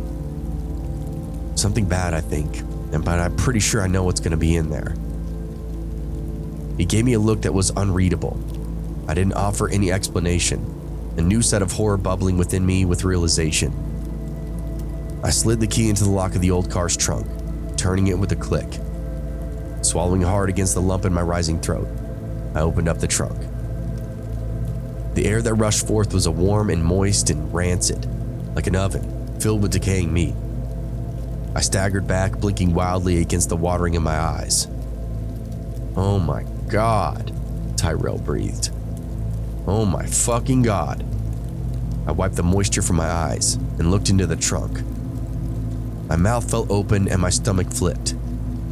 Stuffed into the back of the car were the remains of Jonathan, the actual Jonathan, whose picture I'd seen on the app. His face was chalky white, mouth agape in a permanent expression of horror. Where there should have been eyes, instead were two empty pits. A long gash reached from the bottom of his chin to his groin, splitting him down in the middle, spreading all manner of contents throughout the inside of that trunk. Made worse given the awkward position that he was in. Random cuts lined his graying skin, odd fingers or toes missing from his hands and feet. My heart hurt for the man that I'd never known. His last moments have been filled with nothing but the needless cruelty of a maniac. And a part of me mourned for the version of myself that didn't escape. As selfish as this may sound, looking at that man felt like looking at a potential version of myself, jarring in more ways than I expected. I quickly closed the trunk of the car again. I shut my eyes and held my mouth closed, swallowing hard against the rising bile that I felt, and then turned to Tyrell. "Let's go inside. The cops will be here soon to get my statement, and I need a fucking drink." His eyes were still wide, casting another glance at the trunk before leading me inside. The cops showed up not long after that though, and by then I was already a bit buzzed. Sue me. I'd survived an attempted murder, and there wasn't much more information that I could give that I hadn't given already. I spent that night at my sister's house, my boss offering me the rare night off due to my event, as he called it, and Ty offered me a ride, as I was obviously in no mood to call an Uber, taxi, or anything of the sort. The following days went by in something of a surreal blur. I took call after call from friends, acquaintances, people I'd once met at a party, and all like feigning concern in an attempt to hear the story from me. At some point I did return home, feeling self-conscious about burdening my sister and her husband, finally returned to my own apartment. Between all of the gossip-seeking calls, came one call that I was waiting for. It was from Detective Howard at the local police department, the man in charge of my case. I'd been cleared of any suspect involvement almost immediately, as the body of Jonathan Derry, as I'd come to learn his name, was several hours old by the time I stepped into the vehicle, and his car had been taken hours away from the city he lived, and most commonly drove in, all the way to our little town, likely by the man I'd been in the car with that night. They didn't have any clue as to the man's identity, as by the time the officers had arrived, there was no trace of him besides his blood in the pool of glass, and my description of a guy with greasy long hair would only be so helpful, given a person on the run is likely to change their appearance. A haircut is usually the first solution. He told me they were keeping an ear out at all the local hospitals for a man fitting his description with an injury to the leg like the one that I'd likely caused him, and told me I'd be kept updated on their progress. "You've survived something most people probably wouldn't," he said as he drew the call to a close. "Count yourself lucky." "I guess, thanks." "No problem, get some rest, and if you've got any questions." It occurred to me instantly like a random light flickering into light amongst darkness, and I don't even know why. "Did you find the phone? The driver's phone, Jonathan's?" It was like pulling at a string, unraveling more and more frightening realizations. The phone had my address, my name, my phone number in it. I'd never finished the ride, so there was no way to be sure how long he'd seen my address, even if he hadn't seen where I lived. No, the phone, we didn't, but they're looking into it though." "What if he comes back? He knows where I live, where I work. What if he comes back?" The words left my mouth almost mechanically, my breath catching in my throat as a familiar anxiety returned to me. Then you call us." "That's not likely to happen though. We've got no reason to believe he stayed in the area. I think you're safe." He didn't sound convincing at all. "Again, if anything happens, just call us." "Okay, thanks." I couldn't think of anything else to say, and the call clicked to an end. The last few days have been passable. Ty offered to drive me to work, to and from, which is fine for the time being, but I live way out of his way. I don't want to impede on him for much longer. There's been no sign of that man, outside of the reoccurring nightmares riddling my restless sleep each night. But every time I see an unfamiliar car slow down outside my building, my heart stops, which is all too often inside this apartment complex. That's why I'm writing this. It's both a warning and an attempt to get this shit out of my mind, so maybe leaving it here will help. That man, whoever he is still out there, and I'm sure there's others out there like him too. If you use any ride-sharing apps, Uber, Lyft, hell, even taxis, and the driver ever makes you feel uneasy in the slightest, trust your gut. It's better than what the alternative could be, and ultimately, what it could have been for me. It's much better than living a life looking over your shoulder.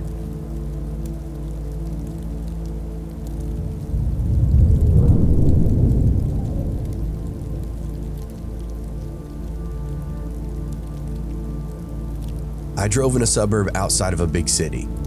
This was a super weird demographic of people.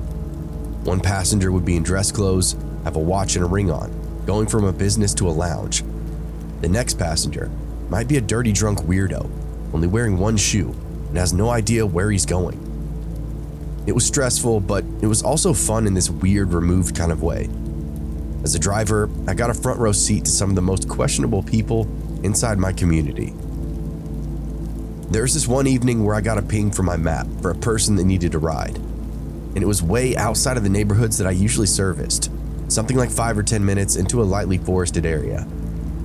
The county road surrenders asphalt to dirt, and soon I'm bumping around the backcountry, and my map is telling me to get more and more off course. I ended up turning off the road completely, literally driving through this little grassy field. Looking back, the whole thing was so stupid on my part, but I was young and nervous about messing up my job. As I got through that clearing though, I see some woodland on the other side, and there's actually a dilapidated barn out there too. For a split second, I thought I was actually picking up some deep woods backwater hillbilly, but the more I looked, there was just no way anyone could be living out here. The barn was totally dry rotted from top to bottom, walls and ceiling collapsing, holes, windows with no glass, and a heavy draping of spider webs over everything. That wasn't the weird part though. The barn itself looked like something straight out of Texas Chainsaw Massacre. But the thing that scared the hell out of me was the rear end of a bucket truck hanging vertically from a tree. I have no idea how someone could have gotten that up there, but it hung out there in the darkness. The trees itself was littered with cans and bottles, covering every single branch on that whole thing. It was eerie and ominous. I think it kind of put me in shock. I just sat there, idling the car, staring at the wasteland of weirdness that I found myself in, all because of a stupid ping on a map. Then I see movement along the distant tree line. Shapeless commotion at first, but soon I can see a figure stalking out from the foliage. He's shirtless, head tilted back, chugging a beer as he blindly walks into my headlights. He's signaling me the whole time as he's talking, so I know it's the right guy. Again, I just sat there petrified, because if this was happening to me now, as an older man, I can tell you I would have never gone out there. It's crazy to have memories of me just sitting there in the face of totally unknowable danger. But that's what I did. This guy finishes his beer, crumples the can, and pitched it towards the old barn, then got inside. He sat down and put on his seatbelt and didn't say a word to me. It was so crazy. I just slipped it into reverse, backed up until I hit the dirt road, then followed it back out to the main drag. He bumped around back there without even so much as a hello. I couldn't take it anymore. I sized him up in the rear view and said, "How's your night going, man?" It was my small attempt to break the awkwardness. His response came surprisingly normal. Not yelling, not whispering, not anything. He just simply said, "Pretty good, man. Went bar hopping." He looked out the window after that. "So, how'd you end up out here in the woods then?" I asked. "There's no bars out here, right?" "Me and some friends were just hanging out when we met these chicks. We hung around in the parking lot for a bit, then we all dropped a bunch of acid," he explained to me, in the same manner he would explain the weather or how to get a library card, beyond casual to the point that I just nodded along. It all started to make sense, at least a little bit. This guy was frying out of his mind, so that kind of explained the late ride, the weird location, and only wearing a shirt, all of that stuff. But it didn't explain the barn, with a weird truck strung up to the tree. I just figured this guy was a local. That spot was a place he'd known about for a long time. It kind of seemed like the spot for kids and burnouts to just run amok at all hours of the night. This looked like he spent so much time there, you could charge him rent. Then it occurs to me that he's frying in the backseat of my car. This guy probably thinks I'm the devil's chauffeur or something. I never really messed with psychedelics too much, so I just assumed it was like fear and loathing or whatever. Bats outside the windows, crazy fisheye visions, and distorted features like a demon voice. "How long you been out here?" I asked as we passed back onto the asphalt. We were still about a mile from the first outlier neighborhoods, but it felt good, comforting even, to be back almost in the threshold of civilization. It was one step closer to getting this guy out of my car, and yet I was fascinated with him. I couldn't stop asking him questions. 2 days, he said after a minute or two. I was in sheer disbelief. Where the hell were his buddies and these girls at? Were they even still out there? Had he done something to them? Or had they all sobered up before this guy did and all went back on their own ways? Whatever the case, this guy was thriving out there with a cell phone and a cache of beer. I'd seen him drinking one when he rolled up on me. "Damn, dude, well, did you guys have fun?" I asked. He didn't respond, not even a little bit. I could just hear this melodic, almost perfectly timed breathing. It was raspy like he'd been smoking. I waited, kept my vision on the road as I didn't want to be rude. This guy was probably coming out of the stupor of his life, and here I was, bombarding him with small talk. A minute ticked by on the clock. I finally glanced back in the rear view, preparing to repeat my question. What I saw is still burning in my memory to this day. Literally every time I close my eyes, it's the first thing I see. I look back into the mirror to find this guy staring absolute holes in the back of my head. His eyes were so wide, not really bugging, just like huge deep sockets. So big that I could see them moving. Bloodshot from the alcohol and lack of sleep. The most haunting part was the pupils. I know the darkness and the shadows were playing tricks on me, but damn, if he didn't seem like he had jet black pupils taking up almost all of the white. I couldn't really see the rest of his face. It almost seemed vacant, emotionless. It wasn't like he was staring at me with contempt or anything. It was just really, really scary. I drove on. That was all I could do. Fortunately, I had his destination plugged into the map, so I didn't really need any specific directions to take him where he needed to go. Even as we start rolling underneath the street lamps, leading us back into town, he still continued to stare, never even blinking. I asked if he was okay. I asked if I should take him to a hospital. Still no response. I gave up trying to get him to talk, and for 15 minutes, he just stared at the back of my head. We were almost to his drop-off point, and I'd made no progress. It wasn't until we got within 60 seconds of turning down his road that he shook his head and finally spoke up. Yeah, fun, he said in the strangest way. Hey, can you stop by that gas station real quick? It's just right there. I could see the sign glowing just a block ahead. It would only take him a minute, so I guess why not? I was just happy to see that he didn't die or gotten worse back there. Hell, he almost seemed normal again. And get this is the craziest shit about everything. I look back there and this guy has a shirt on now. I picked him up 100% topless, chugging the beer. I almost didn't let him get in because of both of those factors. I have no idea where he even got it from. Several of my friends say he probably had it folded up and stored in his pants or maybe even a pocket. I've tried to fold several of my shirts and fit them in a pocket. It can be done.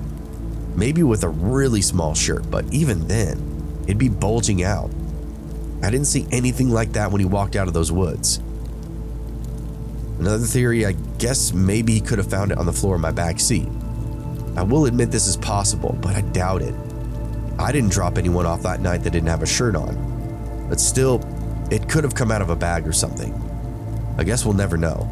It's one of the strangest and greatest mysteries to ever breeze through my life, though. I rolled on and went inside the gas station, and the guy in the back reacted like I took him to the Holy Land, or saved his lineage from a mortal curse or something like that. He just continued to thank me profusely. He even turned and came back to the door and thanked me again, asking if I wanted anything. I said no thanks. You know, I can walk from here. Can I just pay you? He asked. I said sure and ended his ride. Gave him the total. He paid in full and then handed me a 20 on top of that, the fattest tip I'd ever gotten all day. I was floored by his generosity, how normal he looked with a shirt on, how normal he spoke and acted now. This guy was like true Jekyll and Hyde. Thank you, Maria, he said to me with a wave. Then I rolled out of the parking lot and back onto the street. By the way, I'm a guy and I have no clue who Maria is, so I just assumed he was tripping his balls off still. I never saw that guy again, but I'll tell you what, you better believe I turned down that street and went to look at his house. I still had his address in my map history. I had to see what kind of living situation this guy came from.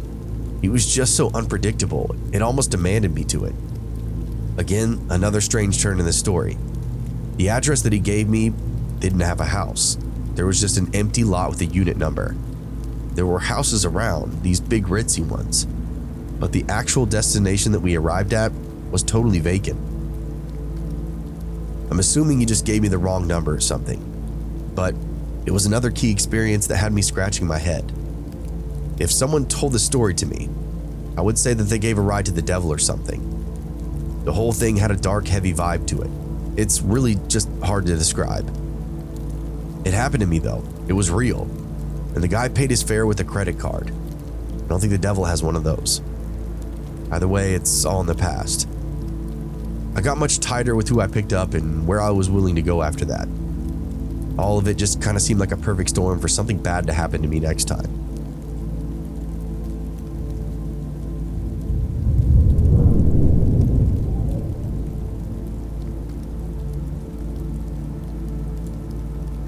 My best friend and I took a trip out to Las Vegas before the summer he got married. It was something like a pre-bachelor party, if you will. A stretch of time where we could just cut loose and create some mayhem before my buddy settled down for real. His name is John and we're very influential on each other. We're good dudes, but when we get together and start having fun, we usually get kind of rowdy. We were coming from New York City to Vegas, and we'd never been. But being inner city fellas, we didn't really think twice about it. In fact, if we thought anything, it was that we were a cut above the ruckus in Vegas. I'm sure a lot of people think this exact same thing, only to have Sin City squash them into a pulp and mail them back home in an envelope. We got there on a Thursday. We were planning on staying until Sunday, which is when we would catch a late flight back to New York. This really wasn't a special weekend, no big events or tickets or anything. It was just a trip to see the Strip and all the cool sights. We landed and we were at our hotel by 4 p.m. on that first day. John and I settled in, didn't really race out to get hammered. We were career partygoers, so we knew better than to drink ourselves too deep on that first day. Not much is worse than drinking yourself sick on the first day of a trip. You know. We actually started with some room service, ordered some light food and a bottle of wine while we showered and got ready. As mentioned earlier, John was fully engaged, super faithful to his fiancée, but I was a single man and looking to mingle with strange women in a strange land. I wanted to look my best for whatever that night had to offer me. We polished off the wine, got ourselves together, and hit a casino floor by 6 p.m. It was almost overwhelming, all the flashing lights and people, but it was kind of boring too, if I'm honest. A lot of people were focused on gambling, lots of old folks just milling around. We found a more exciting area of the casino floor, some table games nestled between younger crowds. John bought into the game, or I think was craps or roulette, I don't remember. Well, I went to flag down one of the waitresses. By then it was on, the drink started flowing and John started stacking chips at his table. The vibe was just right. We were making small talk with folks at a table, folks walking by, and started to get a feel for the casino itself. There were all the old folks like earlier, but as the hour grew later, more and more younger crowd appeared around us. And by 10 p.m., that place was lit. John cashed his winnings to the tune of $2,500, right the haul for our first night. As we're getting ready to leave the table, a guy slips us a business card. I don't take it, but John is pumped and excited for the win, so he grabs it without really thinking. As we clear the floor and step out onto the tile, away from the gambling and into more neutral territory, he looks it over to find the card is for call girls, ladies of the night, so to speak. He throws it away and we finish our drinks. "What should we do now?" he asked. "Strip club?" I offered. John laughed and smiled. "Maybe next time." "You know what sounds fun?" he asked. "All right, what's that?" "Getting really, really high. I'm talking lights out," he said. "Really? We can buy weed on the street?" I explained. "Nah," he said, shaking his head. "Let's get some blow." Uh-oh. One thing about John is that he was a partially recovered cokehead. I knew this was a potential risk coming out to Vegas, but I didn't think he'd be posturing out to start snorting on the very first night. I shrugged and ran a hand over my face. "What do you think?" he asked me. "I mean, we don't even know where to get it, man." "Let's try the street," he said. I shook my head. A random buy was way too risky, not for getting busted, but ripped off. There were probably 10 fake dealers to the one real one that you'd ever encounter. "I got an idea. How about the guy that gave you that card? Anyone advertising girls can probably get drugs too," I said. John slowly started to nod. He handed me his empty glass and disappeared into the gambling crowd. I didn't bother keeping track of him. Instead, I watched all the girls walk by, and I'm not ashamed to admit it. They really do it right in Vegas, I'll have to admit. Just a few minutes later, John came strolling out of the crowd holding something in his hand. "What's that?" "He gave me the same card," he said. "You gotta be kidding me." I took it and flipped it over, found a phone number and address. There's even a little note that said ask for Marco. "This is for a club, not just girls.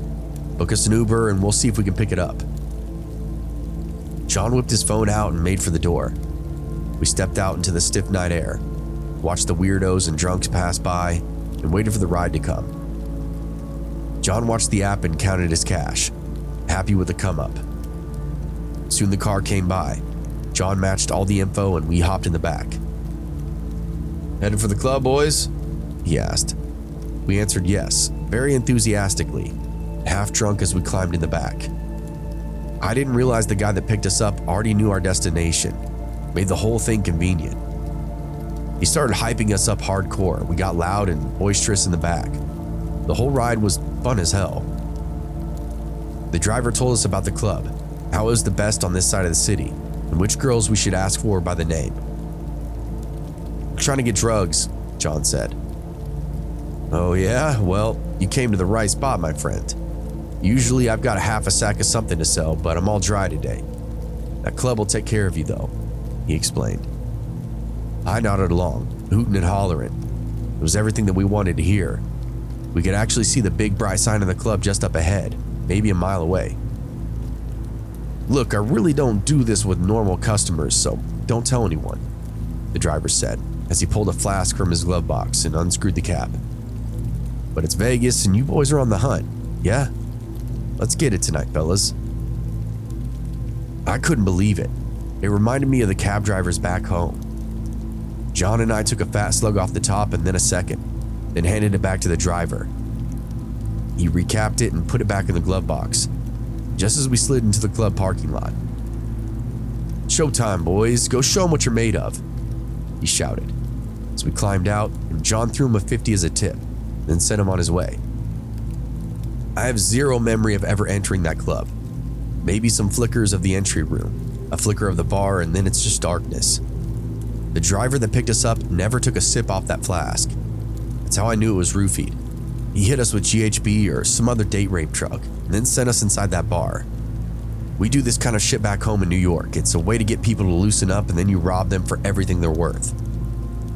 The driver was in cahoots with the club somehow, would roofie the people he dropped off there. We never stood a chance, especially not with the wad of cash in John's front pocket.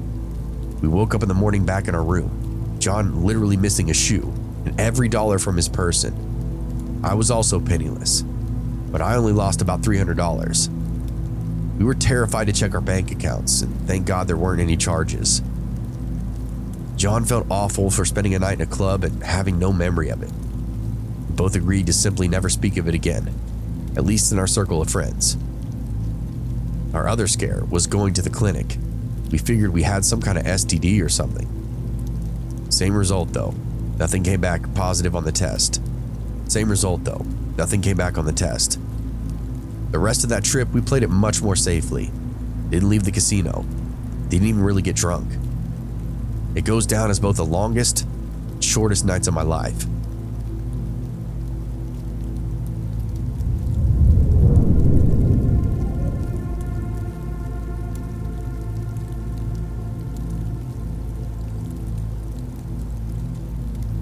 I'll never forget the drive back from my uncle's funeral.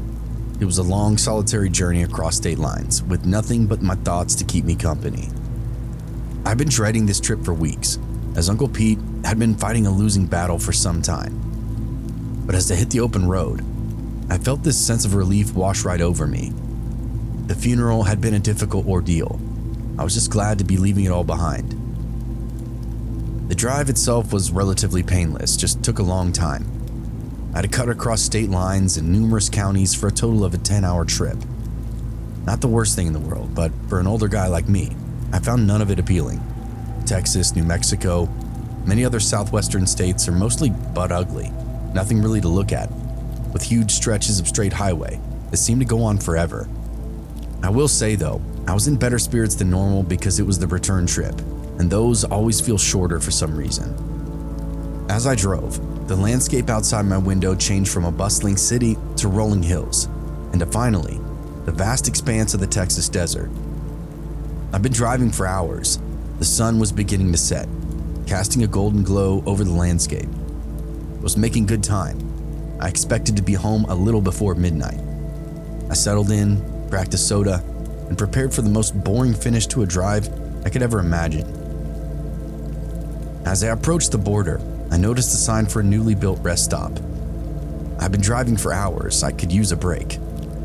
I pulled off the highway and into the parking lot, expecting to find a clean and welcoming facility.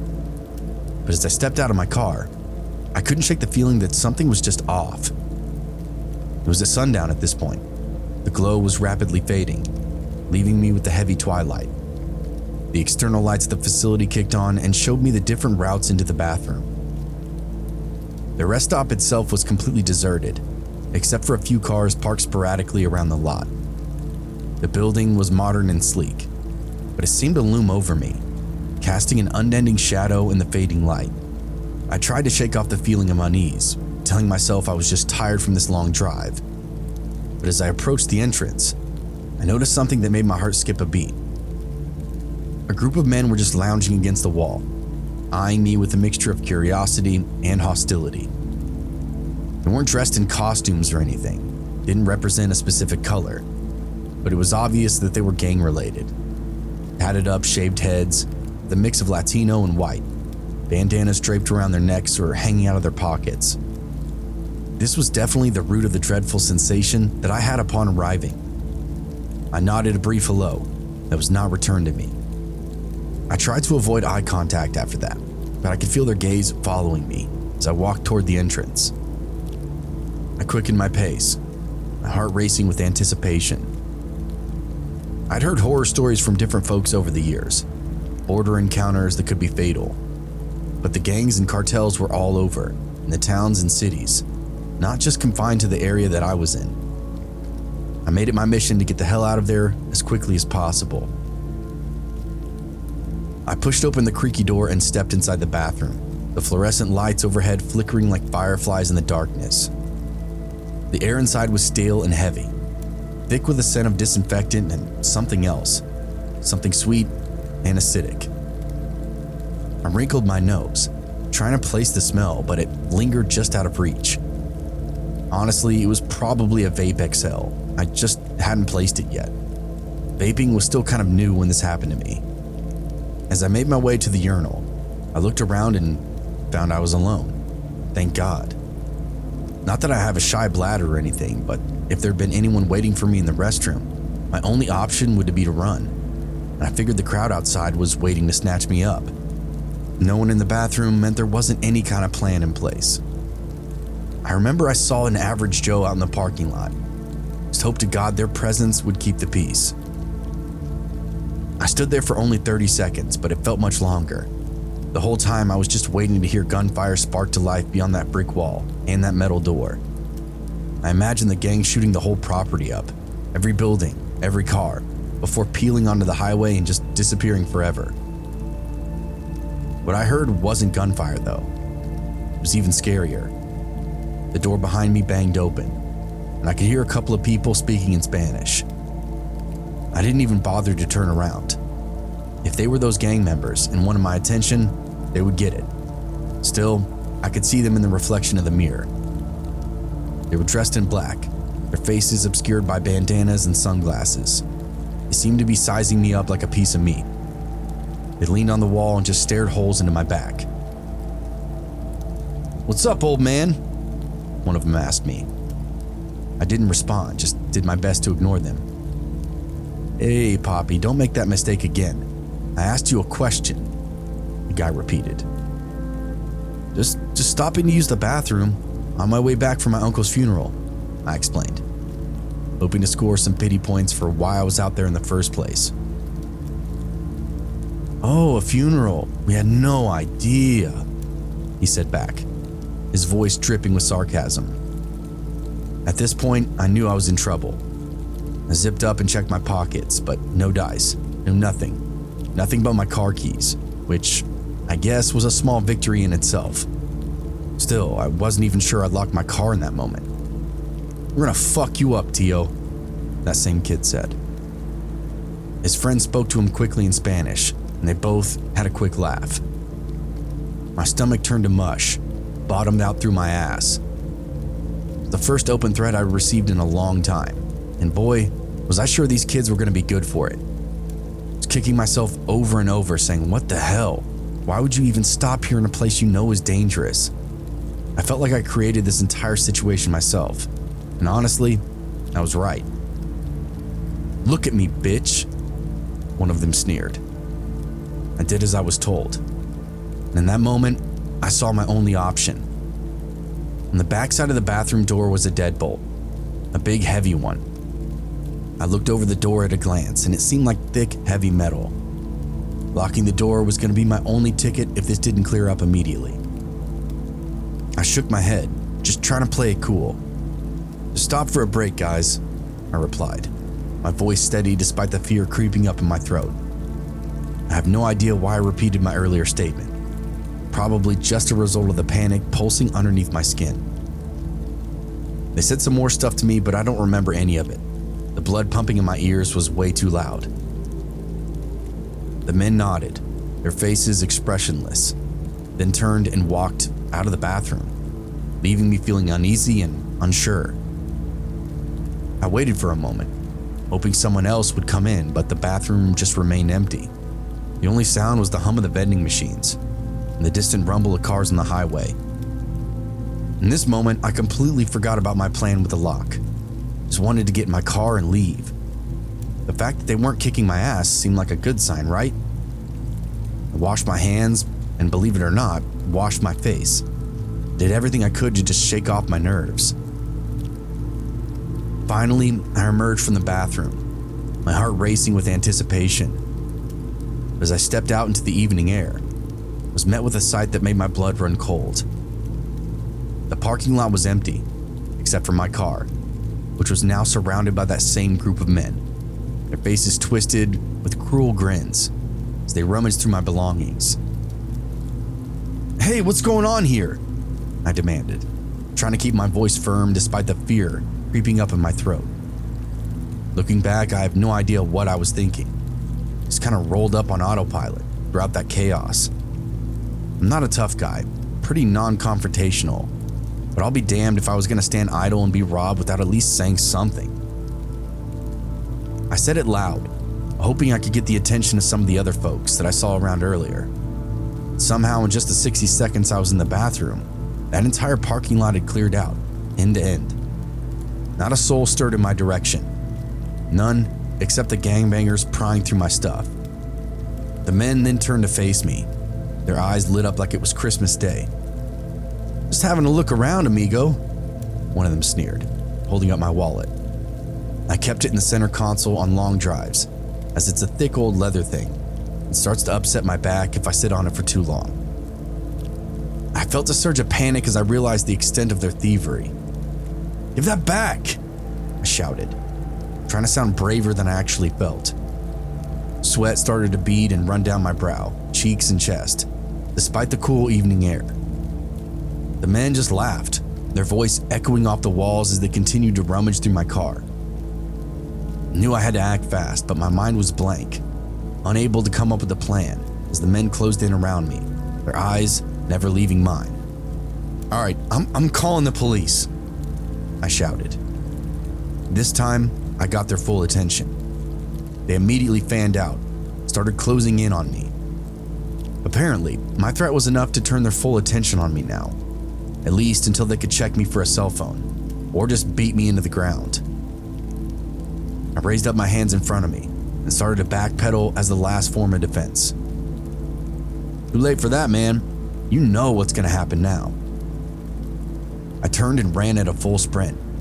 For an old fart like me, I was hustling pretty good.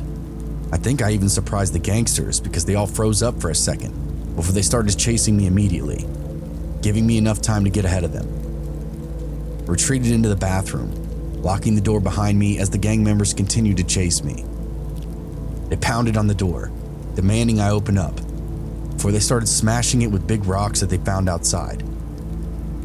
The door didn't bend inward or anything, but it buckled with a constant barrage of pressure. Soon, the stones started flying through the upper windows and skylights, glass shattering all around me. I'm still partially convinced they were discharging firearms, but the place was so loud and I was in such a panic, I couldn't really say for sure. Fortunately, the building was all brick and center blocks, concrete in between, so I was actually kind of safe in there, as long as they didn't get that door open. I moved into the back stall and just hunkered down in the cleanest place available, just in case any stray rounds ricocheted in. Eventually, they must have gotten bored and moved off from the building, but I could still hear their voices at a distance. I could hear them laughing and shouting, the sound of glass shattering and metal crunching as they tore through my belongings. I felt a sense of hopelessness just wash over me. Trapped and helpless, I listened to my car being destroyed. My threat to call the police was a bold lie. My phone, my whole life was inside that car. So I was doomed to wait it out for as long as I had to. Some of them came back to the bathroom door, banging on it with their fists and hollering insults and threats again. "You think you can hide from us?" Another one of them sneered. "Come see your new car," another one hollered, and then another string of insults. "Come on, Tio, you can't take a shit all night. If you open up the door, we won't pop the tires." I cowered in the corner, my heart racing with fear as the banging and shouting continued. It seemed like an eternity before they finally gave up and just took off, leaving me shaken and alone. This time, though, there weren't any distant voices. It actually sounded like they loaded up and left. I could even hear a vehicle drifting out of the parking lot. I still had my keys in my pockets, so it couldn't have been mine. Someone must have came to pick them up, or they had a car hidden somewhere. Either way, I was very glad to experience silence beyond those block walls. I waited for what felt like an hour, listening intently for any sign of their return. But the parking lot was silent. The only sound of the distant hum of carways on the highway outside. I took inventory of the bathroom, the shattered glass all over the floor, the rocks resting among the carnage. It's a crazy amount of damage, so I figured my car could be way worse. Finally, I worked up the courage to open up the door, survey the damage. It was dark, but the rest stop was lit up with blinding light poles, or at least a few of them. Some were dark with broken glass pooled at the base. Those guys had managed to break some of the lights out. There was graffiti too, all over the rest stop building and signs around the area. I took very quiet steps as I navigated my way back to my vehicle. My car was a complete wreck. Windshield was smashed, and half of my belongings were gone. One of the tires was flat, and the body was dented and scratched. They even hit my interior with the cans of spray paint, wrote messages for me all over the seats and dashboard. Most of it was in Spanish, so I couldn't even read it. Just stood there, looked over the wreckage for a long time, unsure of what to do. I didn't want to leave before making a report of some kind, but didn't have a way to do that. I felt a wave of despair wash over me as I realized the extent of the destruction. The thing probably wouldn't even start, and that was if I could even get the key in the ignition. As I stood there trying to process everything that happened, other cars began to pull in the parking lot. The drivers got out, eyeing my car with a mixture of curiosity and suspicion. I felt a sense of shame and embarrassment, knowing I'd been so helpless to stop those gang members, but they were also eyeballing the destroyed rest stop building behind me. They probably assumed that I was the culprit, being the only person here. I mean, I looked out of my mind, I'm sure I did. One of those bystanders, a kind-looking older man, approached me and offered me his phone to call the police. I took it gratefully, then explained everything that happened to the dispatcher on the other end. But as I waited for the police to arrive, I couldn't shake the feeling of dread that settled over me. The old man listened as I explained everything and just nodded along. He had an old revolver in a leather holster on his hip, probably just a 22 or a 38, but still, what I would have given to have that old man there with me just an hour or two earlier. When the police finally showed up, they took a statement and looked over my car, but I could tell they weren't taking it seriously. "Just a case of vandalism, sir," one of them said, shrugging. "We'll file a report, but wouldn't hold out much hope of catching those perpetrators." I felt a surge of anger and frustration, knowing I'd been let down by the very people who were supposed to protect me. As I watched the police drive away from me, I couldn't help but feel a sense of disillusionment with humanity. If this was how people treated each other, then what was the point of even trying? The other drivers in the parking lot continued to eye me with suspicion, but still, I couldn't shake that feeling, that horrible sensation that had settled over me. The world is a dark and violent place, and I was just a small, helpless part of it all. And just as I suspected, it wouldn't even turn over. I had to ask that same old man if he knew of a towing service nearby, which he did. This guy turned out to be somewhat of a local. He lived in the next town over. He called a friend of his who sent a wrecker out, hauled me and the car back to town. $9,000 worth of repairs later, I was able to drive the car out of the shop. Thankfully, my insurance paid for most of it, but those punk gangsters were never brought to justice. And for obvious reasons, I travel much differently nowadays.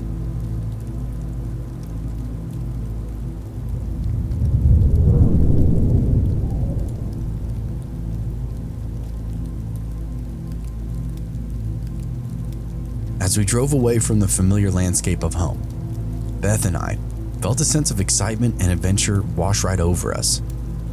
We were headed to Vermont to visit my grandmother, and that long drive ahead of us seemed like a thrilling journey into the unknown.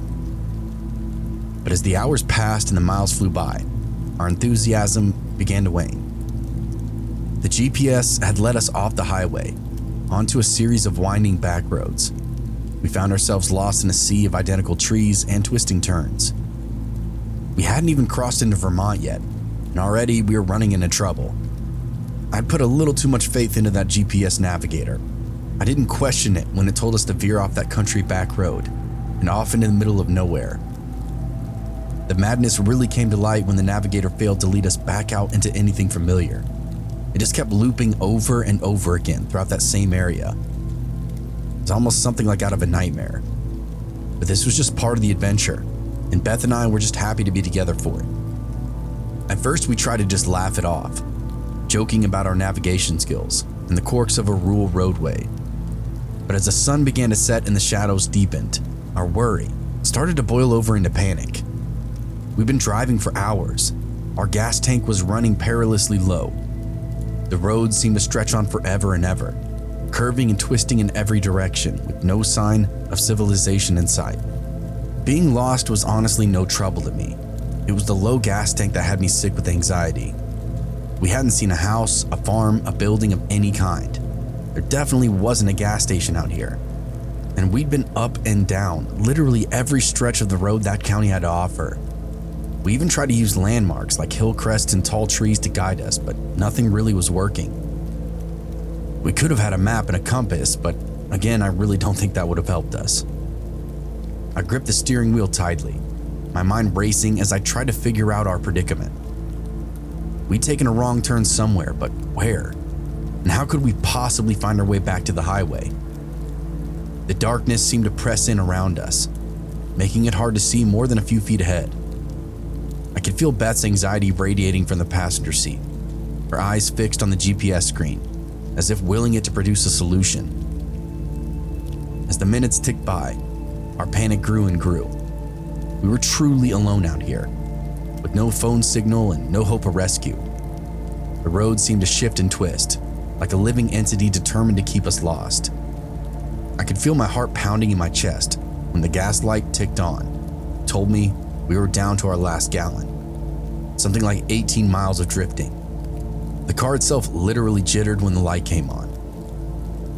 "Oh my God," Beth whispered. "It's okay, I promise. This could be way worse," I said. "Well, say that. What the hell is wrong with you?" she shot back. I nodded and said, "Sorry, I'm just trying to be positive. I promise though, everything is okay." "Oh, what are we gonna do?" she prodded. "Well, I don't know. First, we're gonna relax and just think," I explained. Finally, with a sense of resignation, I pulled over to the side of the road. We held hands and just took very deep, shuddering breaths as we watched the woodland around us. Some rabbits scampered by, an owl seemed to chase them, and then a fox went darting in the other direction. In the moment, it was kind of fun and gave us something to admire, something to take our mind off the situation at hand. We continued talking for a bit, then started to reason through our predicament. It was easy. There were very few options. We would have to sleep in the car until sunrise, hoping the light of day would reveal a way out of this labyrinth nightmare. It was the only thing that made sense, considering how low on fuel we were. We couldn't really afford to waste it driving back and forth in the dark. I put the seats down in the back, made us this little place to cuddle, nestled among our belongings, like some duffel bags and coats. We even had some dry food to snack on that really perked up our mood. As we settled in for the night, darkness continued closing in around us like a shroud. I couldn't shake that feeling that we were being watched by something. The trees seemed to loom over, their branches creaking ominously in the wind. I remembered those animals earlier and realized that, yeah, we were being watched. The animals around here probably hadn't seen a car just stop and spend the night on the road like that ever before. The animals also offered this sense of security, in the sense that if there were animals around here, things had to be pretty normal, right? If there were rabbits and foxes, there likely weren't any big predators. Still, we were in the middle of nowhere. Neither of us were accustomed to that. We're sleeping in a car which gave us no sense of privacy or security. And on top of it all, we didn't know where we were going and how to get out in the morning. We were completely at the mercy of the unknown, and that was a terrifying place to be. We huddled together in the darkness, trying to get some sleep, but unable to shake that feeling of being watched still. Silence was oppressive, punctuated only by the occasional hoot of an owl or the distant rumble of an airplane overhead. But then, without warning, the silence was shattered by a series of footsteps circling the car. Beth clutched my arm, her eyes wide with fear. "What was that?" she whispered. I don't know," I replied, my voice barely audible, "but we need to stay calm." Whatever it was, it carried on down the road, stopped, and then came back to the vehicle. My eyebrows came together in confusion. It sounded like a person, just 2 feet dusting up the dirt road, but as they got closer, I was sure of it. I remained frozen next to Beth, head down in the darkness. The windows loomed over us like great wicked magnifying glasses. The thing, the person, whatever it was, stopped maybe 15 feet away from us. Then again, it walked further down the road for a second time, till we couldn't hear it anymore. "What the fuck?" was all Beth managed to get out. Right then, a howl echoed throughout the darkness. It was a sound unlike anything I'd ever heard before, a primal scream that seemed to come from the very depths of the forest. No way it was a person. Too deep and throaty, too wild sounding. We tensed up but also relaxed. We were relieved that it was just a coyote milling around and not some kind of murderer. "Oh my God," Beth whispered, her voice trembling. "That is terrifying." "I know," I agreed, my mind still racing. "Should we just go?" Just as I said those words, I could hear those footsteps again, except this time they were running toward the car, and I mean a full-on sprint. Then a heavy-sounding thump sounded on the roof of the car, making us both jump out of our skin. It was as if someone were banging on the car with their fist, the blows coming in rapid succession. "Who's there?" I shouted, trying to sound brave but feeling anything but that. I was on the verge of hyperventilating, but having Beth there kept me grounded and focused. I couldn't let anyone in the car or hurt her at any cost. "I said, who's out there?" I hollered out again. The thumping then stopped for a moment. It was just silence. Except I could hear this weirdo breathing hot and heavy, and I could see it was now fogging up the glass. It must have been from the running and beating up on the car. Next, we heard the sound of someone running away into the darkness, those footsteps just fading into the distance. Beth and I looked at each other, our eyes wide with fear. "Okay, we need to get out of here," I said, my voice firm this time. "We gotta risk the gas tank." She agreed, no questions asked. Beth immediately started folding up all the bedding and organizing it as quickly as she could. I climbed into the driver's seat and undid the e-brake, fired up the engine, and just waited for Beth. After a minute, she climbed up next to me and put her seatbelt on. Without another word, we started the car and pulled away from the side of the road, driving as fast as we could without headlights. We didn't see anything as we drove, but we didn't need to. We knew whatever had been messing with us was still out there, watching and waiting. The moon had lit up the area, We were already sporting pretty heavy solid night vision, as we'd been looking through the windows without light for a couple of hours at that point. After a few miles, we pulled over again, this time in a small clearing surrounded by trees. We tried to sleep, but our minds were racing with the thoughts of what had just happened. We knew we couldn't stay here for very long, but for now, it was the best that we could do. As we lay there in the darkness, I couldn't shake that feeling again, that feeling of being watched. That unblinking eyes were trained on us from somewhere out in the shadows. Again, I knew we had to keep moving. I had to keep driving until we found our way back to some semblance of civilization. But for now, we were trapped, alone and vulnerable in the darkness of that forest. I figured driving 4 miles away without any headlights on was a pretty safe bet. We'd be hard to follow on foot as it were, but in the dark no less, it might be impossible. Getting off the main road had given us a little confidence boost as well. As we nestled in the car in that tree thicket, there was a road in each direction that we could use for an exit. We huddled up in the back and got the worst sleep imaginable. But ultimately, nothing else weird happened the rest of that night. As we woke up the following morning, the sunlight streaming through the windshield revealed a sight that made our blood run cold. Greasy handprints smeared the glass, a taunting reminder that someone had indeed been messing with us throughout the night. Beth let out a terrified whisper. Oh my God, they were right there. Super weird to see. I couldn't tell if it was from when we parked on the road or if this weirdo had indeed found us out there behind the trees. I got out with a water bottle and a rag from the trunk. Did my best to just try to clean it off, but I can't express to you how grimy and greasy this person's hands had to be. It's absolutely disgusting. I could see every impression and imprint from their palm. I started the car, the engine sputtering a bit as we crept down that dirt road. The fuel light had been on for hours, and I knew we were running on fumes, maybe 12 miles left to go. But we had to keep moving. As we drove, the landscape began to look familiar. We could see the main road snaking its way through the hills. A sign ahead beckoned, promising a town just 9 miles away.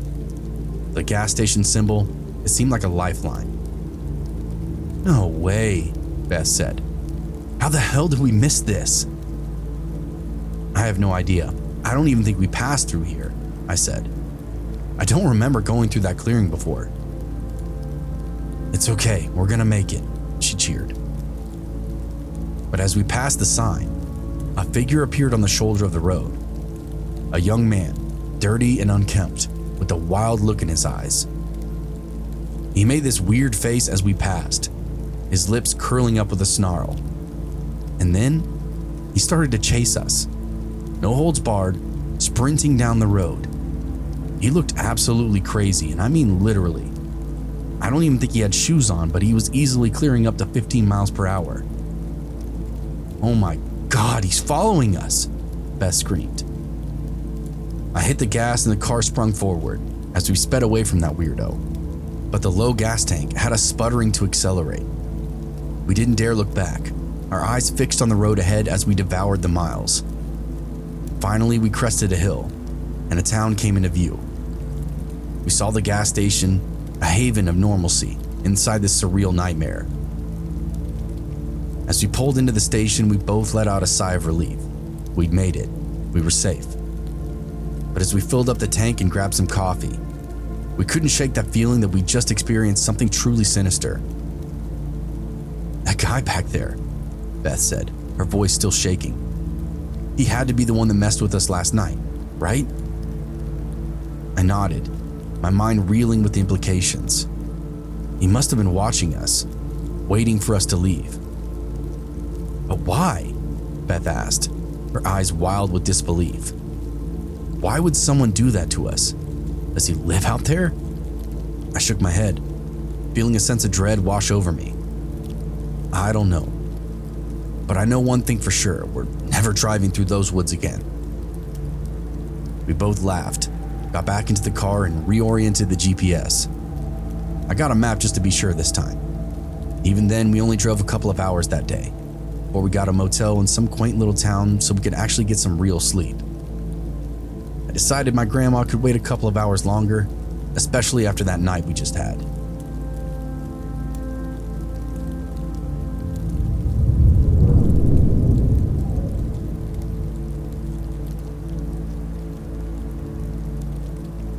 As we set out on the road trip, the sun was shining bright and the excitement was palpable. My little sister Emily was bouncing with anticipation in the back seat, her eyes fixed on the passing landscape. My parents, worn out from the early morning start, exchanged a tired glance in the front seat. I, the oldest son, sat next to Emily, trying to muster up some enthusiasm for this long drive ahead. We were doing this lengthy road trip with a number of goals along the way, visiting some various national parks, seeing the monuments, and visiting my mom's sister. We were in between destinations, just seeing the sights, or lack thereof, when I remember, but mostly just teasing my sister. My mom and dad sang along to something on the radio. Our trusty family car, a weathered sedan with countless miles underneath its belt, chugged along at the highway. At first, it seemed like any other road trip. The usual arguments over music, snacks, and whose turn it was to control the air conditioning. But as the day wore on, a sense of unease crept in. The engine began to sputter, the electronics flickering like fireflies in the dashboard. Now, this was very unusual. In fact, my sister and I were so young at the time, we'd never really experienced any kind of car failure. I remember a cold sweat all over my body, thinking the car would explode, engulf us in flames at any moment. Too many action movies in the 80s. Still, the chugging in the car, the fireworks across the dash, all of it made me feel like throwing up in the moment. "Dad, what's going on?" Emily asked, her voice tinged with worry. "Just a minor glitch, sweetie," my father replied, his brow furrowed in concern. "We'll get it checked out at the next stop." But as we continued driving, the car's erratic behavior only got worse. The radio crackled with static. The air conditioning blew hot air. My parents continued exchanging increasingly irritable glances, their patience obviously wearing thin. They didn't have poker faces, so we could tell something was very wrong, maybe worse than what they were letting on. The signs rolled by and told us the next town was coming into sight, 40 miles away. As the sun began to set, we finally arrived at our rest stop for the evening, a lonely hotel in the middle of nowhere. There was a town, but the hotel itself was kind of on the fringes, the outskirts of it. The building loomed before us, its neon sign creaking in the wind. As we checked in, a strange woman caught my eye. Her hair long and tattered clothes was stark contrast to the sterile hotel lobby. She paced back and forth in the hallway, her eyes fixed on some unknown point. "Who's that?" Emily whispered, her voice full of curiosity. I leaned to hear the answer. This woman had caught my eye, was making me feel uneasy. As I looked over, I found her now staring bullets back at us, as if we'd done something wrong to her. I remember freezing in place and just looking down at my feet when her eyes met mine. "It's just another guest, honey," my mother replied, her tone dismissive. That was that. We unloaded what we needed out of the car and went to our room, which had 2 queen-size beds that we would all be sharing. As we moved through the hall, we caught sight of that woman again, who was still pacing and glaring at everything in the halls and lobby. She was unsettling, but once we closed and locked our door, I really didn't think about her again. We settled into our room. The car's troubles seemed to fade away into the background, but that feeling of unease still lingered, the sense that something was definitely off. The hotel's isolation, that strange woman's eerie presence, and the car's unreliable performance all combined to create this brooding sense of dread. It felt like something was for sure about to go wrong, or already had. We just needed to walk into it. I remember just staring at the ceiling beneath the glow of the bubble TV, playing some sitcom rerun that I can't remember now. There were footsteps down the hall, a hushed pitter-patter, and then I was asleep. I had strange dreams, but nothing weird happened while we were in the room. We awoke and ate a free continental breakfast, one of my favorite features of these long road trips. To a kid, what's better than unlimited milk and cereal? As we packed up to leave the next morning, the car barely started, its engine coughing and sputtering like a dying animal. My father's face darkened with frustration, while my mother tried to reassure us that we'd be finding a mechanic soon. But as we hit the road once more, I couldn't help but wonder, were we driving toward our destination or into some unknown trouble? The car limped along the desert highway, its engine sputtering and coughing with every single mile. My father's face was set in this determined grimace, his eyes fixed on the road ahead. But it was no use. With a final groan, the car coasted to a stop on the side of the road. We all sat there in stunned silence, the only sound of the ticking engine as it cooled down. My father finally spoke up, his voice laced with frustration. "Well, it looks like we're stranded." My sister and I were in disbelief, staring at the heat waves rising off the highway ahead of us. This was truly untreaded waters for us, being stuck on the side of the highway. I turned around and saw no one for miles, and the same in the opposite direction. Totally isolated. And the town we left behind was probably 20 miles away. Dad rolled up his sleeves, climbed out of the driver's seat. He popped up the hood and inspected the engine, his face crunched up in concentration. After a few minutes, he straightened up, wiping the sweat from his brow. "Need to get some tools and maybe a new part for the engine. I'll have to go find help." My heart sank at his words. We were miles from that last town, and who knew when another car would pass by? My father was always so resourceful, so I had faith he'd figure something out. As the minutes ticked by, my mother began to fret. "How long will you be gone though, dear? We don't have much food or even water." My father hesitated, his eyes scanning the horizon. "I'll try to find somebody to give me a ride to the next town. If not, I'll just be back as soon as I can." He took one of our half-empty water bottles, put a hat on his head, and started right down on the highway. I think we were in the Nevada border, so it was hot and rugged out there. Dad looked back every few minutes and waved until he slowly disappeared over the closest hill. Couldn't see him anymore after that. My mom entertained us the best she could. Games, riddles, all kinds of different stuff. She even knew a magic trick that she showed us with a quarter. Still, we were worried and getting hotter than hell inside that car. We had to take shifts getting out of the stiff air, only to get burned up out in the sun. It was a lose-lose situation, but we didn't have any other option. The hours dragged on, our concern quickly turning to fear. The sun beat down on us, relentless in its intensity. We huddled together inside the shade of the car, our water bottles almost completely depleted. We did keep a reserve of one bottle, but promised not to crack it open until that night, or even the next day, whenever we seemed most desperate. Just as we were starting to lose hope though, this rickety old sedan pulled up beside us. A stranger with a scruffy beard and a trucker hat peered out the window. "You folks need help?" My mother's eyes narrowed, her hand instinctively reaching for a purse. "What kind of help?" My parents were very, very cautious people. They were my entire life. They truly believe in stranger danger, the whole 9 yards of being safe. We were desperate, but this guy was clearly strange, possibly dangerous, and he knew we needed a hand. In retrospect, I think my mom might have saved our lives that afternoon. The stranger smiled, his teeth crooked and yellow. "I can give you all a ride to the next town, or maybe even fix your car for you."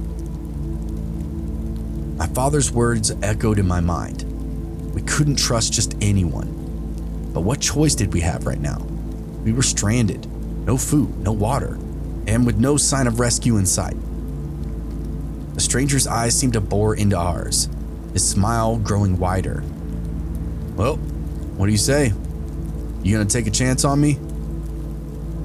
The stranger's sedan creaked to a halt beside us, its engine squealing like a pig. He emerged from the driver's side, his eyes wild and unfocused. At first, he did seem friendly, but as he approached the car, his demeanor just turned more aggressive.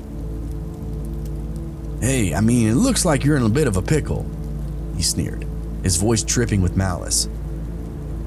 My husband is going to be back any minute. He's got help on the way, my mom explained to him. I see. Well, like I said, I can drive you to go meet him. It's pretty brutal out here, he said. My mother's grip on my arm tightened as we retreated into the sweltering heat of our car. We locked the doors and hoping against hope that stranger wouldn't find a way to break the windows. He laughed, a cold, mirthless sound, and began to tap on the glass. You're gonna get baked to death in there, you know that. Just a few hours, you'll be cooked like a bunch of rats in an oven. My sister whimpered, her eyes wide with fear, and I tried to reassure her in the moment, but my own voice was just shaking. I was going into shock at what was happening around us. Honestly, I kind of think I was already in shock, probably teetering on a heat stroke. But with a new situation, it had me over the edge. I couldn't process the stuff that was being said. The fact that we had a barrier between us and this person. Just like the broken down car, this was another situation that I was completely unprepared for. Just as things continued to escalate, a truck pulled up behind us, its engine roaring like a beast. Our father emerged from the passenger side, looking determined, looking like a goddamn movie hero. All of us nearly screamed with relief at the sight of him. The stranger's eyes then flicked to our father, and for a moment, I thought I saw a glimmer of fear in his. Then his face twisted into a snarl. He turned and ran back to his sedan, peeling out of there like a madman. He left us in a cloud of dust and terror. He didn't even bother saying a word to my father, which told us all we needed to know about him. My older age, it's a very, very scary realization. Our father rushed to our car, his face completely pale. Are you guys okay? What the hell just happened? We all stumbled out of the car, our legs shaking like jelly. My mother embraced him tightly, tears streaming down her face. We thought we were gonna die, she sobbed.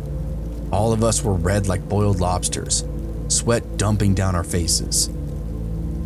As we watched that stranger's sedan disappear off into the distance, I realized that our father had returned just in time. Whatever weirdness had been about to occur, he had prevented it. We got the car patched up with the help of an old man, and my dad had come across on the road. He drove him to town, helped him secure the tools and supplies needed, and then drove him back to our car. He'd gotten us back on the road and gave us good directions to the next hotel. We thanked him endlessly and never saw either of those people again. The rest of the road trip had this pretty weird vibe, especially for my mom. The memory of that stranger's wild eyes and menacing grin will haunt me forever. And the desert, once a place of beauty and wonder, had now become a place of horror inside my head.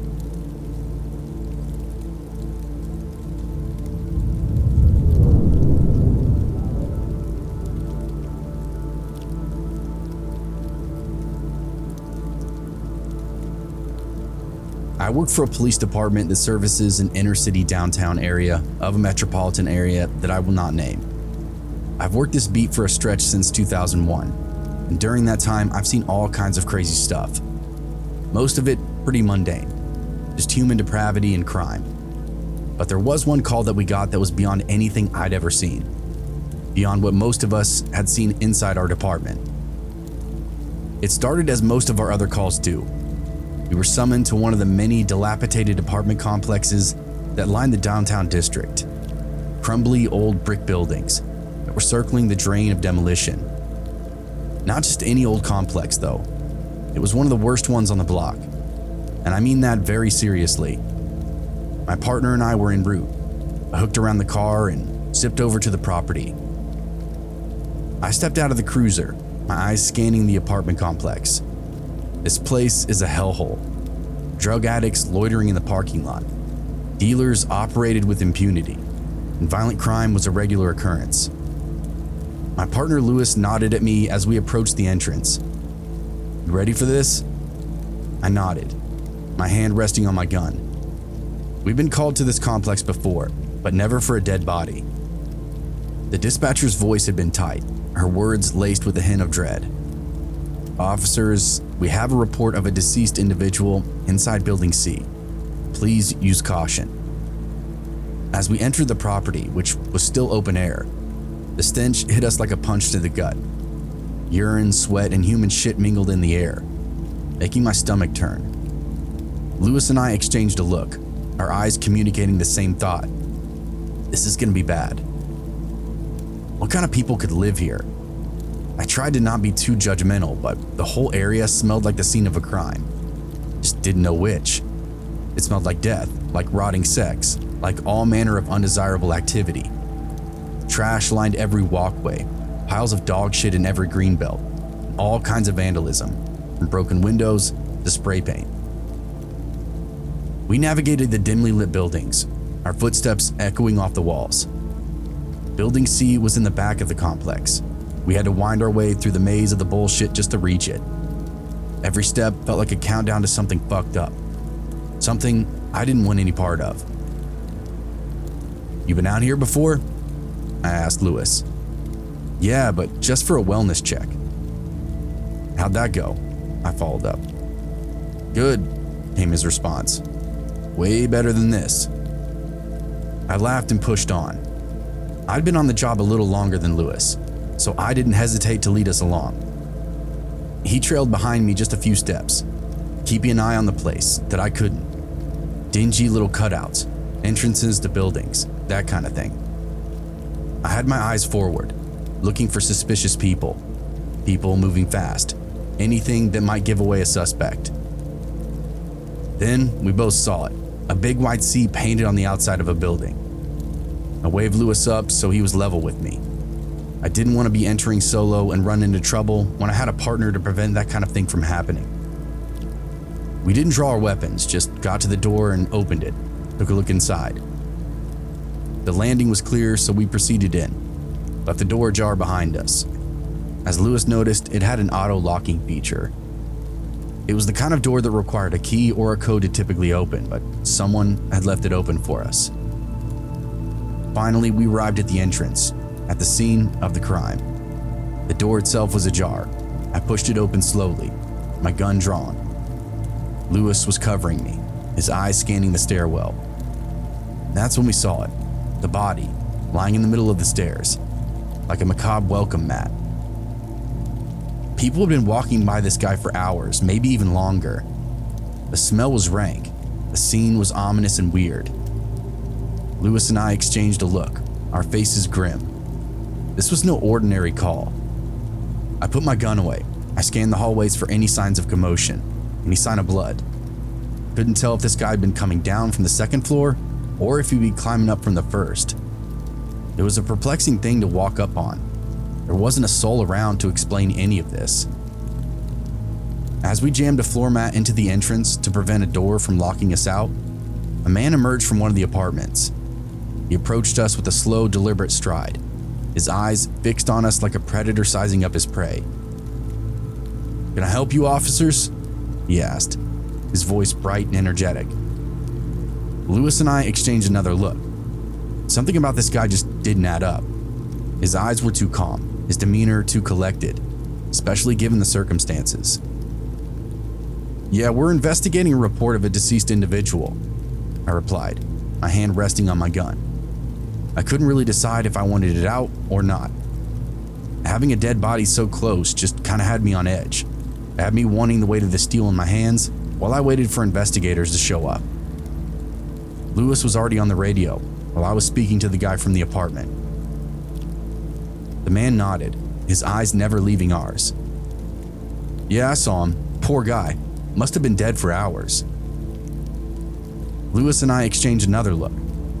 This guy definitely knew more than he was letting on, and I had a feeling we were just scratching the surface of something seriously sinister. "Really? When did you see him?" I asked. "This morning. I was one of the people that called him in," he explained to me. Lewis was fully engaged with the radio at this point, relaying all the details. "Do you recognize him?" "No, I don't think so. I've never seen him inside this building." "But he could live on the property in a different building maybe," I clarified. The guy shrugged and just said, "I guess." I turned back to Lewis to get the scoop. He told me dispatch had all the details and sent over additional personnel. We were trying to keep everything nice and tidy until they arrived. We did a quick patrol of the halls on the first floor, then went up the stairs to inspect the next level. It was even quieter up there, but somewhere deep inside the building, I could hear a baby crying. Part of me thought this guy had kids in his unit. Whatever the case, the whole thing just kind of made me sad. We went back to the stairwell and decided to examine the body. Checked his pulse and got nothing. Looked over his clothing. Not one drop of blood, no leaking wounds. It was even stranger to see him up close. I mean, what could have killed this guy? He had some bruising on his face, but other than that, he didn't seem too injured. I assumed it was just drugs and went back down the stairs. "You questioned that guy downstairs?" Lewis asked me. "Yeah, he doesn't recognize this fella," I answered. "Says he doesn't live in the building." As we stood there trying to process the whole scene, I felt a sense of relief wash over me when I heard the sounds of sirens approaching us. More of our personnel were arriving. We wouldn't have to face this alone. Lewis and I exchanged one more look, and even the stranger from the apartment seemed to relax a little as we came down the stairs. As the additional officers and investigators arrived, the stranger was dismissed and returned back to his apartment, casting a nervous glance over his shoulder. I guess I really didn't blame him. I wanted to get out of there too. The strange part was, though, he didn't go back the way he'd come, which was from the first floor hallway. He went up the stairs to the second floor, then disappeared from view. I found that super weird in the moment, but not enough to say anything. Just figured maybe he went to a friend's unit after they discovered the dead body, so they didn't have to hide out alone while the cops came. But as we continued to examine the body more closely, our relief turned back to horror. The victim was in bad shape. Puncture wounds and abrasions covered his body from head to toe. It was as if he'd been tortured for hours, maybe even days. And yet when Lewis and I had arrived, we'd seen no blood, only weird markings on his clothes. And we even inspected him, so the investigators were looking at us funny for a minute. The issue, it turned out, was that all of this guy's wounds had been partially hidden by his clothes. He had long sleeves and pants on. His body was fully covered. And since his clothes didn't have any blood on them, we assumed there weren't any open wounds. Once he pulled his shirt up, we could see just how wrong we'd all been. Someone had stabbed him up and down with a knife, or some kind of nail or something, and there were burn marks all over his neck and chest. The investigators explained that the weird markings were waffle or grid pattern burn marks, a sign of prolonged torture. My mind reeled as I tried to comprehend what we'd stumbled upon. This wasn't just a dead body, it was a crime scene, a testament to some twisted individual's cruelty. And not just that, but their carelessness too. They didn't give a shit about who found this guy's body. The killer just discarded him where he fell and went on with the rest of his life. Lewis and I exchanged a look, our faces grim. We'd been so focused on securing the scene and gathering evidence, we hadn't realized the full extent of what we were really dealing with. Now as the truth sank in, fear crept up my spine. We had no leads, no suspects, and no idea of what kind of monster we were up against. The investigators began their work, collecting evidence and documenting every detail. But as I watched, I couldn't shake the feeling of dread that had settled over me. We were in over our heads. That wasn't my place to say. I did some laps of the complex property, looking for suspicious cars or places where there might be blood. Anything to help sort out the crime in hand. As the scene was processed, the reality of our situation hit me like a ton of bricks. We had a killer on the loose, someone who tortured and murdered this poor man without leaving a trace of evidence behind. And we were the only ones standing between him and his potential next victim. We had to catch this guy before he struck again. But as we gazed out into the darkness, I couldn't shake that feeling that we were already too late. I mean, way too late. Lewis and I aren't detectives or investigators of any kind. The moment the rest of the team showed up, he and I essentially were just security detail. We completely passed the case off. We're no longer involved starting that following day, just on to new calls, new problems, and new crimes of every caliber. Still, he and I thought about that corpse every day, every shift, wondering what the hell had gone on there. We kept up with our own duties, but Lewis and I would ask around, compare rumors every couple of days, trying to hear if anything more happened with that case. Nothing had come down the pipeline, so we just kind of had to take the loss. It was most likely just some drug deal gone wrong, but still, nothing could explain why that victim's wounds didn't bleed. It made no sense to anyone at all. That was one piece of information we did get, the autopsy results. The guy's corpse had been 100% drained of all its blood and fluids, hence why we didn't spot his wounds right away. Very strange. And some of the other officers in our department started spitting some truly crazy conspiracies. You know the kind. Alien abduction, pagan rituals, satanic sacrifice. Something had to explain all those weird details, but alas, it looked like we were never going to get any answers. That wasn't until one day, around a month later, an arrest was made. Can you guess who? I didn't. When I saw this mugshot, and when I saw the guy getting led through the precinct and into a holding cell, I literally couldn't believe it. It was that friendly apartment dweller, the one that had been kind enough to help us out and answer the questions when Lewis and I first got to the scene. It was a bold damn maneuver to come right out to the police and start a dialogue about the crime you just committed. It actually left me pretty rattled. The full story was this. The man we encountered on the first floor, his name was Mike. And like I explained earlier, Mike lived on the second floor with his girlfriend Nina. The suspect, the dead guy on the stairs, his name was John. He was a friend of Mike and Nina's. John had come over to their place like he normally did to get drunk and high, bullshit around their apartment. Evidence indicated that there was possibly some kind of sexual connection, perhaps a love triangle of some kind, but none of that was ever confirmed. The three of them got drunk, then some kind of argument broke out. They were hollering at each other. Suddenly it got physical, wherein John likely tried to flee the apartment, but instead was attacked by both Mike and Nina, then knocked unconscious.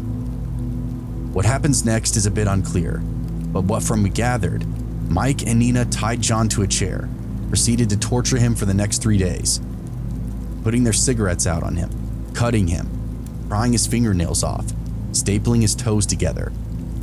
All kinds of sick and twisted rituals carried out on this poor guy. At some point on day 3, John's will to live completely gave out. His body failed, and he died in that apartment, strapped to a kitchen chair like an animal. Mike and Nina, not knowing what to do, had a pretty unique approach. They untied John and put his body in the bathtub, soaked him in the water for a bit.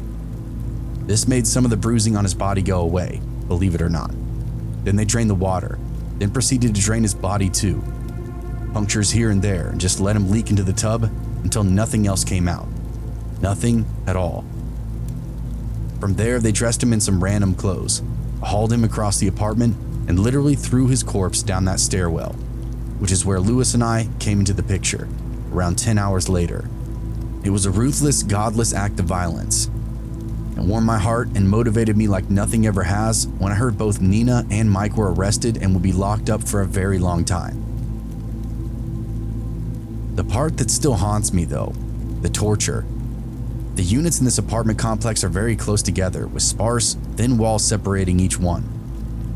You can hear someone sneeze next door, let alone scream. No one in the entire complex called the police during those 3 days of torture.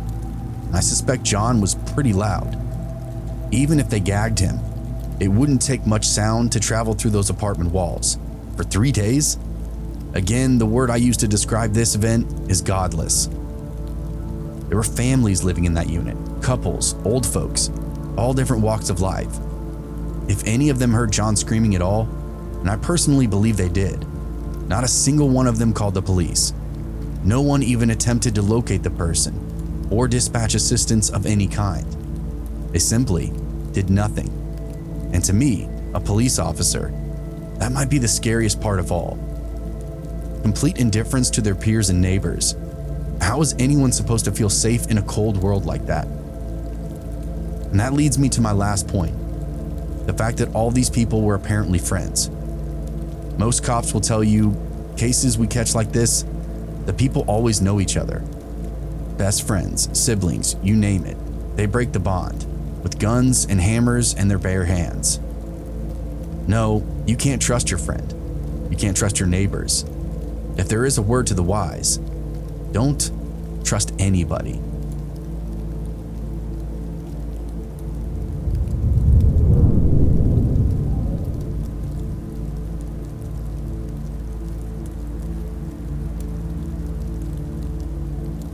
I've got a story, but it's maybe one you've heard.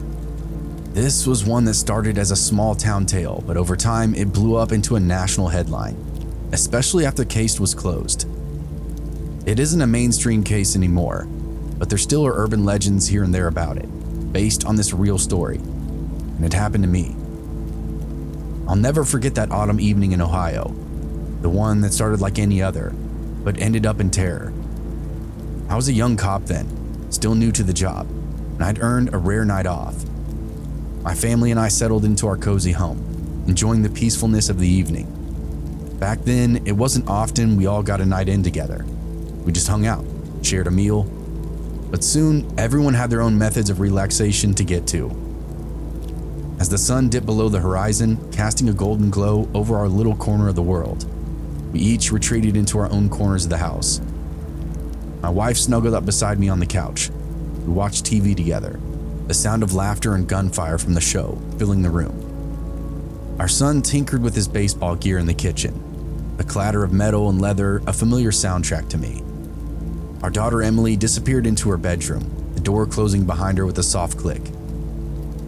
At first, everything seemed pretty normal. The TV show ended, I got up to grab a snack from the kitchen. And that's when I heard it. Emily's scream, piercing and raw, cutting through the silence like a knife. My heart skipped a beat as I froze, thinking that she'd seen a spider or something equally harmless.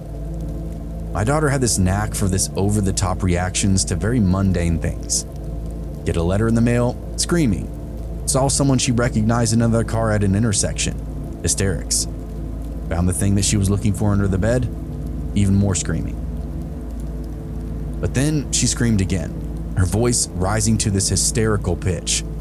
I knew something was wrong this time. It wasn't an exited scream. It was the scream of someone begging for help. I sprinted down the hallway, my heart racing, and burst inside Emily's room. She was slumped against the far wall, her face deathly pale, her eyes wide with fear. She pointed a shaking finger at the window, her gaze fixed on something outside. Dad, there was a wolf, she stammered. I turned back to the window, which the blind had been pulled away from. As a father, I kind of made up this rule that my kids had to follow. Their blinds need to be closed at night, especially now that they were getting older. It was just a simple privacy concern, as well as security. So seeing them pulled apart, I figured she'd gone out to take a peek through a window, just saw something that scared her, probably her own reflection. Whatever the case, I went to the window and checked it out, but there was nothing there. Total darkness and a single buzzing lamp post out on the street. I went to Emily and just tried to calm her down, but she kept pointing, her eyes fixed on the darkness beyond the glass. I followed her gaze, but all I saw was the night, the trees swaying gently in the breeze. What are you talking about, sweetie? I asked, trying to keep my voice steady. But Emily just kept repeating, wolf, wolf, it was right there. At this point, I'm getting a little agitated. I just needed the tiniest bit of clarity, anything that made sense. By this point, my wife and son are in the hall, wanting to come in but hesitating, which added another layer of pressure to this entire thing. I did all I could do. I took a deep breath, pulled my daughter in for a big bear hug, and just waited. She fought through the breathing, the tears, the hysterics, and finally just settled against me. I scanned the room, searching for any sign of what could have spooked her. There's nothing. No sign of forced entry, no evidence of any kind of intruder. Just Emily's terrified face, and the darkness outside seeming to press in on us. As she got a hold of herself, I took note of the supreme silence throughout the house now. Nothing but heartbeats and heavy breathing. The silence told me there was nothing to find. Whatever had scared her was in her head, but But still, I had to be sure. Emily, calm down, baby. What happened exactly? I asked again. She slowly pulled away from my chest, where she'd left this big great stain from tears. She ran a hand over her cheeks and took a deep breath, then said again, "There was a wolf man outside my window." As she spoke, she started to teeter towards hysterics again. I grabbed her and got her to focus once more. I took a look outside the window and sized it up. It was only about 4 feet or so off the ground, so I figured a big dog maybe could have been passing by. Yeah, alright, she happens to open up her window. At the same time, this monstrous stray happened to be sniffing through. Not the most likely thing, but I guess it was possible. I could see it in my mind's eye, just a kid not paying attention, seeing half an animal through a window where there wasn't supposed to be anything. My wife and I soothed her, got her to relax, and then put the kids back down for bed. It was a bit early of a night, but with whatever that just went down, we'd just rather be safe than sorry. After we got their kids in their own rooms, I put my service belt on and went outside to inspect the house. I had a flashlight, a taser, handcuffs, a gun, and anything I met out there in my yard was going to be dead or dying by the time I got done with it. But again, there's nothing out there. I did 3 full laps of my property. Didn't turn up anything, not even a single footprint. No sounds, no evidence of anything being around. Finally, I clicked my flashlight off and just stood there in the darkness, waiting like a predator, to see if anything stirred without the light. Nothing did. After 40 minutes of securing the yard, I went back inside, watched a little TV, then went to bed myself. Nothing else bothered us the rest of that night. Now, there's a bit of a lull in the story. Nothing else weird happened in my house after that. But about a week later, I noticed a report in the department that caught my eye. It was from an adult woman. She'd called dispatch in the middle of the night, reporting that a wolf was looking in her window. I didn't get tunnel vision, but my blood didn't run cold or anything. But man, I thought that was the weirdest thing ever. How could there be 2 people that saw the same strange sighting? It wasn't the same night as my daughter's experience, but within a couple of days. I asked around the department, but got a whole lot of nothing. No one had heard anything about wolves coming through town or big stray dogs lurking in any neighborhoods. Nothing of the sort. This just became a weird piece of information that I kept in the back of my head. Others in the department took note of my questions, that I was actively looking for any evidence of wolves or reports involving them. Sure enough, about a week later, my partner gave me a direct line. In fact, he called me before he'd even contacted dispatch or even the department. "What's up?" I asked over the radio. "You ever close the door on that wolf stuff that you were looking into?" I felt an anxiety bubble up in my guts. No, why? What'd you find?" "What had you looking for a wolf?" he pressed, ignoring my question. "Well, my daughter said that one was looking in her room the other night," I explained to him. "I got a guy pulled over. I'm here on Concord and Mayfield. I think you should come take a look," was all he said. "I might have found your wolf man." I loaded up and buzzed over to that intersection. Sure enough, Rodney had this little sedan pulled over, and a really creepy looking guy sitting on the curb. He was pretty average, mid-height, mid-weight, medium build, probably in his mid-30s. What made him creepy though was his skin and his eyes. The guy was white like a sheet of paper. His eyeballs were almost entirely black. Just looking at him would give you the heebie-jeebies. "What do you got?" I asked. My partner gave me the lowdown. He'd gotten a call about a suspicious vehicle lurking in the neighborhood. By the time Rodney had gotten out there, the car was parked, and instead he found the driver poking around between the homes on the street. Looked like he was casing the neighborhood for places to break in and rob. That's when Rodney got involved, asked him to come over for some questions. They engaged in a little back and forth, wherein the driver acted more and more suspicious and got really weird, then just stopped answering questions altogether. Rodney went ahead and cuffed him, just in case, then did a quick pass over the car. He didn't do a full-on search, but just peeked in the back seat and revealed something: a werewolf mask, a pair of gloves, all tucked into this plastic shopping bag. It had been covered up with a dark coat, but now had come to be exposed just enough for my partner to see it. When he saw the fuzzy wolf features, he stopped and thought hard. Then remembered me asking around the office for any leads on the wolf in town. The rest just kind of fell into place as he called me. I couldn't believe it. My daughter had been 100% correct when she screamed, said there was a wolf outside her window. Turned out this guy, who was named Dean Tomlin, had gotten his hands on a werewolf costume, was using it to disguise himself when he looked inside people's homes. He wasn't a thief, he was a pervert. Classic peeping Tom.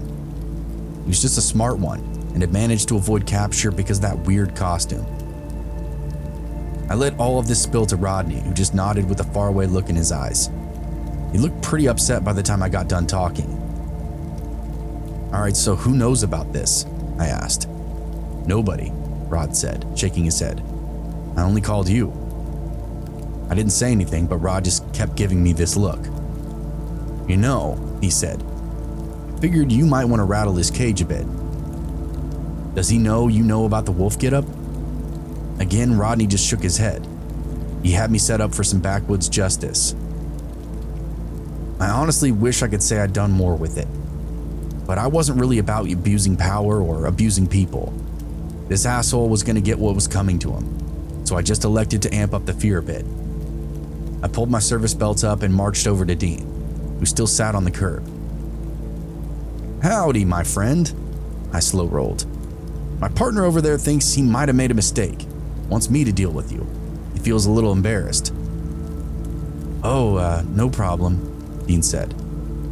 I could almost see the hope bleeding back into his face, like he wasn't about to go down in the books. I was just lost. I'm on the wrong street and I'm looking for my friend's house. I nodded along. Happens all the time, no big deal. Not like you were stealing or anything, I encouraged. Now he nodded along. I mentioned that I was going to go get the keys for the cuffs. Yep, just seems like one big misunderstanding, I started. Oh, there was one thing that I wanted to ask you though. Sure, Dean offered, happy to be of service. What you got that werewolf costume in your backseat for? I asked real slow. Dean then dried up like a wad of spit underneath the sun. He actually started to squirm around in his cuffs, sweat breaking out across his forehead. Still, he elected to give me this line of shit. What costume? The one that you tried to hide underneath your jacket. Probably the same one you wear with the mask, right? Big black coat? That's just for a school play. What school do you attend? I asked. Even let some of the drawl come out. Really let this guy stew. I don't. My cousin left it in the car. Oh, okay. Well, let me ask you. Were you over on Minnow Street the other night? His brow furrowed, confused at first. What? I said, were you over on Minnow Street about a week ago, in the middle of the night?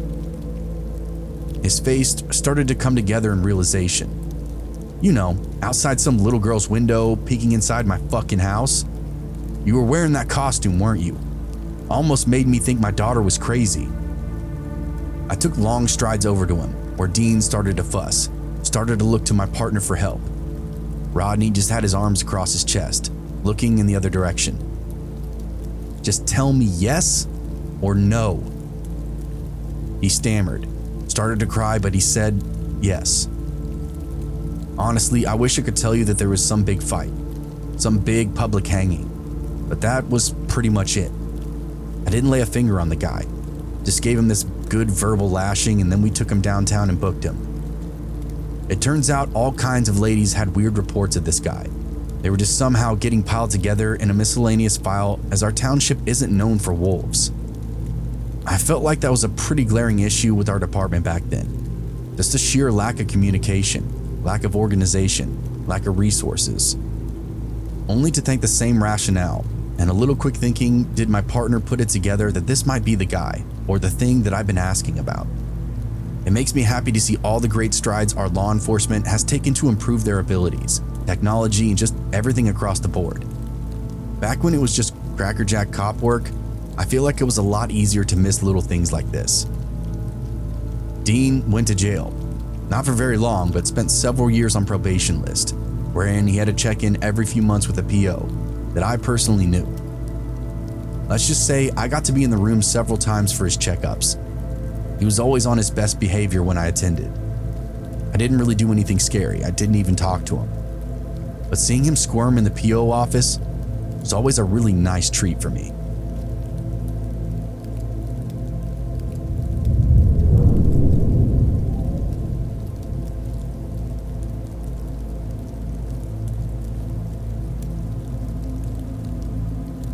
As a cop, I've seen my fair share of strange things on the job, but one incident still sends shivers down my spine. It was during my first year on the force, and I was walking a solo foot post late one night. These are general commercial areas, and areas known for high rates of non-dangerous crime. You generally find exactly what you expect. Drunk people, people fighting, drug deals, car break-ins, that kind of thing. My partner had taken a meal break, leaving me to cover the post alone for the next hour. I decided to make the most of it and walk from the north end of my post to the south, passing a few abandoned lots that were pretty notorious for attracting vagrants and drug users. I couldn't tell you why I decided to take that route alone, maybe boredom most likely, but after this night though, I didn't take any more solo tours of that neighborhood ever again. As I walked by one of the lots, I thought I saw something moving fast at the far end, near the fence line. I shone my flashlight in that direction, but didn't see anything. I shrugged it off as a trick of the low lighting, thinking my eyes were now playing tricks on me. No big deal, right? I kept walking down the lane a ways, alert to whatever might be around me. Like I said, this area was a high traffic for all kinds of racket, so running into something was about the norm. Literally a 50-50 shot. Then I heard someone coughing, clearing their throat. I whipped around to find a pair of guys coming up hot behind me. I cleared my own throat, then hit them with the high beam. "Good evening," I said. They nodded and just continued on their way.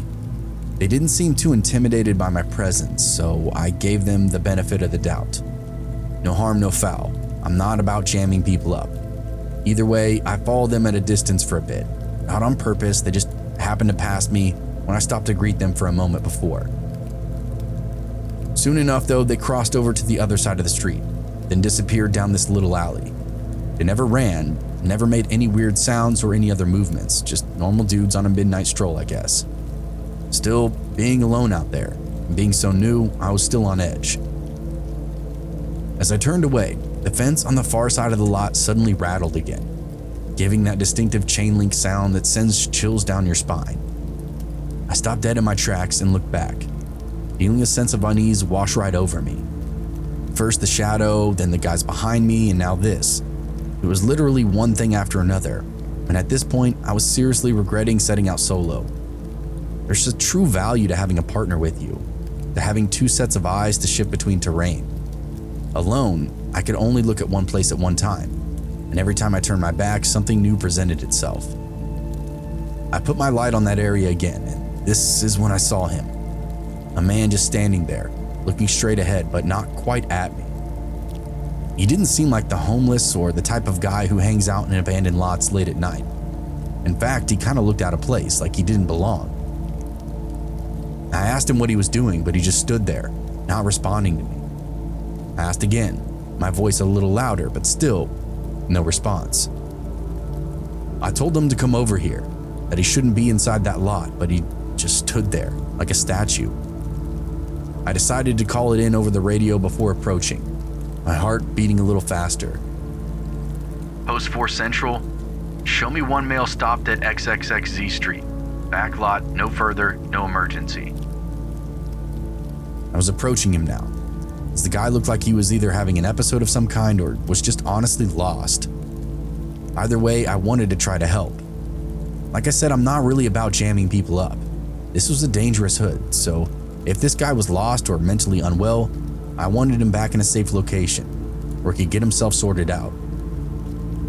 As I got closer though, I realized he was just looking over my head, as if there was something floating right above me. It was weird, whenever I moved, his eyes would move. At one point, I even looked up to find, of course, Nothing above me. "Sir?" I called out again. "No," he finally broke out and said something like, "Don't bring it over here." Now I really paused. Bring what over where? I took a look around me and around the lot. Saw no one or nothing. This pretty much confirmed my suspicion. This guy was definitely having an episode of some kind. Considering I didn't know him, I didn't want to approach too quickly or agitate him in any way. When people have these bouts of mental unrest, they become unpredictable, and no two people react the same way. I just want to be a calm, protective presence for this guy. "No, get the fuck away from me," he screamed, never even looking at me once. Whatever he was afraid of, apparently was in the air right above my head. "Sir," I started. "You're making it way worse. Just go away. Please, go." I shook my head and did the only thing that I could think of. I walked into the lot, hopped over the small fence to get where he was standing. He has to be high or something because he looked like he had no idea where he even was. He got real worked up again when I started to climb the fence, but then just went vacant again, staring off into nothing like a drone. His face was totally vacant. I jumped down to the other side, checked my perimeter, and then continued on my way towards the confused guy. But as I looked up, he was gone, vanished. I took my eyes off of him for 2 seconds and he was gone. No sound from the far fence chain, no rustling, no nothing. I scanned that entire lot, wondering where the hell this guy just went. I looked behind the only real cover, a dumpster, but he wasn't there either. I mean it when I say I was spooked. This guy was screaming at me literally 2 seconds ago, then completely vanished without a word. The whole encounter was just creepy. I remember walking back and forth in a stupor, as if I had no idea what to do. Go back to patrol and pretend like that didn't just happen? I know that's what a lot of people would do, but I'm too much of a realist. Something weird happened back here in the blink of an eye. I wanted to know how, and I wanted to know why. Central raised me a minute later, asking for a status update. I hesitated for a moment before responding. 109198. Non-crime corrected. Resuming patrol. To this day, I think I saw a ghost, as crazy and as weird as that sounds. I've never told anyone about what happened that night, not even my partner. It's just a memory that I've kept locked away, but it still haunts me. I know there's a chance that maybe he hopped the fence without me hearing it and just took off. But in that amount of time it took me to hop a 4-foot fence, highly unlikely. Here's the truly weird part and why I never told anyone, not even my partner. I completed that foot route earlier than expected, decided to meet up with my partner at the place that he was eating. This little Mexican joint that stayed open 24 hours. I think I just wanted company at that point. The encounter I just had with that vanishing creepy guy had terrified me to a point that I didn't want to be alone. I found the spot and just rolled in, thinking I'd get some chips and a soda maybe. Something to fill my stomach and just take the edge off. To my disbelief and absolute horror, I stop inside that Mexican food restaurant, see my partner standing by the soda machine. And who is he talking to? Then none other than that weird confused guy that I just saw, standing in an empty lot a full mile away. He's wearing the same clothes, but they're a little different. It's hard to explain. It's like his clothes earlier were dirty, and the ones he had on now were pressed and pristine. I stood there in total shock as I watched them talk back and forth. The guy looked over my partner's shoulder right at me, gave me a little smile and a wink. He said goodbye to my partner, and walked right by me and through out the exit. My partner saw me at this point, waved, and then started filling up his soda. It took me a second to get into motion, as I was seriously in shock at this point. Just when it occurred to me, I turned around to get a second look at him, but of course, he was now gone. "You know that guy?" I asked. "Nope, some random guy. Why?" "Just curious," I said. "What do you want?" "Directions." And we just left it at that. I didn't want to know anything more about this weirdo. I knew then that I hadn't seen a ghost, but I definitely saw something, right?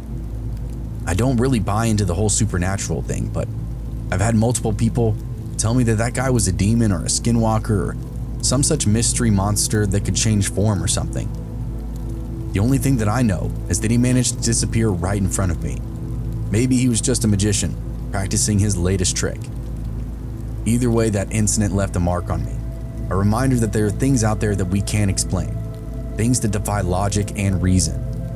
As a cop, it's a reminder that sometimes the things that go bump in the night are real. They're waiting for us in the shadows, pretending like they don't know where they are.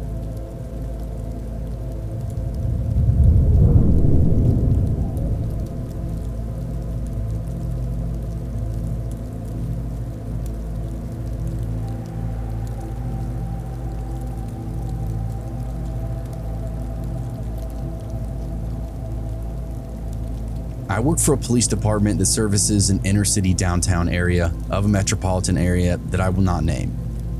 I've worked this beat for a stretch since 2001, and during that time I've seen all kinds of crazy stuff. Most of it pretty mundane, just human depravity and crime.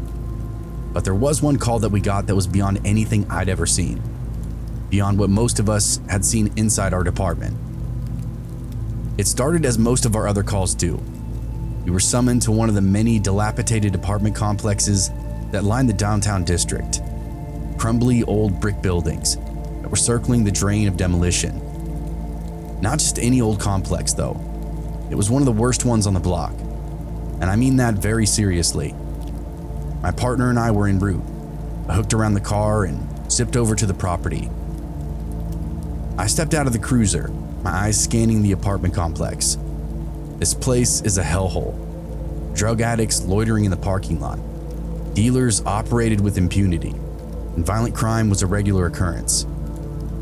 My partner Lewis nodded at me as we approached the entrance. "You ready for this?" I nodded, my hand resting on my gun.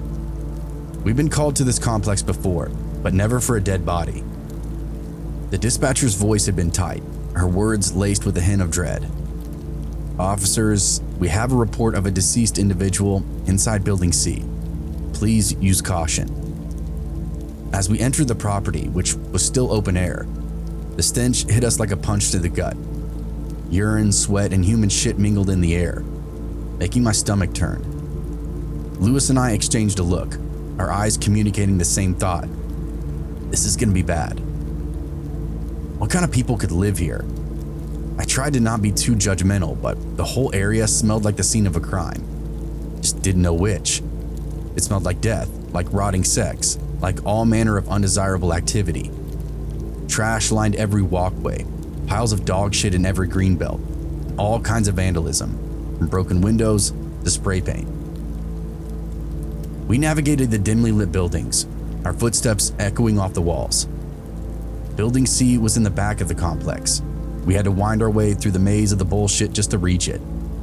Every step felt like a countdown to something fucked up. Something I didn't want any part of.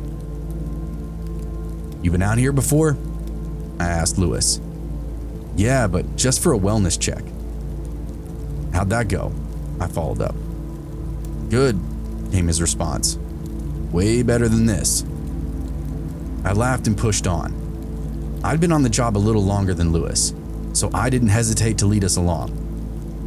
He trailed behind me just a few steps, keeping an eye on the place that I couldn't.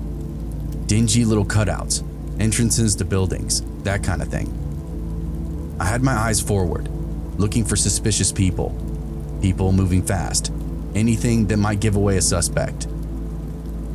Then we both saw it, a big white C painted on the outside of a building. I waved Lewis up so he was level with me. I didn't want to be entering solo and run into trouble when I had a partner to prevent that kind of thing from happening. We didn't draw our weapons, just got to the door and opened it, took a look inside. The landing was clear, so we proceeded in, left the door ajar behind us. As Lewis noticed, it had an auto-locking feature. It was the kind of door that required a key or a code to typically open, but someone had left it open for us. Finally, we arrived at the entrance, at the scene of the crime. The door itself was ajar. I pushed it open slowly, my gun drawn. Lewis was covering me, his eyes scanning the stairwell. That's when we saw it, the body, lying in the middle of the stairs, like a macabre welcome mat, People had been walking by this guy for hours, maybe even longer. The smell was rank. The scene was ominous and weird. Lewis and I exchanged a look, our faces grim. This was no ordinary call. I put my gun away. I scanned the hallways for any signs of commotion, any sign of blood. Couldn't tell if this guy had been coming down from the second floor or if he'd be climbing up from the first. It was a perplexing thing to walk up on. There wasn't a soul around to explain any of this. As we jammed a floor mat into the entrance to prevent a door from locking us out, a man emerged from one of the apartments. He approached us with a slow, deliberate stride, his eyes fixed on us like a predator sizing up his prey. "Can I help you, officers?" he asked, his voice bright and energetic. Lewis and I exchanged another look. Something about this guy just didn't add up. His eyes were too calm, his demeanor too collected, especially given the circumstances. "Yeah, we're investigating a report of a deceased individual," I replied, my hand resting on my gun. I couldn't really decide if I wanted it out or not. Having a dead body so close just kind of had me on edge. It had me wanting the weight of the steel in my hands while I waited for investigators to show up. Lewis was already on the radio while I was speaking to the guy from the apartment. The man nodded, his eyes never leaving ours. "Yeah, I saw him. Poor guy. Must have been dead for hours." Lewis and I exchanged another look. This guy definitely knew more than he was letting on, and I had a feeling we were just scratching the surface of something seriously sinister. "Really? When did you see him?" I asked. "This morning. I was one of the people that called him in," he explained to me. Lewis was fully engaged with the radio at this point, relaying all the details. "Do you recognize him?" "No, I don't think so. I've never seen him inside this building." "But he could live on the property in a different building maybe," I clarified. The guy shrugged and just said, "I guess." I turned back to Lewis to get the scoop. He told me dispatch had all the details and sent over additional personnel. We were trying to keep everything nice and tidy until they arrived. We did a quick patrol of the halls on the first floor, then went up the stairs to inspect the next level. It was even quieter up there, but somewhere deep inside the building, I could hear a baby crying. Part of me thought this guy had kids in his unit. Whatever the case, the whole thing just kind of made me sad. We went back to the stairwell and decided to examine the body. Checked his pulse and got nothing. Looked over his clothing. Not one drop of blood, no leaking wounds. It was even stranger to see him up close. I mean, what could have killed this guy? He had some bruising on his face, but other than that, he didn't seem too injured. I assumed it was just drugs and went back down the stairs. "You questioned that guy downstairs?" Lewis asked me. "Yeah, he doesn't recognize this fella," I answered. "Says he doesn't live in the building." As we stood there trying to process the whole scene, I felt a sense of relief wash over me when I heard the sounds of sirens approaching us. More of our personnel were arriving. We wouldn't have to face this alone. Lewis and I exchanged one more look, and even the stranger from the apartment seemed to relax a little as we came down the stairs. As the additional officers and investigators arrived, the stranger was dismissed and returned back to his apartment, casting a nervous glance over his shoulder. I guess I really didn't blame him. I wanted to get out of there too. The strange part was, though, he didn't go back the way he'd come, which was from the first floor hallway. He went up the stairs to the second floor, then disappeared from view. I found that super weird in the moment, but not enough to say anything. Just figured maybe he went to a friend's unit after they discovered the dead body, so they didn't have to hide out alone while the cops came. But as we continued to examine the body more closely, our relief turned back to horror. The victim was in bad shape. Puncture wounds and abrasions covered his body from head to toe. It was as if he'd been tortured for hours, maybe even days. And yet when Lewis and I had arrived, we'd seen no blood, only weird markings on his clothes. And we even inspected him, so the investigators were looking at us funny for a minute. The issue, it turned out, was that all of this guy's wounds had been partially hidden by his clothes. He had long sleeves and pants on. His body was fully covered. And since his clothes didn't have any blood on them, we assumed there weren't any open wounds. Once he pulled his shirt up, we could see just how wrong we'd all been. Someone had stabbed him up and down with a knife, or some kind of nail or something, and there were burn marks all over his neck and chest. The investigators explained that the weird markings were waffle or grid pattern burn marks, a sign of prolonged torture. My mind reeled as I tried to comprehend what we'd stumbled upon. This wasn't just a dead body, it was a crime scene, a testament to some twisted individual's cruelty. And not just that, but their carelessness too. They didn't give a shit about who found this guy's body. The killer just discarded him where he fell and went on with the rest of his life. Lewis and I exchanged a look, our faces grim. We'd been so focused on securing the scene and gathering evidence, we hadn't realized the full extent of what we were really dealing with. Now as the truth sank in, fear crept up my spine. We had no leads, no suspects, and no idea of what kind of monster we were up against. The investigators began their work, collecting evidence and documenting every detail. But as I watched, I couldn't shake the feeling of dread that had settled over me. We were in over our heads. That wasn't my place to say. I did some laps of the complex property, looking for suspicious cars or places where there might be blood, anything to help sort out the crime in hand.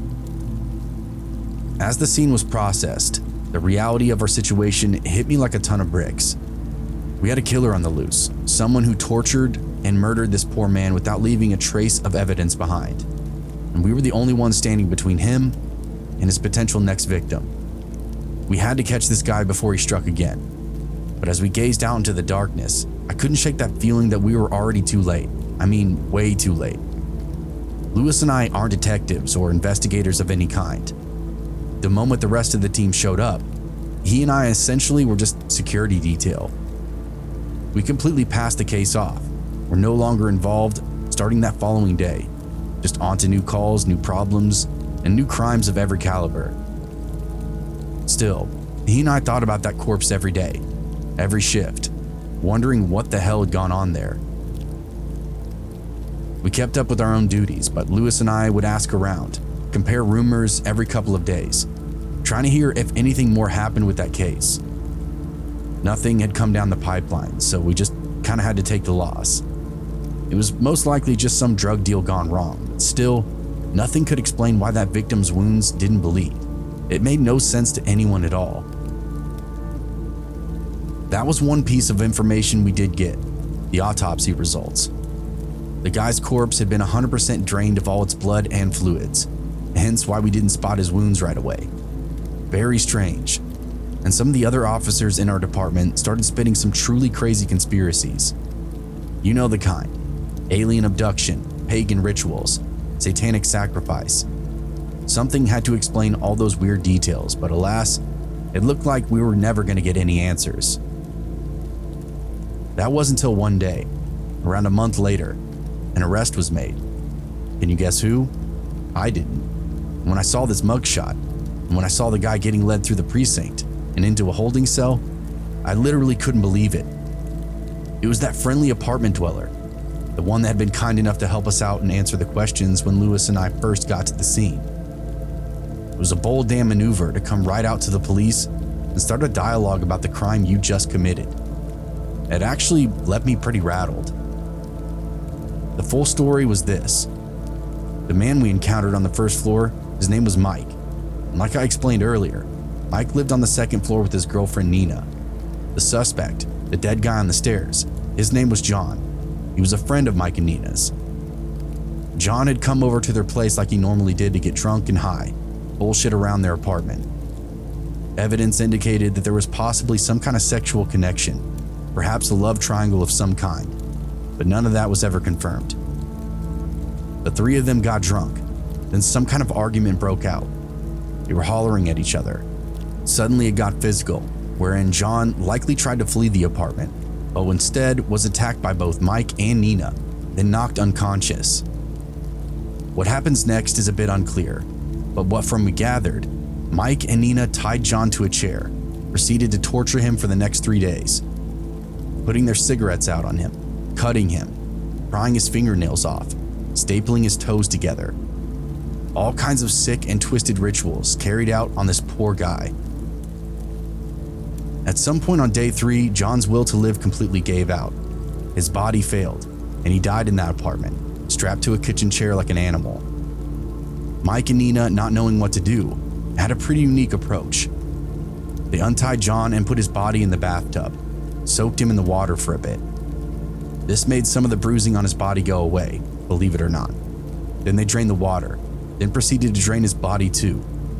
Punctures here and there, and just let him leak into the tub until nothing else came out. Nothing at all.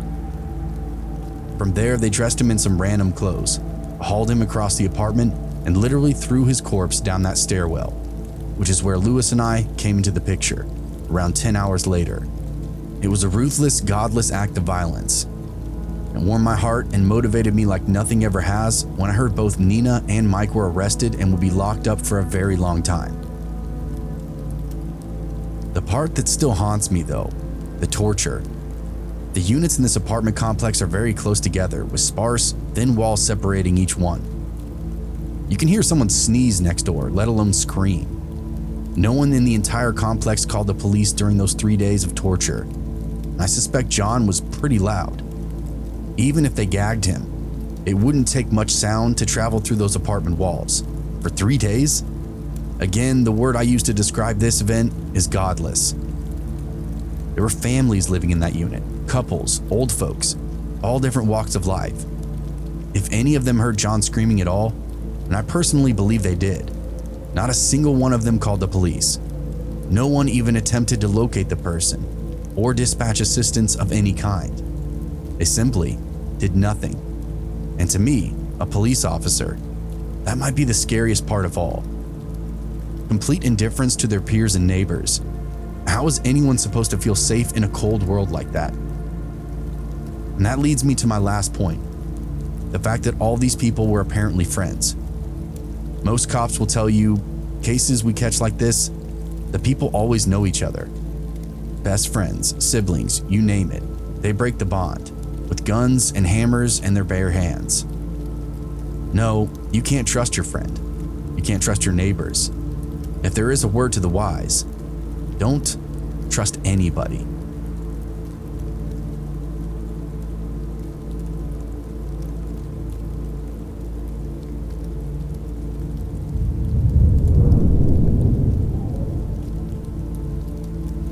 I've got a story, but it's maybe one you've heard.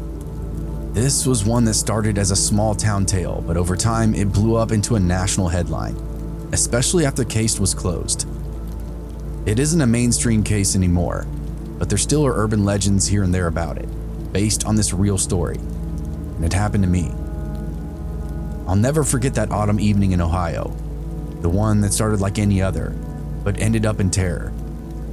I was a young cop then, still new to the job, and I'd earned a rare night off. My family and I settled into our cozy home, enjoying the peacefulness of the evening. Back then, it wasn't often we all got a night in together. We just hung out, shared a meal, but soon everyone had their own methods of relaxation to get to. As the sun dipped below the horizon, casting a golden glow over our little corner of the world, we each retreated into our own corners of the house.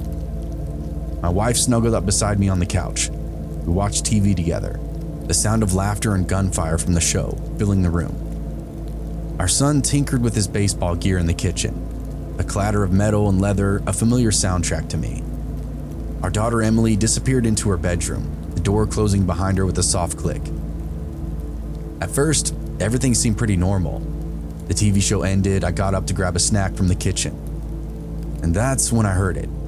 Emily's scream, piercing and raw, cutting through the silence like a knife. My heart skipped a beat as I froze, thinking that she'd seen a spider or something equally harmless. My daughter had this knack for this over-the-top reactions to very mundane things. Get a letter in the mail, screaming.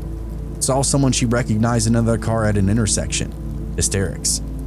Found the thing that she was looking for under the bed, even more screaming. But then she screamed again, her voice rising to this hysterical pitch. I knew something was wrong this time. It wasn't an exited scream. It was the scream of someone begging for help. I sprinted down the hallway, my heart racing, and burst inside Emily's room. She was slumped against the far wall, her face deathly pale, her eyes wide with fear. She pointed a shaking finger at the window, her gaze fixed on something outside. Dad, there was a wolf," she stammered. I turned back to the window, which the blind had been pulled away from. As a father, I kind of made up this rule that my kids had to follow. Their blinds need to be closed at night, especially now that they were getting older. It was just a simple privacy concern, as well as security. So seeing them pulled apart, I figured she'd gone out to take a peek through a window, just saw something that scared her, probably her own reflection. Whatever the case, I went to the window and checked it out, but there was nothing there. Total darkness and a single buzzing lamppost out on the street. I went to Emily and just tried to calm her down, but she kept pointing, her eyes fixed on the darkness beyond the glass. I followed her gaze, but all I saw was the night, the trees swaying gently in the breeze.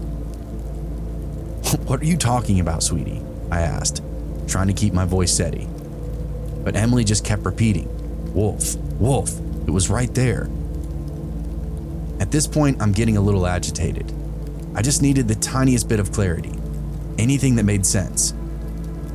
By this point, my wife and son are in the hall, wanting to come in but hesitating, which added another layer of pressure to this entire thing. I did all I could do. I took a deep breath, pulled my daughter in for a big bear hug, and just waited. She fought through the breathing, the tears, the hysterics, and finally just settled against me. I scanned the room, searching for any sign of what could have spooked her. There's nothing. No sign of forced entry, no evidence of any kind of intruder, just Emily's terrified face, and the darkness outside seeming to press in on us. As she got a hold of herself, I took note of the supreme silence throughout the house now. Nothing but heartbeats and heavy breathing. The silence told me there was nothing to find. Whatever had scared her was in her head, but still, I had to be sure. "Emily, calm down, baby. What happened exactly?" I asked again. She slowly pulled away from my chest, where she'd left this big great stain from tears. She ran a hand over her cheeks and took a deep breath, then said again, "There was a wolf man outside my window." As she spoke, she started to teeter towards hysterics again. I grabbed her and got her to focus once more. I took a look outside the window and sized it up. It was only about 4 feet or so off the ground, so I figured a big dog maybe could have been passing by. Yeah, alright, she happens to open up her window. At the same time, this monstrous stray happened to be sniffing through. Not the most likely thing, but I guess it was possible. I could see it in my mind's eye, just a kid not paying attention, seeing half an animal through a window where there wasn't supposed to be anything. My wife and I soothed her, got her to relax, and then put the kids back down for bed. It was a bit early of a night, but with whatever that just went down, we'd just rather be safe than sorry. After we got their kids in their own rooms, I put my service belt on and went outside to inspect the house. I had a flashlight, a taser, handcuffs, a gun, and anything I met out there in my yard was going to be dead or dying by the time I got done with it. But again, there's nothing out there. I did 3 full laps of my property. Didn't turn up anything, not even a single footprint. No sounds, no evidence of anything being around. Finally, I clicked my flashlight off and just stood there in the darkness, waiting like a predator, to see if anything stirred without the light. Nothing did. After 40 minutes of securing the yard, I went back inside, watched a little TV, then went to bed myself. Nothing else bothered us the rest of that night. Now, there's a bit of a lull in the story. Nothing else weird happened in my house after that. But about a week later, I noticed a report in the department that caught my eye. It was from an adult woman. She'd called dispatch in the middle of the night, reporting that a wolf was looking in her window. I didn't get tunnel vision, but my blood didn't run cold or anything. But man, I thought that was the weirdest thing ever. How could there be 2 people that saw the same strange sighting? It wasn't the same night as my daughter's experience, but within a couple of days. I asked around the department, but got a whole lot of nothing. No one had heard anything about wolves coming through town or big stray dogs lurking in any neighborhoods. Nothing of the sort. This just became a weird piece of information that I kept in the back of my head. Others in the department took note of my questions, that I was actively looking for any evidence of wolves or reports involving them. Sure enough, about a week later, my partner gave me a direct line. In fact, he called me before he'd even contacted dispatch or even the department. "What's up?" I asked over the radio. "You ever close the door on that wolf stuff that you were looking into?" I felt an anxiety bubble up in my guts. No, why? What'd you find?" "What had you looking for a wolf?" he pressed, ignoring my question. "Well, my daughter said that one was looking in a room the other night," I explained to him. "I got a guy pulled over. I'm here on Concord and Mayfield. I think you should come take a look," was all he said. "I might have found your wolf man." I loaded up and buzzed over to that intersection. Sure enough, Rodney had this little sedan pulled over, and a really creepy looking guy sitting on the curb. He was pretty average, mid-height, mid-weight, medium build, probably in his mid-30s. What made him creepy though was his skin and his eyes. The guy was white like a sheet of paper. His eyeballs were almost entirely black. Just looking at him would give you the heebie-jeebies. "What do you got?" I asked. My partner gave me the lowdown. He'd gotten a call about a suspicious vehicle lurking in the neighborhood.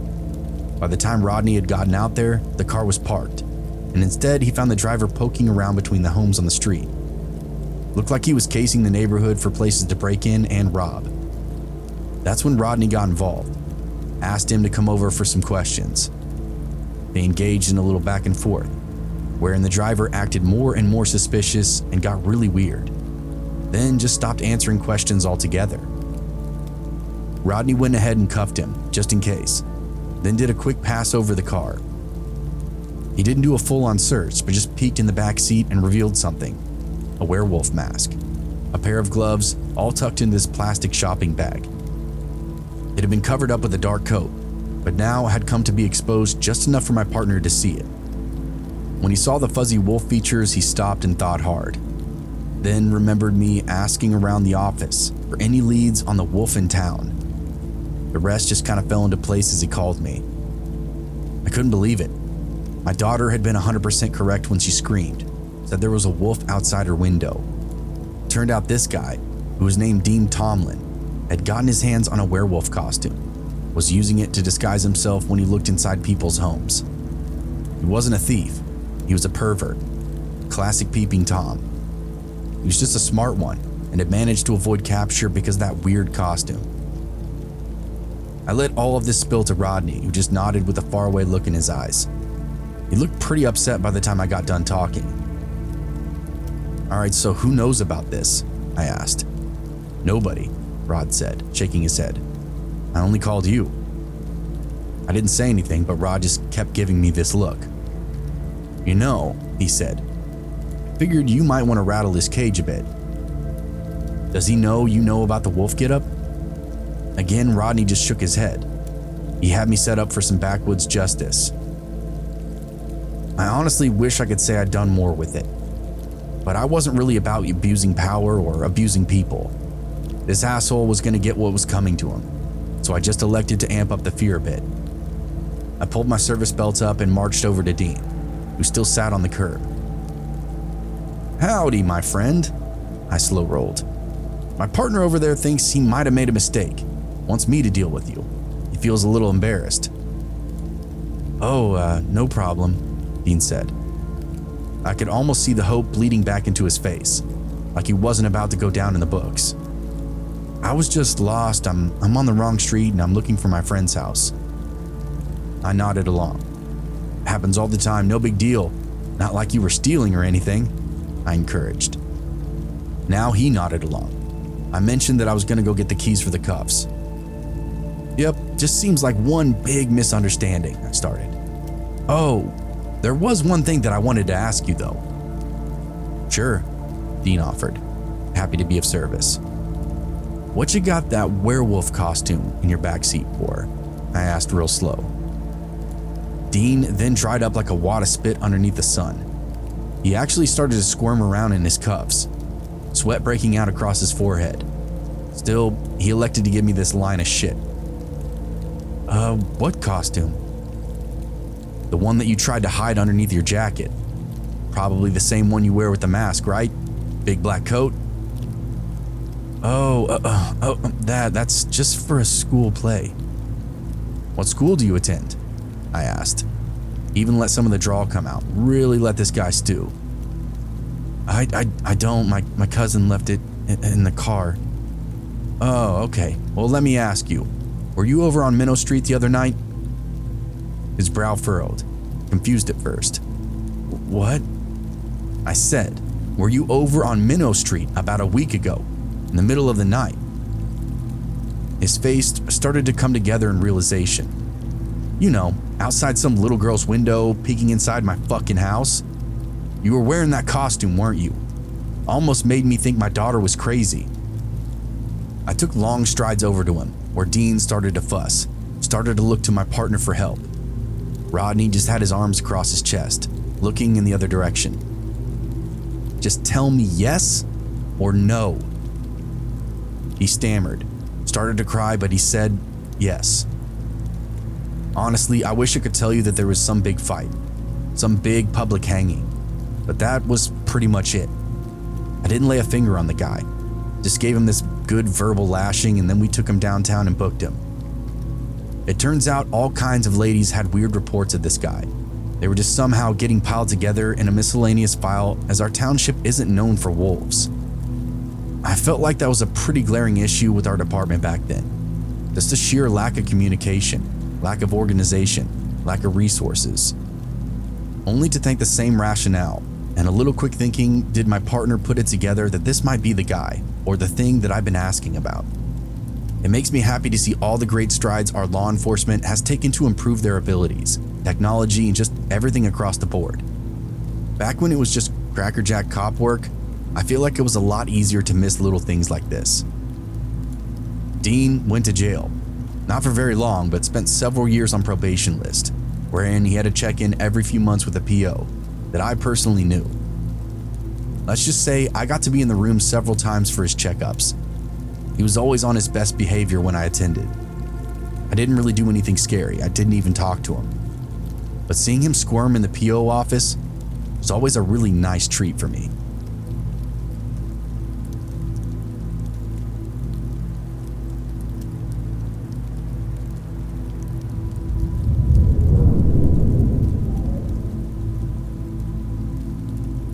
As a cop, I've seen my fair share of strange things on the job, but one incident still sends shivers down my spine. It was during my first year on the force, and I was walking a solo foot post late one night. These are general commercial areas, and areas known for high rates of non-dangerous crime. You generally find exactly what you expect.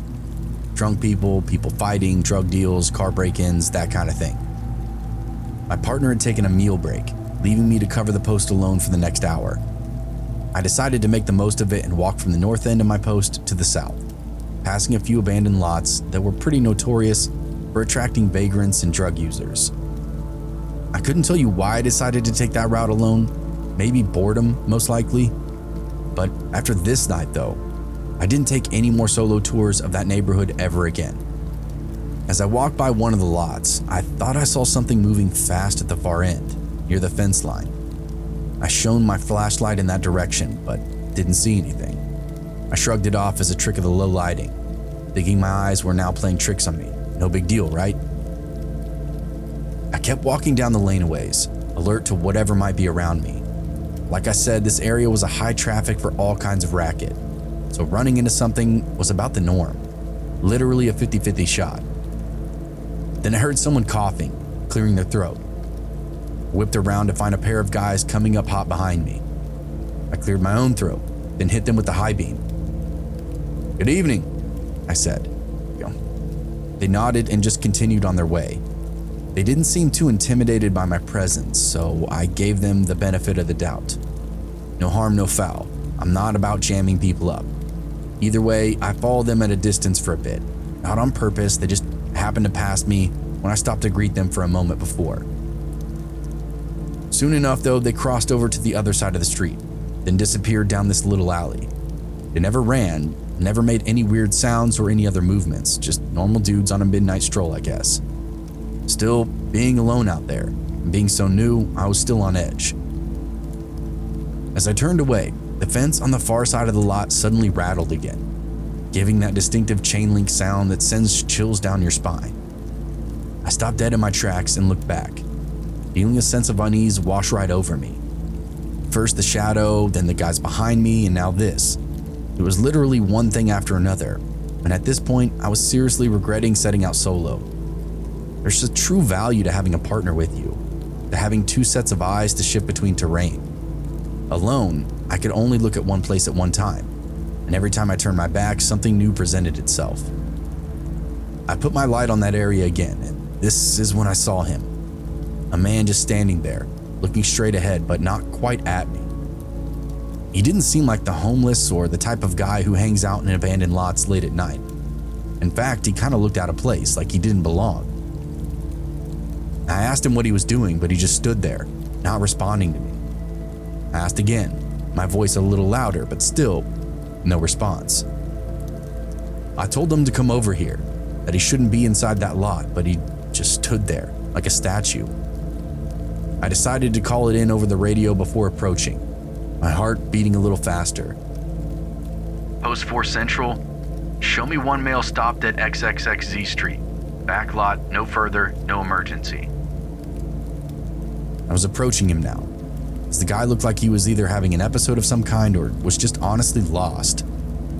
Either way, I wanted to try to help. Like I said, I'm not really about jamming people up. This was a dangerous hood, so if this guy was lost or mentally unwell, I wanted him back in a safe location, where he could get himself sorted out. As I got closer though, I realized he was just looking over my head, as if there was something floating right above me. It was weird, whenever I moved, his eyes would move. At one point, I even looked up to find, of course, nothing above me. "Sir?" I called out again. "No," he finally broke out, and said something like, "Don't bring it over here." Now I really paused. Bring what over where? I took a look around me and around the lot. Saw no one or nothing. This pretty much confirmed my suspicion. This guy was definitely having an episode of some kind. Considering I didn't know him, I didn't want to approach too quickly or agitate him in any way. When people have these bouts of mental unrest, they become unpredictable, and no two people react the same way. I just want to be a calm, protective presence for this guy. "No, get the fuck away from me," he screamed, never even looking at me once. Whatever he was afraid of, apparently was in the air right above my head. "Sir," I started. "You're making it way worse. Just go away. Please go." I shook my head and did the only thing that I could think of. I walked into the lot, hopped over the small fence to get where he was standing. He has to be high or something, because he looked like he had no idea where he even was. He got real worked up again when I started to climb the fence, but then just went vacant again, staring off into nothing like a drone. His face was totally vacant. I jumped down to the other side, checked my perimeter, and then continued on my way towards the confused guy. But as I looked up, he was gone, vanished. I took my eyes off of him for 2 seconds and he was gone. No sound from the far fence chain, no rustling, no nothing. I scanned that entire lot, wondering where the hell this guy just went. I looked behind the only real cover, a dumpster, but he wasn't there either. I mean it when I say I was spooked. This guy was screaming at me literally 2 seconds ago, then completely vanished without a word. The whole encounter was just creepy. I remember walking back and forth in a stupor, as if I had no idea what to do. Go back to patrol and pretend like that didn't just happen? I know that's what a lot of people would do, but I'm too much of a realist. Something weird happened back here in the blink of an eye. I wanted to know how, and I wanted to know why. Central raised me a minute later, asking for a status update. I hesitated for a moment before responding. 1091-98. Non-crime corrected. Resuming patrol. To this day, I think I saw a ghost, as crazy and as weird as that sounds. I've never told anyone about what happened that night, not even my partner. It's just a memory that I've kept locked away, but it still haunts me.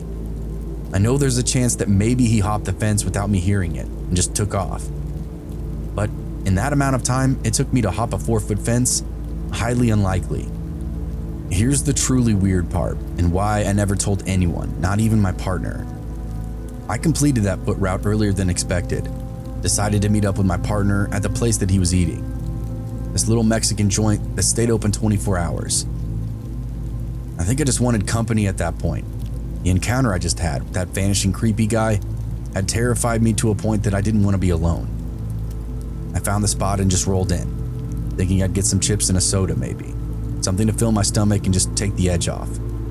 To my disbelief and absolute horror, I stop inside that Mexican food restaurant, see my partner standing by the soda machine. And who is he talking to? Then none other than that weird confused guy that I just saw, standing in an empty lot a full mile away. He's wearing the same clothes, but they're a little different. It's hard to explain. It's like his clothes earlier were dirty, and the ones he had on now were pressed and pristine. I stood there in total shock as I watched them talk back and forth. The guy looked over my partner's shoulder right at me, gave me a little smile and a wink. He said goodbye to my partner, and walked right by me and through out the exit. My partner saw me at this point, waved, and then started filling up his soda. It took me a second to get into motion, as I was seriously in shock at this point. Just when it occurred to me, I turned around to get a second look at him, but of course, he was now gone. "You know that guy?" I asked. "Nope, some random guy. Why?" "Just curious," I said. "What do you want?" "Directions." And we just left it at that. I didn't want to know anything more about this weirdo. I knew then that I hadn't seen a ghost, but I definitely saw something, right? I don't really buy into the whole supernatural thing, but I've had multiple people tell me that that guy was a demon or a skinwalker or some such mystery monster that could change form or something. The only thing that I know is that he managed to disappear right in front of me. Maybe he was just a magician, practicing his latest trick. Either way, that incident left a mark on me. A reminder that there are things out there that we can't explain. Things that defy logic and reason. As a cop, it's a reminder that sometimes the things that go bump in the night are real. They're waiting for us in the shadows, pretending like they don't know where they are.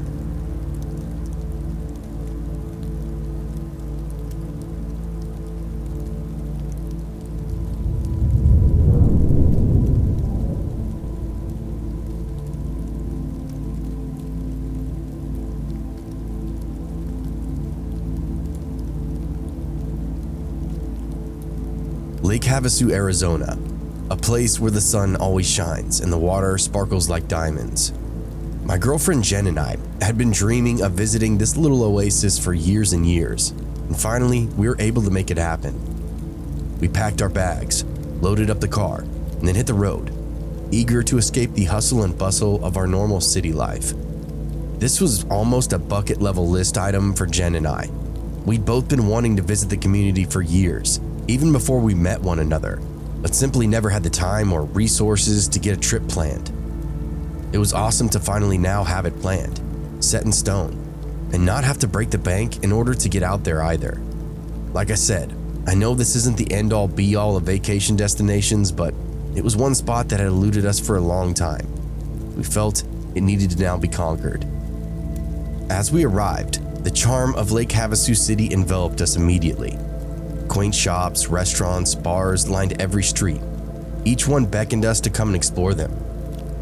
We spent that first day just strolling around, just taking it all in. That laid-back atmosphere, the smell of the lake water, the sound of laughter. We were on a mission to experience everything inside this tiny community it had to offer to us. The trip was 4 days total, so we were in no rush to catch a sunburn or get burned out from drinking. We just took our time settling into that lake life. Day one was gonna be for all that touristy stuff. Spend a little money, get it out of our system before we ended up partying for a couple of days. Between the beautiful views and raging nightlife, we had a few expectations of how the trip might go. Not the first day though. That day was just to explore the city and soak it all in. We wandered into souvenir shops, admiring trinkets and knickknacks, and popped into local eateries, sampling the flavors of all the local chefs. There seemed to be all manner of local art, local crafters, and even classes and retreats for creative types.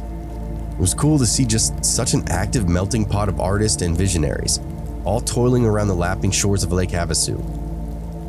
Honestly, I think Jen and I were just expecting non-stop bars and clubs everywhere, so finding a peaceful portion of the city was actually pretty refreshing.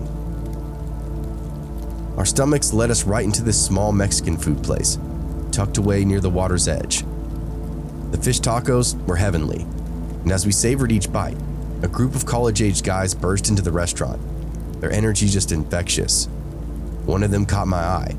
He was wearing the exact same old band t-shirt as me, a rare find from this progressive rock group.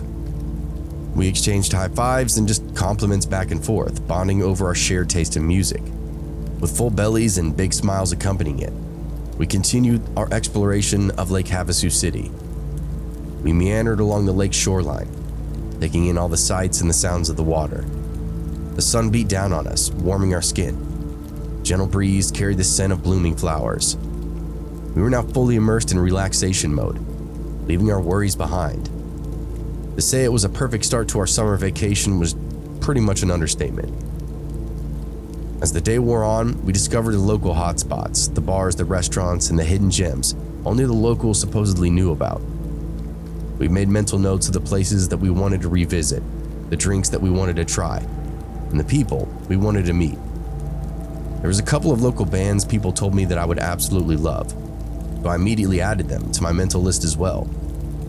Lake Havasu City was already casting its spell upon us, and we were eager to see what the next few days had in store for us. The next morning we wasted no time. Local and regular tourists alike both had told us that we needed to rent our gear early in the morning, but not to get out on the water until a little later in the day. We got down to the dock and rented a couple of paddle boards, paid our dues, and sure enough, as we turned to leave, dozens of people filled the parking lot, lined up to do exactly what we'd just done. The locals said the rentals would go fast during this time of year, as everyone comes to this city just to get in the water. After securing our lake equipment for the day, we went out for a leisurely morning of mimosas and avocado toast on the hotel patio. We savored that gentle warmth of the sun and that tranquil atmosphere, preparing ourselves for an active day on the water. We were going to need every carbon calorie to stay out there underneath the warming rays of that sun. We lathered up a little sunblock after breakfast and threw our swimming suits on. Next, we collected our rented paddle boards from the dock and then set off onto the lake. The sun was climbing higher and higher. Temperatures were rising, but we were still very eager to go out and explore. This was our summer fun, the thing we wanted to do all year long. So we got started with that pumping, unrelenting energy. There are lots of other kayakers and paddleboarders, all of which told us to conserve our energy. Every now and again, there were tourists who burned out their energy by getting out in the water, only to succumb to dehydration or heat stroke, need a rescue on their return trip. That morning passed serenely though. We spotted turtles and discovered a shimmering cove perfect for swimming, paddled further up the lakeshore. Boats and jet skis zipped by, their occupants enjoying their thrill of the ride. We watched with a mix of fascination and trepidation as drivers of all skill levels navigated the water. Some of those people had clear control as they executed crazy tricks and maneuvers, while others limped along, clearly newbies, threatening to crash into rocks and kayakers alike. We didn't really care though. We just kept to the empty waters as best we could and just paddled on. As the day wore on, our hunger grew. We decided it was time to head back to the dock, grab some lunch, and freshen up at the hotel. Like I said, we had a couple of more days and didn't want to ruin what more fun we could have on the lake by exhausting ourselves or catching some kind of killer sunburn. We set a casual pace back to the dock, enjoying the water and the energy of everyone around us. I had it in my head that we'd have a nice sit-down dinner at an upscale restaurant that night. As we paddled back, a jet ski operator cut off a speeding boat. Both drivers began arguing with one another. The boat had been going way too fast anyway, and not really paying attention to the others around it. So when the jet ski blasted out of nowhere, it was kind of a perfect storm. The jet ski guy blasted off again, covering the boat with water, which further pissed off the driver. The The jet ski driver circled back and then the shouting match escalated. We watched with growing unease, remembering the warnings from the locals and the previous visitors about hotheads on the water. The arguing turned to insults. Soon these guys were exchanging threats right there on the open water. It was kind of crazy to hear. "I ought to beat your ass," the jet ski guy said. "You're lucky I don't shoot you and just leave you out here," the boatman screamed back. It was crazy, so much rage over something that didn't really even matter. Clearly both of these clowns were drunk, but after a moment of watching them, I realized the guy on the jet ski was the same guy from earlier. The guy who had that shirt on, the same one from me from the taco shop. I couldn't believe it was the same guy having this heated exchange over something that was really just an accident. Soon everything kind of planed off. The people at the dock were normal, happy, friendly, and they brought us back to the moment, welcomed us in, and we were pretty much back to normal after that. As we approached the dock, I couldn't shake the feeling that something was off though. The sun beating down on us, and the water seemed to reflect back twice as bright. We returned our paddle boards, grabbed some lunch, and headed back to the hotel. The incident on the water lingering in our minds just like a shadow. We got back to the hotel in early afternoon, jumped and got a shower, and actually had enough time for a nightcap. We popped up, got ready, and shopped around for highbrow restaurants in the area that we could walk to. A lot of the bars seemed to be in clusters around the city. A real good one was near our hotel, and we wanted to keep everything central to where we were staying. We found an excellent steakhouse online and quickly made a reservation for that evening. The reservation itself wasn't until much later though. We wanted to pregame a little bit and enjoy some nightlife. There were some bars leading up to that restaurant, so we decided to do just a little Whiskey Row bar crawl until it was time to get our table. We walked up the road hand in hand, just as the sun was starting to descent. It was probably 6 p.m. Dinner wasn't until 8. We had a couple of hours of daylight to enjoy while we drank. The first bar was nice, had a lot of televisions on the walls, but not really our scene. The atmosphere was good, and they also had this awesome drink menu with good price specials. We saddled up to the bar, got a couple of cocktails, and shared this toast with a bunch of random hammered strangers. It was fun. Before we knew it, more than an hour had gone by. We hadn't checked out any of the other bars, so we quickly finished our drinks, settled our tab, and said goodbye to the few people we'd gotten acquainted with. I led Jen out by the hand and slipped to the joint next door. We found a place at the bar and ordered a couple of beers to slow the momentum of our buzz and just settle in a little bit. We only had a little bit of time before we needed to head back to the steakhouse. We just talked and enjoyed the ambience. We drained those beers, paid the tab, and then set sail for the next bar. If it was busy, we'd just forget it and head straight to the restaurant. If not, we'd do a shot, then continue our roll on. There was an alley between the bar we exited and into the next one, and down it, there were all manner of folks talking, smoking, and mingling out between the bars. It's kind of cool. We meandered onward and didn't think anything of it. Just as we approached the next bar, I felt hands snatch me up from behind and yank me backward. Before I could react, more hands threw me into the brick wall of the bar, where I cracked my head pretty good. I came to realize there were several people screaming in my face, insulting me, threatening me, all kinds of crazy. Jen was in shock for a moment, staring at the situation like she didn't even recognize me. Then it all clicked. "It's a small town, bitch. I knew I'd see your ass again," he started off, and I had no idea who this person was. "Not so tough now on the street, are you, you punk-ass bitch?" the other guy said. "The hell are you doing? I don't know you guys," I tried to explain. And that's when the first guy drilled me in the nose with a punch. This limp-wristed one, thank God, but a punch nonetheless. I rocked back and forth, hoping it was the worst to come. "You guys got some kind of mix-up. This is the wrong guy," Jen hollered over their shoulders. "I'm fucking calling the cops." One guy reacted to her threat and the other guy didn't. The one that punched me. And as I was trying to get my feet planted underneath me again, a couple of more guys came out from the alley, all looking fired up and ready to beat my ass into the dirt. "What is this about?" "Jen, call the cops. Fuck this," I said. "You were on that jet ski earlier, asshole. You cut me off." the guy said as he jammed a finger in my face. Holy shit, you gotta be kidding. This was that hothead from the boat incident earlier. He mistook the guy in the jet ski and the guy that had my shirt for me. In his defense, me and that guy did kind of look pretty similar. Haircut, glasses, literally the same shirt. It all kind of made sense, and I could see relief wash over Jen's face. Still, she brought up her phone and made the call. Oh, no, dude, you got the wrong guy. Her and I were on paddle boards. I've still got the receipt, I explained. The guy reaches into my pocket and then pulls a knife out on me. I put my hands up and just quit talking. This was absolutely crazy. I was out of my element, being held under the threat of a weapon now. With so many guys on his side, I couldn't even risk fighting back.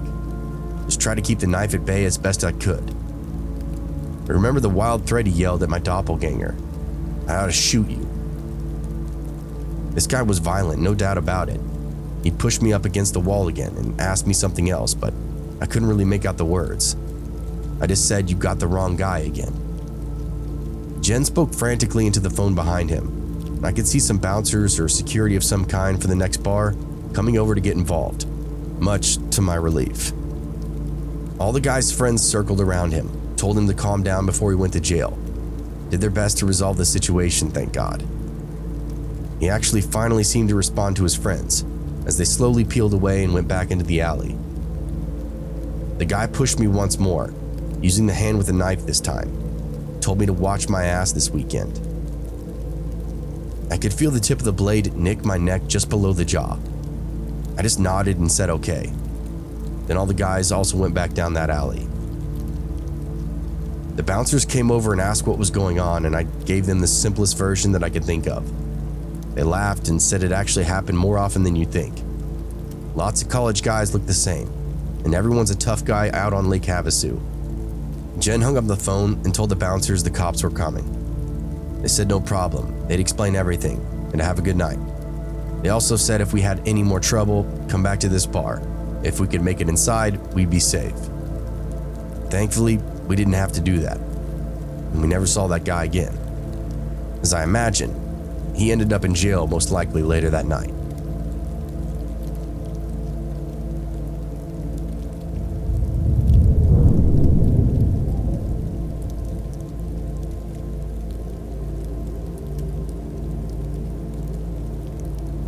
Me and a couple of my best friends took a road trip after high school one summer. Our destination was somewhere on the beach in Florida. We really didn't know enough or have enough money to plan a real trip, so we're just kind of flying by the seat of our pants. We had a reliable car going for us though. The summers were brutal where we lived. None of us had ever been to Florida, so it was kind of just a no-brainer. We listened to all kinds of music from the state, like A Day to Remember, Pitbull, Ariana Grande. It was a fun little hypey playlist that set the vibe for the whole trip that we wanted. As we crossed that state line, a triumphant cheer erupted from the car. Andy, Samantha, and I had been driving for hours, and finally, we'd reached the Sunshine State. For clarity's sake, I'm also female. Samantha and I have been best friends for over 10 years. Andy was a longtime boyfriend throughout high school. We were kind of like a tricycle in the sense that we were always together, always off to do something as a little unit. That road trip that summer was no different.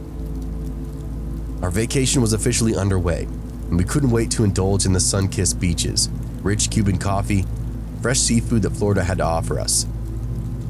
City life was a far cry from our small-town routine. We were eager to soak up every moment of it. I think we all had our own little version of what it would turn out to be. Mostly stuff we'd seen in movies or heard about in songs that we were listening to on the drive. Badass sunsets, good food, crazy people, and non-stop good times. Now that we were actually in the state, I could feel it pumping in our veins. The GPS led us to this small, quaint town, its charming main street lined with antique shops and local eateries. We cruised along, enjoying the scenery, when suddenly, we found ourselves in the wrong lane, cutting off a group of motorcyclists exiting a bar. Their faces twisted in anger as we blasted right by. It wasn't so much that we were in the wrong lane, it's that the lanes merged, and Andrew didn't realize it until the very last second. The next thing I know, Over a dozen motorcycles are ripping out of the parking lot, spraying gravel as they peeled onto the interstate, and slowly started to gain on us through town. At first, we thought maybe they'd let it go, but as we continued down the interstate, they kept pace, slowly closing in. Andy, who was driving, glanced around nervously in the rearview mirror, his brow furrowed in concern. Samantha and I exchanged uneasy glances, our excitement for our vacation suddenly replaced with a growing sense of unease. We passed out of town, the only safety out on the road, and found the bikers still rolling along, maybe 500 feet behind us. Andy would speed up, but it didn't matter. These guys knew the highway, they knew the terrain, and had machines under them that would put our car to shame. All we could do was drive along and hope that they turned around. They never did. In fact, they seemed to be getting more agitated. A couple of them gestured for us to pull over. Andy wasn't about to do that. I watched in horror as these guys closed the distance and were suddenly only 10 or 20 feet away now. As the miles flew by, the bikers showed no signs of backing off. They weaved in and out of their lanes, their engines roaring, their chrome exhaust pipes glinting in the sunlight. Tried to focus on scenery, but our eyes just kept drifting back to the rearview mirror, our hearts racing with every passing moment. We knew we had to get away from them, but the interstate stretched out before us like an endless ribbon, with absolutely no escape in sight. I thoroughly regretted not hanging back in that town, as it had been the only one for 10 or 20 miles at this point. The road sign said we wouldn't encounter another one for 30 more minutes. It was a nightmare situation. We weren't even in a state that we knew, and we couldn't call anyone for a quick bailout. We were 18-year-old kids, completely on our own. The bikers swarmed our car like a pack of predators, engines roaring as they surrounded us on the highway. Andy's eyes darted frantically between the rearview mirror and the road ahead, his hands gripping the wheel tightly as he slowed down involuntarily. The bikes closed in, their faces twisted with cruel grins, happy to see us all in such a panic. It's crazy to see them drive so recklessly, just zigzagging around us, carefree if we collided or not. If I'd rolled my window down, I'd been able to reach out and touch them. Because there were so many though, we were powerless. If we collided with one, we'd collide with all of them and we'd total the car for sure. And I think the bikers knew that. Andy continued to slow down as the bikers forced our hand. They laughed, hollered insults, their voices echoing off the car's metal as they kicked the sides and pounded their fists on the roof. Samantha and I cowered in our seats, our hearts racing with fear as Andy struggled to keep the car moving. But it was no use. The bikers forced him to stop on the shoulder, and motorcycles forming a semicircle around us like a trap. I began to hyperventilate. Now that we were stopped, what were they going to do to us? I had this vision of being abducted and trafficked, with Andy bleeding out in the roadway with no help in sight. A leader, this big burly man with a thick beard, sneered as he revved up his engine. "Where are you kids from?" he snarled, his voice dripping with malice, and the others joined in, their taunts and jeers creating this cacophony of terror. "You're gonna get buried out here." We looked up and down the road found nobody else, not a car in sight. Couldn't believe how desolate it was out there, only to later find out that Andy had taken this old country road as it looked to be the quickest way on the maps. We were literally in the middle of nowhere with all of these guys. A couple of them did laps around the car with their bikes. Others pulled out knives and pretended to throw them at the car. We could hear them discussing if they should slash our tires. Meanwhile, most of them lingered in the front of the back of the car to prevent Andy from being able to move any further. And then, just as suddenly as it all started, they roared off into the distance, leaving us shaken and trembling. This was an unbelievable stroke of luck. As it occurred, maybe it was just some locals deciding to mess with us. No harm, no foul. They didn't really do much damage to the car, just slapped the paint a bit, mostly just scaring the hell out of all of us. Samantha was almost in tears in the front seat. Andy took her by the shoulders and tried to calm her down. I just stared out the window in the back. Then I saw one of them loop back, his bike racing right toward us with clear intent. Now that I'd seen all of them leave, I wasn't as afraid to see this guy approach, but He was going way faster than any of the other bikes had gone. It was crazy to watch, but still, what the hell did this guy want now? I told Andy and Samantha, who just in time turned to see the chaos take place. He sideswiped our car, the impact sending us lurching to the side. The rearview mirror shattered, leaving a jagged hole where it once hung. He kicked it right off the frame of the car, sent it flying into the air as he hooped and hollered and roared down the highway. We were stunned. I think Andy actually flinched and made a sound as it was closest to him. He continued down the road, pulled a gun from his waistband and waved it back at us, then pointed it up at the sky. We were in disbelief, with Andy just muttering the F word over and over again. The guy cocked it and discharged it into the air, the shots echoing off the highway like a deadly drumbeat. He pulled the trigger until it clicked, jammed it back into his saddlebag, and then gave us the middle finger. Off he went to the sunset, leaving us in a complete state of panic. I was about to pass out from how ragged my breath was at this point. And still we sat there, trying to calm down. The quietness just took us over. No motorcycles, no one coming back to mess with us. Just silence and the hum of the idle car. We didn't move for a while, our bodies just kind of frozen in shock. The road ahead seemed to stretch out like a dark abyss, full of unknown terrors and at the least, one rogue psycho motorcycle man. Now with the sunlight gone, there was zero confidence in us to continue. Couldn't stay here forever though, vulnerable and alone. With a deep breath, Andy put the car in gear and we continued onward, our eyes scanning the horizon for any sign of danger. We didn't speak much for the rest of the journey, our minds still reeling from that encounter, but we knew one thing for sure: we'd never take our safety for granted ever again. The rest of that trip was uneventful. We got to the city, found a hotel, all without encountering the biker again. It was crazy to me. He just turned around and drove in the stark other direction as his posse, like he wasn't even with them or had business elsewhere. It made the state and city feel dangerous to me, as anyone around me could have a totally different like or something. Sobering to say the least. I definitely still think about that summer a lot.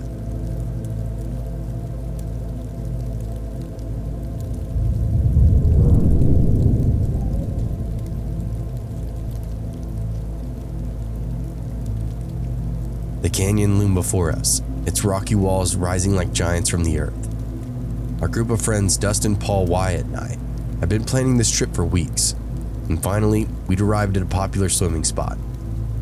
It's a river that cuts through this canyon and gets visitors year-round.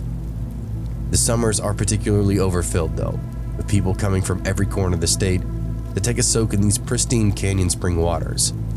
I've been coming here since I was a kid, along with my best friend Dustin. Paul and Wyatt had never been here, so we were showing him the sights and all the history throughout the area. As we got closer though, the dirt road was lined with cars of every make and model. People too impatient to wait for a real parking spot. That was a bad sign for us. It was already late getting there. The parking lot was chaotic. Cars and trucks squeezed into every available space. We had to do several laps before we finally spotted a couple climbing into a Jeep. We asked them if they were getting ready to leave. They said yes, and we did the old switcheroony. We just happened to luck out, snagged this decent parking spot near the head of the trail that would drop us down into the canyon where the water was at. The river stretched out for miles in both directions. Various trails serviced every pool and every waterfall. "Man, this place is packed," Paul said, shouldering his backpack. He took up the rear as we walked down the path. "Tell me about it," Dustin replied, squinting into the sun. "I've literally never seen it this busy." We set off down the rocky shore, our footsteps echoing off the canyon walls. The river churned and foamed below us, its rapids beckoning thrill seekers and sun worshippers alike. Down below, the first pool was absolutely packed, mostly with families and their kids. There were bouncing beach balls around, and it actually looked like a great time.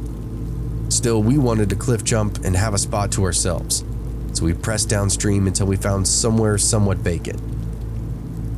We hiked for several miles, the sun beating down on us like a hammer.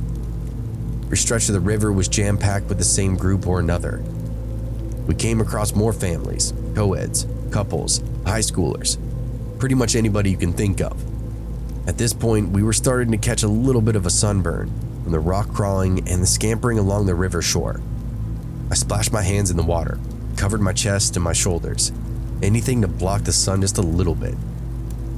Cool water felt really good, and I looked forward to jumping in it for real. "Thought you said this place was, secluded," said Paul, wiping sweat from his brow. "Well, it's supposed to be," I replied, consulting the map. "There will hopefully be a spot soon, man." Finally, we rounded a bend and found it. A secluded swimming hole, complete with a waterfall. A small one, but a waterfall nonetheless. Deep pool and a cliff to jump from. Perfect. Eerily vacant, though. "Score!" Wyatt exclaimed, dropping his pack. "We got this place to ourselves, boys." We quickly claimed the spot, splashing into the cool water and skipping stones to the other side of the pool. We swam and floated. We spotted a couple downstream, maybe 100 yards away. We waved, but they only looked back at us with this menacing glare. What's their problem?" Paul asked, eyeing them wearily. "No idea," I said, shrugging. "Maybe they're just having a bad day." We continued to enjoy the water, but immediately I couldn't shake that feeling that something was just off. The couple didn't seem to be enjoying themselves though, and their gaze kept drifting back to us, their eyes boring holes straight through us, and then they just go back to swimming or fishing or whatever the hell they were doing.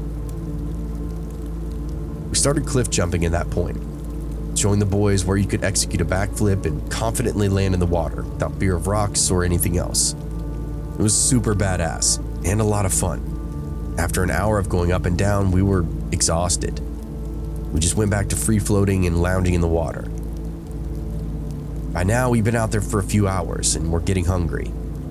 We packed some food, enough to call lunch for 4 dudes, so got out of the water and tried to get it all prepared. Just basic stuff though, but still, more hands, less work, whatever, you get it. As we devoured our chips and sandwiches, I excused myself to find a suitable tree to relieve myself. Didn't really want to disturb the tranquility of our swimming hole, so I ventured to the far side, scouting for a secluded spot. It's when I noticed that couple that we saw earlier was now gone, leaving behind an inviting pool with a rock formation and shade. Could not resist the temptation to explore it. "Hey Dustin, I'll be right back," I called out, gesturing to the nearby trees. "Gotta pee." "Take your time, man," he replied with a mouthful of food. I wandered right over to that pool, admiring its beauty. The water was crystal clear. The rock formations created this almost natural amphitheater vibe. I couldn't resist. I had to take a quick dip. As I jumped in, I felt the refreshing water envelop me. I floated on my back and the current carried me downstream. I lost myself in the swirling colors above. I didn't plan on going far, just around the bend in the river. But I found myself powerless once I started floating. There were trees that offered a little shade over me, so I wasn't just getting blasted with the sun. It was really nice. So much so that when I looked up, it was well beyond the bend. Probably a good 5 minutes away from the guys now. The trees parted, the river opened up to the sunny expanse. Towering stone walls rose alongside the river, their faces a sheer cliff. And that's when I spotted the guy from earlier, perched high above. His scrunched up little face was just peering down at me, squinting, as if he were sizing me up in the moment. My heart raced as I realized he was holding a massive piece of granite, poised to drop it on my head. It was held out with both hands, a huge jagged edge pointing right down in my face. He let it go, and in slow motion, I watched certain death free fall right at me. I kicked, backstroked, everything I could to get the hell out of the way, and that thing came down maybe a foot away from me, water exploding in every direction. I couldn't believe it, and by the time I looked back up at the guy to ask what the hell he was doing, he was already dropping a second stone, whistling right down toward my position. Again, I splashed and flailed just in time, avoiding it at the last second. We did this song and dance 5 more times before he repositioned himself, giving me a second to create some distance. This time though, he hurled the rock outward, far, and it came in at an angle and I wasn't sure I was going to be able to dodge it. Again, I kicked and swam frantically, dodging the rocks by mere inches. I ducked underwater, my heart pounding, only to resurface and see the woman joining in, now hurling stones at me as well. They shouted warnings telling me to stay away, to leave them alone, or face the consequences. Some of the smaller ones actually hit me in the head, face, and even drew a little blood. The thing I was most worried about were my teeth. Getting blasted straight to the teeth with a rock seemed like a really bad dental plan. I kept an eye on them as I continued to swim away. As I continued to look at them, the truth now became apparent. I saw desperation in their faces, their sunken eyes and gaunt features. They were tweakers, loitering by the river for the day. I could see their pocked skin, dirty features, black eyes, and I realized I was downstream alone with them. No one knew how far I'd gone. No one knew I even needed help. I dabbed blood away from my head and made upriver as quickly as I could. Fear gripped me as I swam upstream, but soon my friends' concerned faces came back into view. It was a huge relief to find them exactly how I'd left them, like no time had even gone by. Still eating lunch, still lounging by the rocks by the stream. They waved me over, but noticed my hurried movements in the water. "Whoa, what happened?" Dustin asked. "There's people downstream, dude. They're fucking crazy," I panted. "They tried to kill me with these rocks." "Huh?" asked Dustin, scanning the area behind me. I'd floated downstream. There were some cliffs if you go far enough, and they were just waiting up there with these huge slabs of granite. When I got under them, they started bombing them down at me, one piece at a time. Paul's eyes immediately widened. "What? All right, let's get the hell out of here." Wyatt nodded vigorously. "Yeah, this place definitely ain't worth it. Not with people like that around." Dustin inspected my head and asked, "They hit you? Is that what happened?" I nodded. "Just stay here at our pool. Don't go downstream, trust me. You don't want to mess with those two." My friends exchanged uneasy glances, but I knew they understood. We enjoyed the rest of our lunch. I tended to the cut on my head, and we slowly, cautiously, slid back into the water. We kept an eye downstream, but there was no longer any movement. Soon, the later afternoon sun had us sweating again. We decided to jump the waterfall a couple of more times before hitting the trail back to the car. From the vantage at the top, we could see that tweaker couple lingering downstream at the bend.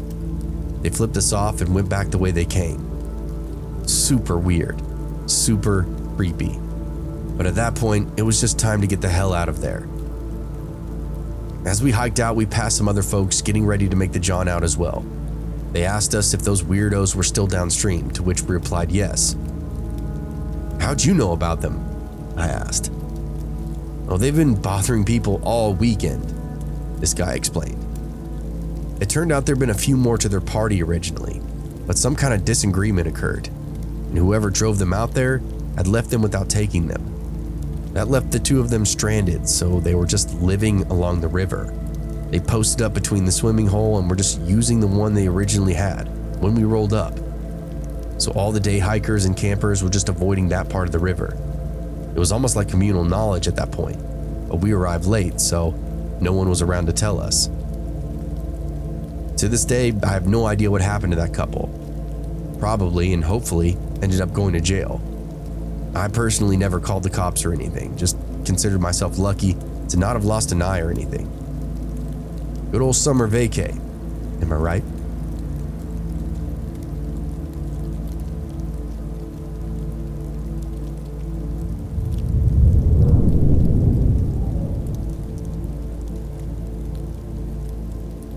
I'd like to start by giving a brief summary on how I came to know about the event in this story.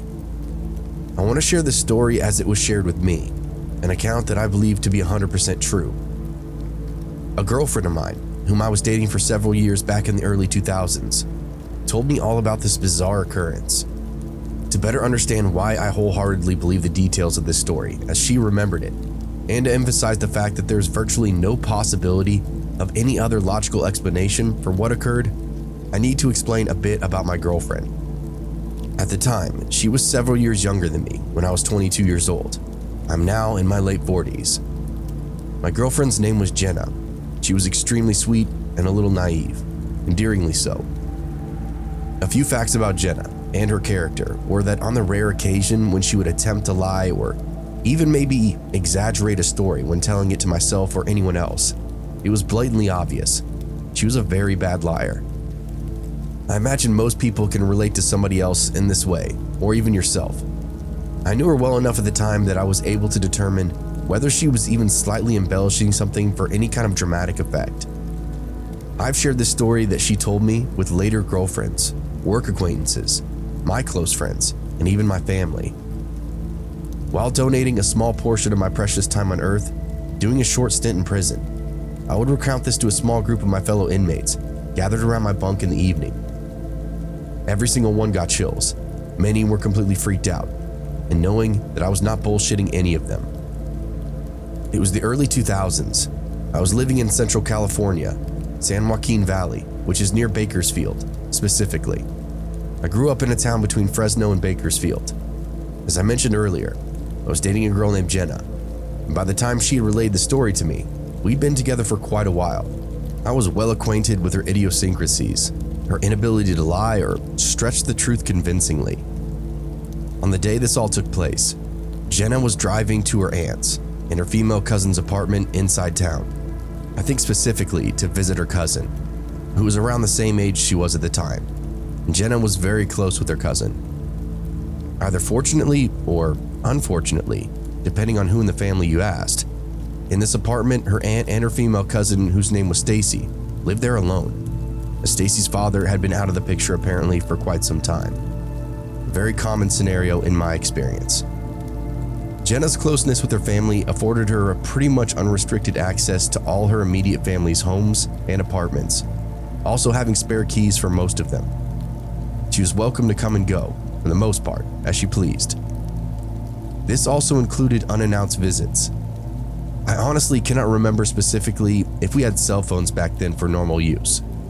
Me and most of the people that I associated with, we would be referred to as the poor white trash group in my formative years. Anyhow, point being that Jenna, going over to her aunt and cousin's apartment that day, did not require a phone call to them to announce her visit, so she came without invitation or even notice, driving up to their apartment that afternoon. As described to me, the apartment complex was 2 floors, with a dirt patch near the street that could be parked on, but the tenants' parking was in the rear of the building, with all the front doors facing the street. These apartments had one entrance and no access out of the back, as I was told, and knew from driving there many times around the area in the past. There was one large window in the front of each apartment, though none in the back nor on the sides of the apartment. This complex was not the best of places, but apparently her aunt had her own room, as did Stacy. Jenna had driven over, parked in front of the place, and the tenant parking in the back. She had no reason to believe that either one or both of her family members weren't at home, as she would not see their vehicle from the front side of the street. Jenna did as she normally did, headed upstairs one flight, walking 3 apartments down to her aunt and cousin's door. She tried the doorknob and found it locked, then used her key to open up the door without knocking. Again, this was also not uncommon. Even though the apartment complex was not in the most glamorous part of town, Jenna still knew that she was more than welcome to enter semi-unannounced, so after unlocking the front door, she stepped inside. Upon entering, she didn't see her aunt nor Stacy, so she called out, "Hey guys, it's just me." Getting no reply, Jenna then began walking down the short hallway that led to the bedrooms in the back of the small apartment. The first room to her right was her aunt's, which she glanced inside of and saw no one. She called out again, "Hey Stace, it's Jen." To this, still no response. Jenna then headed further down the hallway to the next room, which was Stacy's. Jenna recalls that she was fairly convinced that no one was at home, since it would be nearly impossible not to have heard her when she announced herself more than once inside that tiny space. The lights in the apartment were, for the most part, all turned off, with the exception of her cousin's room, oddly, the room's light illuminating the hallway faintly. I assume, just for the sake of thoroughness, Jenna walked a few steps to her cousin's doorway and turned to look inside. To her left were her cousin's dresser drawers, and directly in front of her was her cousin's bed, where Jenna saw Stacy just sitting there, upright but motionless on the edge of her small mattress, facing away from Jenna and the doorway. Jenna was momentarily surprised, as most people would be in that situation. She assumed that had there not been something wrong, her cousin would have obviously replied to her when she first entered the apartment. "Hey, Stace, what's up, girl? Are you okay?" Her cousin, still sitting on the edge of the mattress, made no movement in response that would indicate that she was even aware Jenna had said anything to her, or even aware Jenna's presence at the doorway to her room itself. Now she became increasingly concerned about her cousin, so Jenna began moving further into the room, confused by Stacy's strange behavior, imagining worst-case scenarios spinning in her mind that could explain Stacy's rigid, unmoving posture. When at that same moment, as she neared the end of Stacy's bed, her aunt's voice came from the living room area, as well as the familiar sounds of the front door opening, and what was most likely, someone with arms full of grocery bags or other heavy items being shuffled into the kitchen, all while having this casual conversation with a very familiar voice. The familiar voice of Stacy. It was unmistakable. As she continued to listen to the commotion in the kitchen, Jenna was now in this semi-state of shock and confusion. Her face pinched and eyebrows furrowed. Her brain was trying to rationalize, make sense of all these contradicting sensory inputs, all in less than a second of actual time. Though seemingly it felt like a movie scene, set to slow motion for Jenna. Finding her voice, Jenna softly called down the hallway. Auntie, it's Jen. I just stopped by. I came by to..." She paused herself mid-sentence. Her voice trailed off, replaced by the thumping of her own heart. A cold dread washed over her as she slowly turned back towards Stacy's room. To her absolute horror, the figure on the bed had turned its head in this unnatural way, without moving its shoulders or lowering its body at all. Gone was the familiar face of her cousin. Instead, this grotesque stared back at her, skin gray like campfire ash, sharp angles where there should have been curves, with this emotionless gaze. The eyes were black pits, devoid of life, not angry but slightly squinting, reflecting. The image of herself in them, as she stood there in front of it, vulgar and defying her reality. She screamed, the sound ripping through the little apartment. She bolted down the hallway, bursting right into the kitchen where her aunt and Stacy were unpacking groceries. "Auntie, Stace, there's something in Stacy's room," her words tumbling out in this frantic jumble. Her aunt and cousin looked at each other and then back at Jenna. "What are you talking about, Jenna?" Stacy asked, likely confused that her cousin had just emerged from the back of their apartment. "We just got home a minute ago." Jenna grabbed her cousin's arms frantically. "No, there's another Stacy. She's not right, and she's in your room." The three cautiously returned to Stacy's room. Jenna, her body shaking visibly, hesitating to look inside, but now the room was empty. A chill ran down Jenna's spine. The demonic-like entity that defied description, so horrifying that her mind felt unhinged as it struggled to process it, was now gone. But she knew what she'd seen. It wasn't a hallucination, not a trick of the light. Something else entirely. Something evil that had worn her cousin's face like a mask. The only sign of recent occupancy was the bed. It had a faint indentation on the mattress where that thing had been sitting. Jenna's aunt and cousin searched the apartment, their voices hushed into sudden silence, but there was no trace of her cousin's doppelganger. No back windows to escape through, no hidden doors or exits, no access panels, service hatches, or even attic space, and no possible explanation for that sudden disappearance. She never went to her aunt's and cousin's apartment ever again, and I can't recall her telling me if they even stayed there much longer after that. The events of that day left a scar on Jenna's soul, and a chilling reminder that the world held mysteries far darker than she'd ever imagined. She could never quite shake that feeling that she glimpsed something truly evil, a creature that could mimic human form but possessed a soul as cold as empty as the void. To this day, I can still see the fear in Jenna's eyes as she told the story about her encounter with the doppelganger. It was a fear that resonated deep within me, a fear that whispered of the unknown and the unknowable. And though years and years have passed, Jenna and I have gone our separate ways. The memory of her story still lingers and disturbs me, and most of the people that I've retold it to. It's an unnerving and freaky reminder that sometimes the most terrifying monsters are ones we can't explain away, or even explain to ourselves.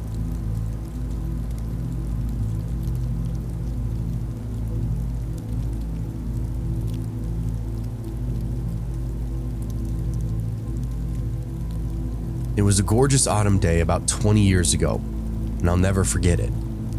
Me and a friend named Scott decided to go for a walk along the Jordan River Trail in Salt Lake City. We were both adult males in our 30s, fairly strong and in decent shape, medium build. Like any larger city, Salt Lake City has a fair share of its own crime. Ted Bundy even went to the University of Utah Law School, and occasionally a dead body would even be found, floating face down in the Jordan River. Anyways, as we hiked on the trail, we were both just enjoying the natural sounds. That feeling of being in the outdoors where all the other stress from city life just evaporated. But as time went on, it started to get dark. I told Scott that it wasn't really safe to be on the trail at night. I actually lived in the area, so I knew we should get back to the car before dark. The Jordan River Trail was a pleasant thing during the day, but at night it turned into the kind of place where drug deals gone bad would happen, leaving behind a trail of carnage. Scott was way more adventurous than me. He just laughed and told me to stop being afraid. We're two male adults. Nobody's gonna mess with us. He was much more of a fighter than me, the type to never back down from a fight. I started to get a little upset and irritated about his uncaring attitude inside the face of danger, so I said the first thing that came to my mind. They will kill you and then throw your dead body in the river. Which made him laugh even more. He refused to go back to the car, so we just kept walking while I started to smoke, which calmed me down thankfully, hoping maybe my friend would change his mind. It wasn't even 5 minutes later. This huge, scary-looking, intimidating guy, probably 250 pounds of muscle, came riding toward us on this bicycle. I'm a fairly good judge of character, and this guy was not the friendly type who you would even want to start a conversation with. He emanated a dark energy with this face that looked like he was always angry all the time. You know the type. The big city crazy type who walked down the sidewalk screaming obscenities with anyone cutting a wide swath. His rabid dark eyes protruded out with God only knows what kind of violent thoughts. Not the kind of person you would ever want to meet in an isolated area. But here we were, out in the dark with no one around except for this big, giant weirdo. I know what most of you are thinking. Really? Salt Lake City? Mormonville has a violent underbelly full of dark, seedy criminals and violence? Yeah, I know. But it's not common knowledge. The short answer is yes. Not sure how, but people end up here one way or another. The city harbors them, and their behavior. It's just easy being a criminal here, honestly. Just like it is in any city. We don't necessarily have drive-bys and stuff like that like other cities do, but there are violent offenders and junkies in the back alleys, just like anywhere else. He stopped his bicycle, blocked our path, and asked us for a smoke. I told him I didn't have any extra cigarettes, which was actually the truth, but he didn't believe me. We walked around his bicycle to get away from this crazy dude, and maybe made it 10 feet away, which made him more angry. The guy slammed his bike to the ground and starts coming after us. "You're smoking a cigarette, asshole, just give me one," he screamed. Clearly, this guy was coming off some kind of drug binge, veins bursting across his neck and his forehead. Every inch of his skin was bright red as he continued to lumber after us, reaching out with his huge bear paw hands. "Dude, this is my last one. I just killed the pack," I tried to explain. "Bullshit," he hollered, still coming right for us. At this point, my buddy realized I hadn't been messing around with what I said earlier, and now it was time to get the hell out of here. Alcohol stores close at a certain time here. No alcohol is sold on Sundays. So throughout the week, people like this can find themselves pretty desperate, and I assumed that was the case for this guy. We turn and start bolting back the way our car was. When I look back, he wasn't chasing us, only walking in our direction. Then, funny enough, he yelled this: "I'm gonna kill you both and throw your dead bodies in the river." I was stunned and horrified in the moment. I literally had just told my friend those exact same words earlier, if we didn't go back to the car. This guy was big, strong, and crazy enough to do exactly what he was threatening. What a bizarre, unsettling coincidence. We walked at a fast pace for another 10 minutes, trying to get away from this psycho, during which time my friend Scott had become a believer that we should in fact get out of here, and we should have left earlier. That normal Billy Badass fighter attitude was replaced by fear that I'd never seen before. It's getting darker by the minute, and we needed to get back to the car. I found a broken tree branch about the size of a baseball bat in case this guy was waiting for us on our way back, and Scott picked up a large rock, heavy enough to do some serious damage if needed. I highly doubt those improvised weapons would have even scared that big guy away. Thankfully, we made it back to the car in one piece though, without seeing him again. I've never hiked that trail since. The next week though, I couldn't believe what I was seeing. There was a headline in the local newspaper. A corpse had been retrieved from the shorelines of the Jordan River, which was literally the exact same area that my friend and I encountered that whack job. I was stunned and totally in shock at what I was reading. I then looked at the time and the date of that whole incident. They'd found the body the next morning. The victim had been wandering around the exact same area that me and Scott were. When they arrested a suspect, I already know who it was, and so do you. It was that giant guy who asked me for a cigarette, who said he'd kill us and throw us in the river. It turned out he encountered a few more folks out there, and when someone else had told him no like I did, they hadn't been quick enough in getting away. He'd bashed their head into the ground, then literally tossed them into the river, where they drowned. Absolutely heartbreaking and terrifying that it could have been me.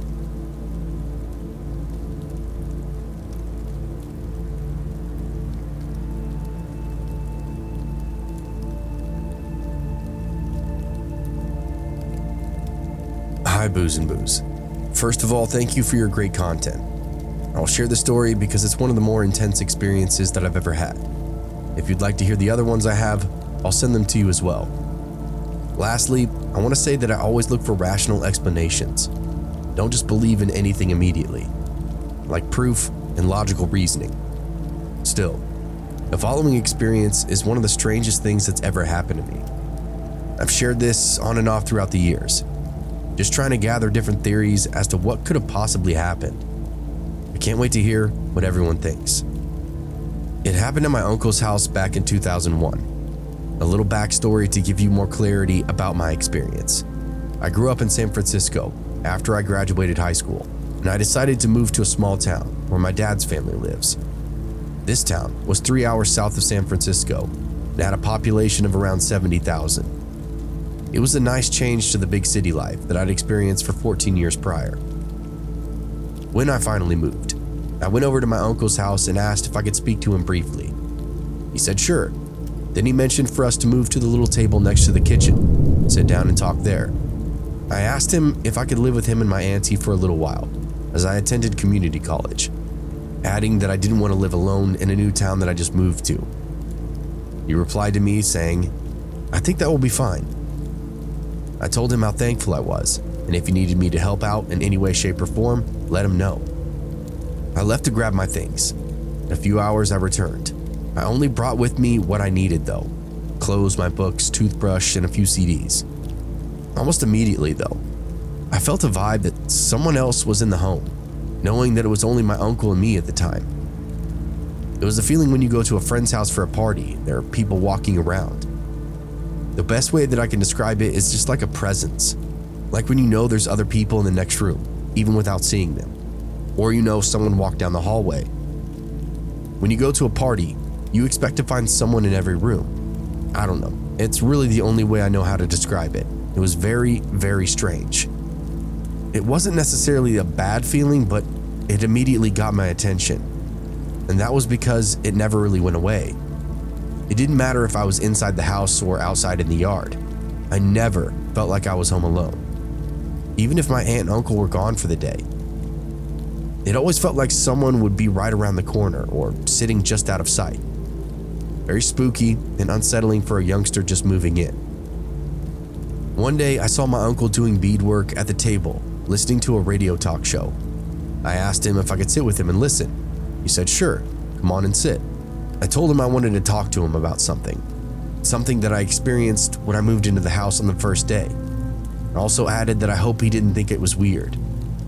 I told him my feelings about there always being a vibe of other people inside the house when it was only me. He told me, I'll tell you this. All the years that I've lived here, I've had some experiences that I couldn't explain. They didn't scare me much, but I noticed them, and they definitely happened. I asked him to tell me one of the things that he saw. One night, I was watching the History Channel. I was home alone in the house. It was close to 9 p.m. Your auntie wasn't home yet from her late shift at the hospital. I was in my recliner. Behind me in the kitchen, I heard the drawers and the cabinets. I went to turn on the kitchen lights, and a few of the drawers and cabinets were opened all the way now. I watched his face as he spoke, and I could tell that he was being genuine with me.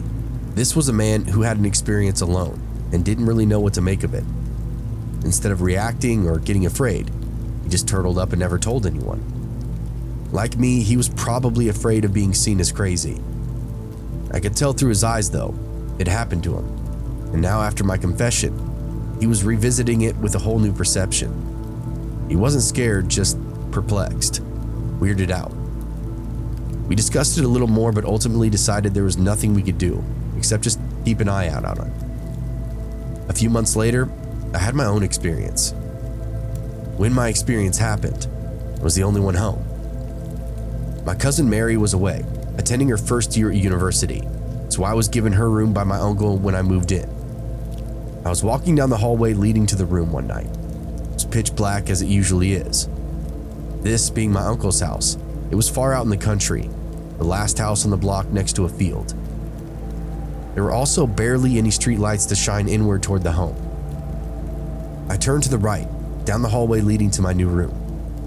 By this time, I'd grown used to walking in the center of the room, to pull the long string tied to the ceiling fan to turn on the light bulb. This ceiling fan was also in the dead center of the room. I was feeling around in the dark for that string, and then suddenly, I saw something darker than my pitch black room come toward me. When this thing came toward me, it started to push me out of the room. Of course, initially I thought it was a person, but while it was pushing me, I knew instinctually it wasn't human because it didn't have the characteristics of what a human being's arms and body would feel like. What would be this thing's arms and hands felt much bigger, and where the fingers would be, I would compare it to something like paws, without the nails or claws. It had that weird scratch pad-like feeling that kind of like a dog has. Additionally, I felt this thing go through me during the whole time it was pushing me. This is also hard to explain, but it's much like a huge blast of wind, but one that pushed through me as well as around me. I was powerless before it, then just found myself resisting nothing but darkness all around me. After the pushing stopped, I was finally able to see out of my left eye again. I found myself completely outside of the bedroom. I could not believe it. Was shocked and didn't understand what the hell just happened. You see, my bedroom and the bathroom have doorways that are very near one another, as they share a wall. When the figure came out and started pushing me, I was in my bedroom, but by the time I regained my vision, it had pushed me all the way out of the room and then partially into the bathroom. I couldn't believe where I was now standing, as I was expecting to find myself maybe a foot out of place at the most. When I actually measured the distance from the light pulley to the place that I found myself at, it was well over 8 feet. Like my uncle and his experience, I kept this to myself for a while. How do you confess that a darkness took shape and pushed you across the house? I didn't have any evidence of the attack. No scratches or bruises, just a creepy memory of something shapeless moving around me. I eventually told my aunt and uncle, who simply didn't have an answer for me. They knew I wasn't lying, as they had their own experiences, but what could really be done? Listeners, believers, skeptics, whoever, would love to know what you think I saw. If you'd like to hear more of my stories, just let me know. Thank you.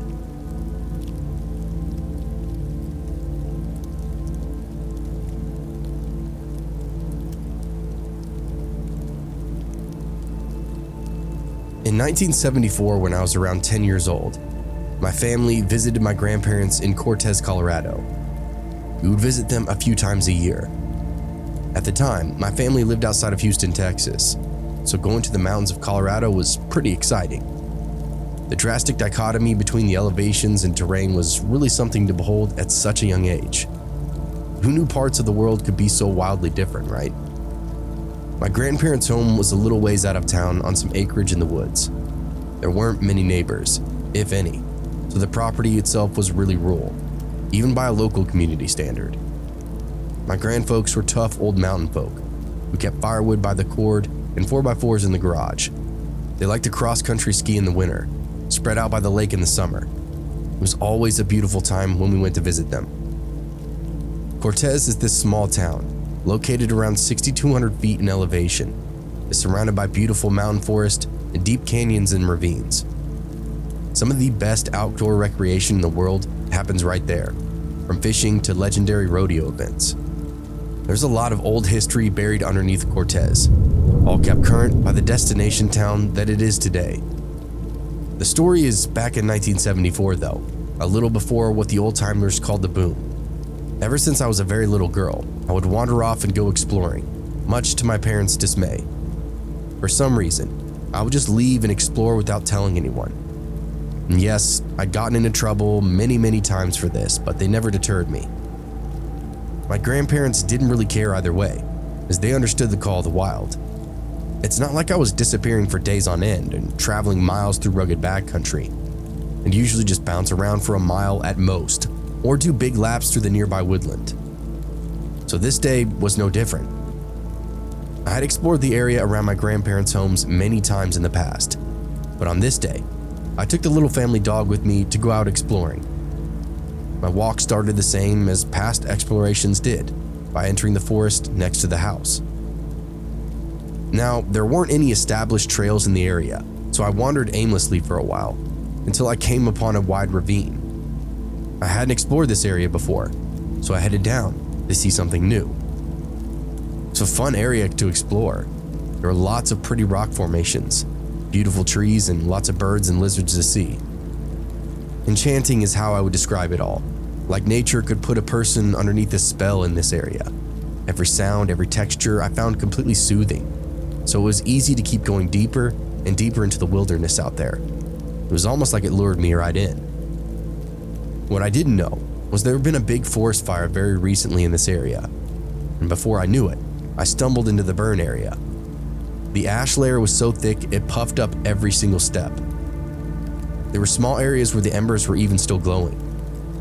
Thick black trunks stood covered in soot, charred down to mere nubs as far as I could see. The beauty that I once found comforting very quickly turned into ugly dread. At first I was fascinated by the new sight. Seeing the thick ash and glowing coals was pretty interesting. Without realizing it though, I'd wandered very deep into the burn zone, and by now, I was carrying my little dog because it was no longer safe for her to walk. I assumed this would be safe for me because I could actively avoid hot spots, and since everything was so flat and lifeless, finding my way back would be easy. After a time, I realized that I was thoroughly lost. I looked around for something familiar, but the fires had totally transformed the landscape. What I perceived as flat was actually featureless, so there was nothing to guide me back towards the forest. Everything looked the same to me, so I started walking in circles, hoping to come across my tracks again, anything at all familiar to me to help me get home. Nothing turned up though, and I continued to get myself more lost, the terrain seriously getting unfamiliar. I started to panic. I had no idea how to get home. The wide ravine had narrowed considerably as I'd explored it. I started scrambling up the ravine, but this was a mistake, as the walls of the ravine became very tall and steep. I would slide down and land in a heap at the bottom. I was carrying the dog still, so I was trying to protect him during these falls. I ended up getting pretty seriously injured, pulled some muscles, bruised a few ribs, and bleeding from all over. I started crying. I felt helpless and hopeless. I was getting thirsty too. Me and my dog were covered in ash. My arms were aching from carrying him too. I was covered in small cuts from trying to climb out of that ravine.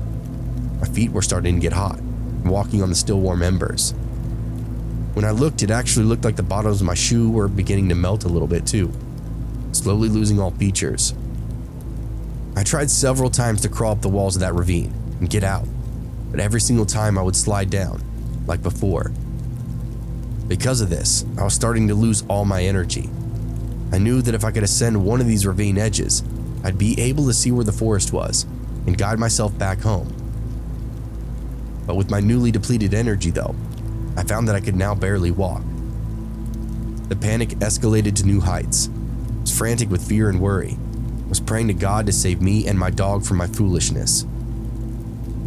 It was then that I saw movement out of the corner of my eye.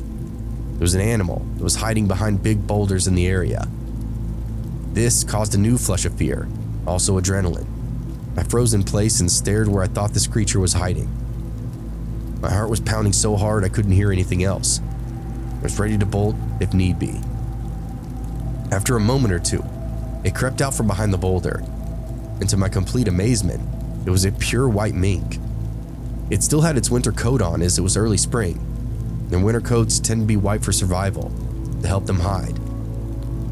This one scampered out and made a little show to get my attention, which was easy because it was such a shocking color, but also much bigger than any other mink I'd ever seen before. They do live in Colorado, but are known to be pretty elusive. This one coming up to me seemed very out of character, especially in such a dire, arid area. Seeing this beautiful animal somehow caused my panic to come down several levels. I stared in amazement, and it stared back at me. It then started moving down the ravine, darting in and out of view. I followed the mink, and I didn't consciously do this. I think I was so tired and scared that I followed it automatically. Either way, I didn't let it get out of my sight for the next mile or two. Probably a solid hour of zigzagging, boulder hopping, and navigating really hot zones. Even then, if I took too long, the mink would wait for me. It was weird and completely mystifying, like a second little animal companion. Amazingly, as I followed it, it led me up and out of the ravine. I stood and watched this little guy venture back into the ravine and then out of sight. Now that I was clear of the burn zone, I could see just how far it stretched out. The ravine that I'd been in was just one little portion of that entire wildfire area, which I could actually see was still burning way off. The ravine looked to be one of the older zones, and now the fire had moved off a good distance. Still, it stretched out for what looked like several miles. When I looked around me, I realized I knew where I was now and how to get back home. The relief itself was immense. The mouth of this ravine spat me back out at the edge of the forest, so if I double backed, I'd intersect with a dry creek, which would eventually lead me back home. It was another hour or so, but it was safe and familiar, not burning with coals.